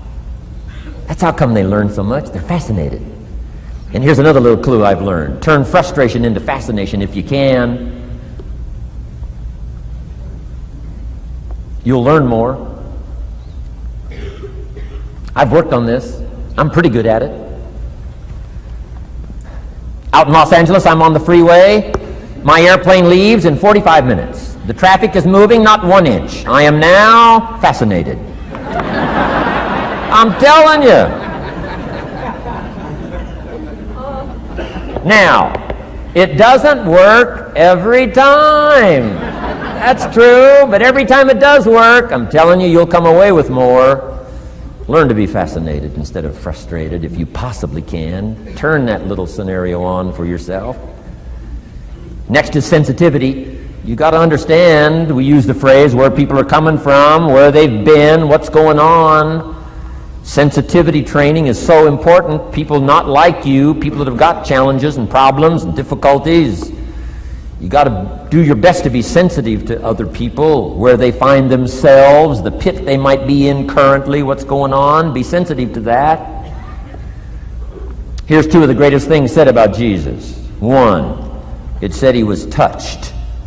He was touched by where he found some people. He was touched by the misery he found some people in. He was touched. He was touched. And here's the other word. He was moved, it said. He was moved, touched and moved. If you really want to communicate well, you got to be touched and moved.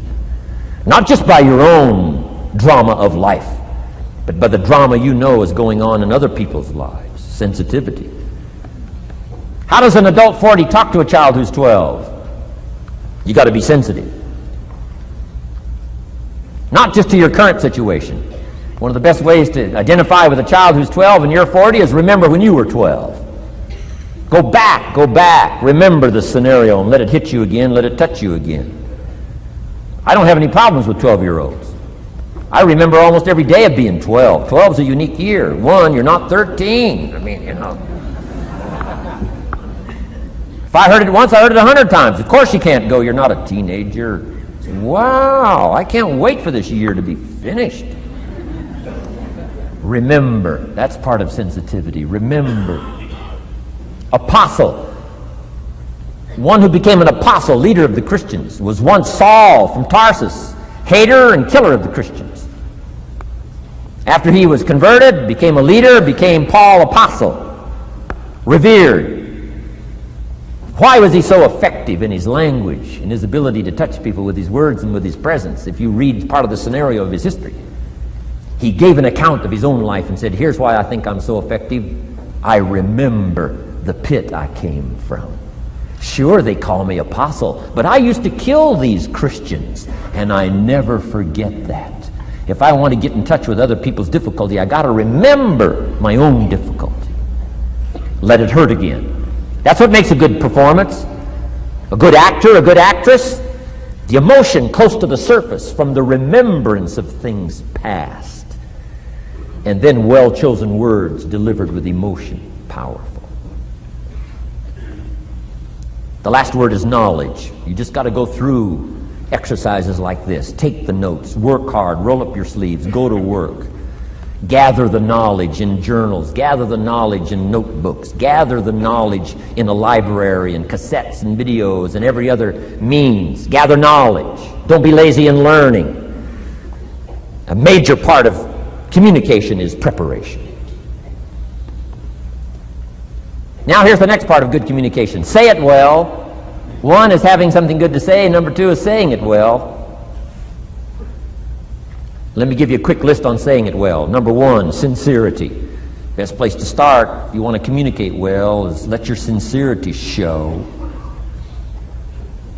Next is repetition, the mother of skill. I've been at this 33 years. Somebody says, well, you give a pretty good seminar. I should. 33 years? 33 years! Repetition. Next, brevity. Sometimes you don't need many words if you're totally sincere, I'm telling you. Jesus' presentation in gathering up his team called disciples was fairly short. He just walked around the countryside, took a look at somebody and said, you follow me. That's brief. I mean, that's short. Now, why could he get by with such few words? And this takes care of a lot that I've tried to share with you today called personal development. Here's why I think Jesus could get by with such few words. For all that he was, that he didn't have to say. Take that scenario home. For all that I am, that I don't have to say. Just a few words could be dynamic in affecting someone else's life. A child, a business colleague, a sales client. Next, vocabulary. Got to work on your vocabulary. Some of my friends took a survey among prisoners working on some rehabilitation program. They weren't particularly looking for this, but here's what they found. There's definitely a relationship between vocabulary and behavior. And here's what they found out. The more limited the vocabulary, the more tendency to poor behavior. And when you think about it for a while, it makes sense. Words are a way of seeing. And if you don't have a good vocabulary, you can't see very well. Can you imagine the mistakes in judgment when you can't see very well? Next, words are a way of expressing what's going on in your head, what's going on in your heart. What if you can't see well and you can't express well? You can imagine the tragic scenario of 5 years of that, 10 years of that, 20 years of that showing no improvement. Behavior now becomes a major problem. And that person's world gets smaller and smaller and smaller. Why? They can't see and they can't express. And finally, they don't need much bigger place than a 10 by 12 cell. Their world is so small anyway, don't need much bigger place. I'm asking you to stretch your vocabulary. I used to put words up on a 3 by 5 card. I drove a lot back in those days, but at the end of the day, I'd mastered 2 or 3 words. My oldest daughter, Linda, with my grandkids, starts the day with what's called the word for the day. She writes it on a chalkboard, the word for the day. And the kids memorize that word and the meaning of the word. And every once in a while during the day, she'll say, what's the word for the day? The last day I was there, the word was superficial. Natalie's 4, Nathaniel's 5. And several times during that day, Linda, my daughter, would say, what's the word for the day? Natalie would say superficial. And she would say, Nathaniel, what does that mean? On the surface. Several times during the day. What's the word for the day? Superficial. What does it mean? On the surface. If you were to ask my grandkids, the last time Grandpa was here, what was the word for the day? I'll bet you they'd probably know. Superficial. on the surface. Word for the day. Why not learn a word a day? Why not add to your vocabulary so you can see more, see better, and express better? Put out in words what's in your heart, what's in your soul, what's in your mind. It's important. So say it well. Here's number 3. Number 1 was have something good to say. Number 2, say it well. Here's number 3. Read your audience. These are just simple concepts now. You've got to add some of the details, but that's what I'm mainly good for, is concepts.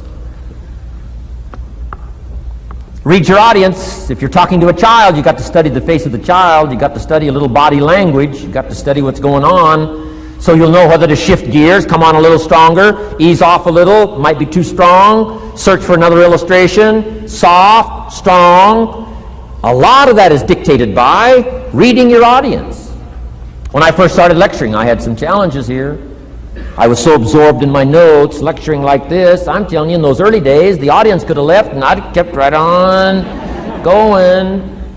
I didn't know what was going on down here. I didn't know what was going on over here. I didn't have any idea what was happening over here, whether I should come on a little stronger, ease back. I didn't know. I couldn't read my audience. So, read your audience. A prospect, read. Now let me give you some ways to read. Number 1, by what you see. Body language tells us some things. How to shift gears, whether to go on, whether to stop. If you're talking to somebody and they're leaning toward the door, that means you gotta hurry, right? They're not gonna be here long.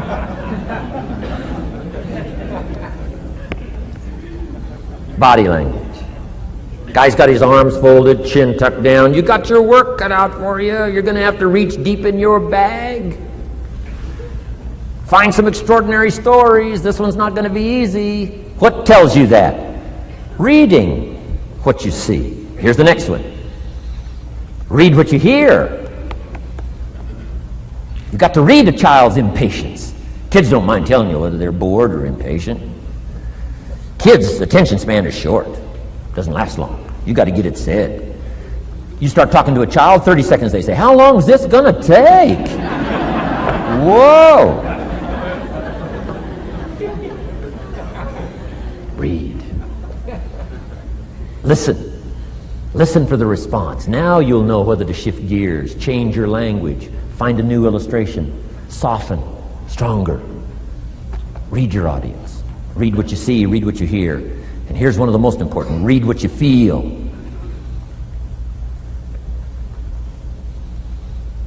Now, women are probably better at this than men when it comes to picking up emotional signals. Men, they can see, and men, they can hear, but it takes a little training for a man to pick up those emotional signals that are so important, so you don't say the wrong stuff. Because it's so easy to make a mistake in language. What if you meant to say to someone you care about? What if you meant to say, "What's troubling you?" And instead you said, "What's wrong with you?"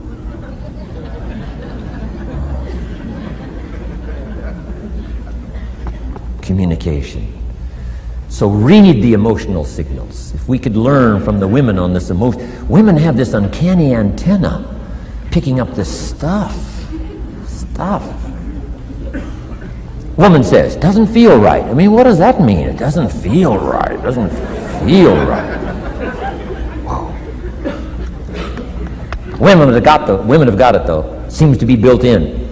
Especially danger. Women pick it up quicker than men. It's built in, I think. Way back, right? Man was the provider, mama was the protector at home. So she picked up this scenario of danger, I think, these signals. But they are good. In the middle of the night, mama wakes up. The baby cries, mama wakes up. Papa sleeps. The faintest cry, mama's awake. Or she nudges her husband and says, go look, something isn't right. He says, "What do you mean it isn't right?" She says, "No, go look." He said, "Hey, everything's okay." She says, "Go look." He says, "Okay." And he gets out of bed, goes downstairs. The front door is open.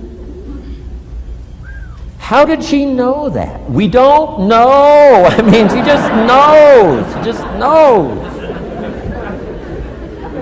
But I'm telling you, it's so valuable in communication to be able to pick up the emotional signals as well as what you see and as well as what you hear. It's so important. But women are good. Ancient scenario says this: there are shepherds and there are sheep and there are wolves. What a good life scenario. But it doesn't stop there. This ancient scenario says also, some wolves are so clever, they've learned to dress up like sheep. Now you got to have a woman. Got to have a woman. Man says, looks like a sheep, talks like a sheep. Woman says, ain't no sheep. Take my word for it. They know.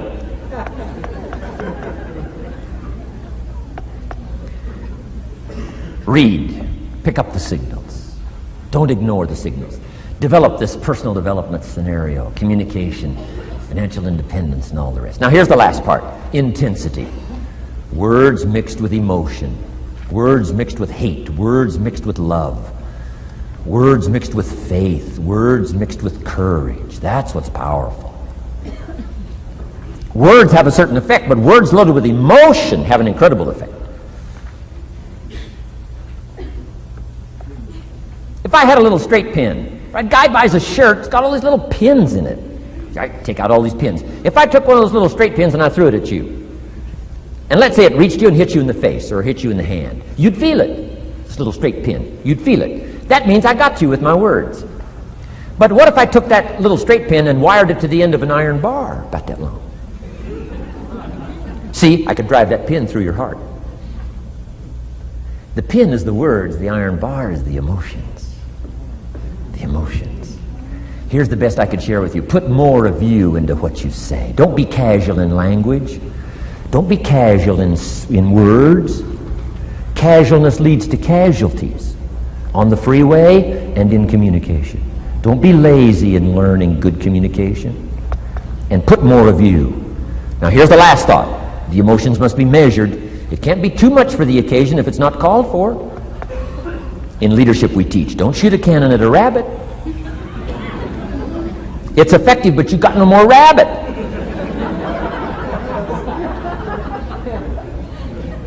So here's some of the most powerful scenario in communication. Here it is. Well-chosen words mixed with measured emotion. The basis of affecting people with good communication. Well-chosen words mixed with measured emotion. And one last point on communication. The more you care, the stronger you can be. The more you care as a mother, the stronger you can be with your children. The more you care as a father, the stronger you can be. The more you care as a leader, the stronger you can be. In helping to solve problems, getting on somebody's case, the more you care. But you got to care. I don't mind a minister consigning my soul to hellfire for my sinful ways. I don't mind that. If he believes it, I don't mind him consigning my soul to hellfire for my sinful ways, as long as he does it with tears and not with joy. If you're going to preach a message on hellfire and consign people to hell's fire, you got to cry and sob your way through a sermon on hellfire. We would all dismiss as a performance a dry-eyed sermon on hellfire. You can't legitimately preach hellfire unless your heart breaks. Otherwise, it's a performance. Otherwise, we could all dismiss it. Why? The heart's not there. There are some conversations that don't make sense unless they're accompanied by tears. It doesn't mean anything unless it's accompanied by a broken heart. Learn measured emotions. Remember, draw from well-chosen words, expanded vocabulary. Be interested and fascinated. Pull all this together. I'm telling you, your ability to touch other people will grow day by day, week by week, month by month. year by year. Here's my last subject. It comes in two parts. First is the negative part. And I got just a couple of tips for you on negative. There wouldn't be positive without negative. It's part of the life scenario. Ancient script says it best. There's a time to laugh. And once you've learned to laugh, just keep on laughing. No. Just get another positive book. No. There's a time to laugh, what? And a time to cry. And you've got to become so sophisticated and so well educated that you don't laugh when it's time to cry. And you've also got to learn to cry well. How are you going to identify with some people if you don't cry with them? It's very important. The negative side is very important. Negative thinking. I teach kids, and you'll find it on those cassettes, the ant philosophy. Let me just give you the quick scenario on the ant philosophy. Number one, ants never quit. What a good philosophy. If they're going somewhere, you stop them, guess what? They'll look for another way. How long will they look?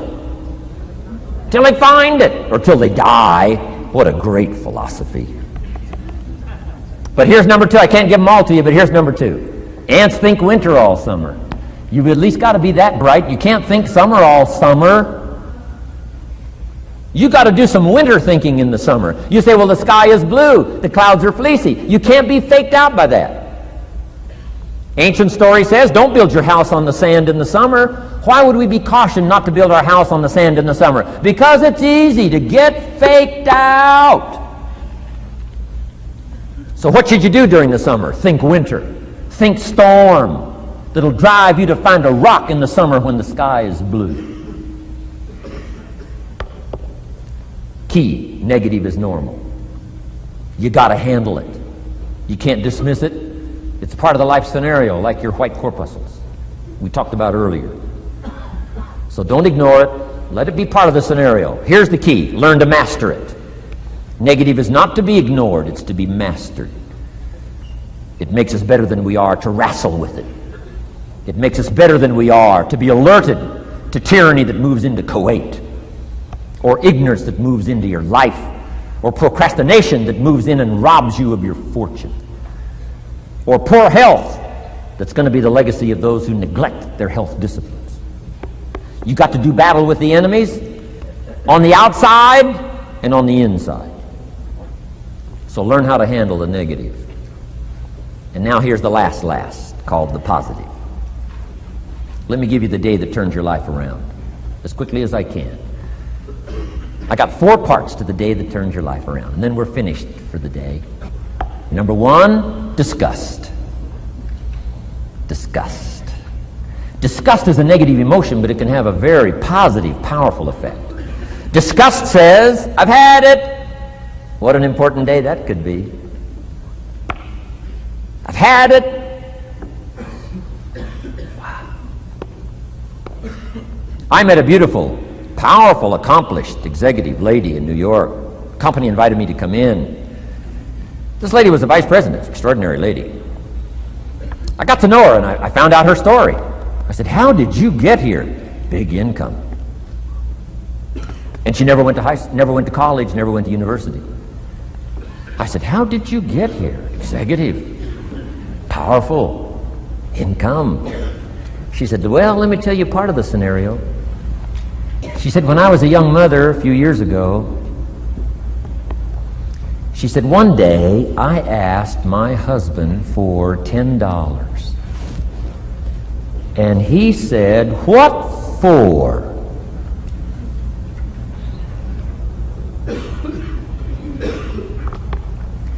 She said, before that day was over, I decided I would never, ever ask again. She said, I started studying opportunity, found it, took the classes, put myself through the schools, did the scenario. Now I'm vice president. I make a lot of money. And she said, I kept my promise. I've never, ever had to ask again. It's called a life-changing day. The day you say, enough is enough. Now, if you can add an act to your disgust, it helps. The man takes a shotgun to his car, blows out every window, destroys every tire, puts 100 rounds in it, and says, I've driven this embarrassing thing for the last time. And then he saves it. He saves it. And later when somebody says, how did you become rich and powerful? He says, let me show you this car. One day I'd had it up to here, I blew it to smithereens. Enough is enough. Powerful. Here's the last three. Next is decision. Decision making is a life-changing day. If you went home today and in the next few days cleaned up a list of decisions, it could furnish enough inspiration for the next 5 years, 10 years. What an inspiring day, the day you can bring yourself to decide. And here's the third one, desire, wanting to bad enough. Who knows the mystery of that? We don't know. But here's something I do know. Sometimes desire waits for a trigger, waits for something to happen. Who knows what the happening may be? A song, the lyrics, a movie, the dialogue, a seminar, a sermon, a book, an experience, confrontation with an enemy, a conversation with a friend who finally levels with you. Whatever the experience it is, it's so valuable. And here's my best advice. Welcome all experiences. You never know which one is going to turn everything on. Don't put up the walls. The same wall that keeps out disappointment keeps out happiness. Take down the walls. Go for the experience. Let it teach you. And here's the last one. Resolve. Resolve says I will. Two of the most powerful words in the language. Benjamin Disraeli said, nothing can resist a human will that will stake its existence on its purpose. Shortly put, I'll do it or die. Best definition of resolve I got from a little junior high girl, Foster City, California. I'm going through some words one day. I got to this one and I asked the kids, who can tell me what resolve means? Some didn't know, some tried. Interesting. The last one was the best. Little girl about 3 rows back, she said, I think I know, Mr. Rohn. I said, what? She said, I think resolve means promising yourself you will never give up. I said, that's the best I've ever heard. She's probably giving seminars somewhere today, right? I mean, that's the best I've heard. I asked the kids, how long should a baby try to learn how to walk? How long would you give your average baby? Before you say, hey, enough's enough. No. Any mother in the world would say, you're crazy. My baby is going to keep trying what? Until. What a magic word. I want you to write it down. Until. Promise yourself you'll read the books until your skills change. You'll go to seminars until you get a handle on it. You'll listen to it until it makes sense. You'll go for it until you understand it. You'll practice it until you develop the skill. Never give up until, however long that is. Step by step, piece by piece, book by book, word by word, apple by apple. Walk around the block, walk around the block. Go for it. Don't miss the chance to grow. And resolve that you'll pay the price until you learn, change, grow, become. Then you'll discover some of life's best treasures when you pay that price. Now here's my last word to you. As leaders in the community, I'm sure you are. Parents, the greatest challenge of leadership is parenting. Whether you're in sales or management, wherever I've found you today, I want to give you, from my heart to you, what I wished you would do from this seminar today. And if I've inspired you to do this part here, among all the other things I've talked about, I would have considered it worthwhile to leave my family, fly away from my home, drop down into Fort Worth, Dallas, and spend one of my very precious days with you. If I can accomplish this, it'll all be worthwhile. It comes in two parts, and here it is. One, learn to help people with their lives, not just their jobs. Learn to help people with their lives, not just their skills on the job. Touch people with a book, touch people with a poem, touch people with some words. Don't fail to say something that could be meaningful. Help people with their lives, help them set their goals. Help them with their dreams, help them with the future, help them with errors, help them with mistakes. Help people. Help your kids not just get along, not just hang in there, not just try to hold the family together. Try to build lives with communication, build lives with setting goals. Help your kids with their lives, not just their homework, their lives. And here's my last one for you personally, because I'm probably one of the best examples of this standing before you in this auditorium today. Here it is. Ancient script says, if you work on your gifts, they will make room for you. If you work on your gifts, they will make room for you.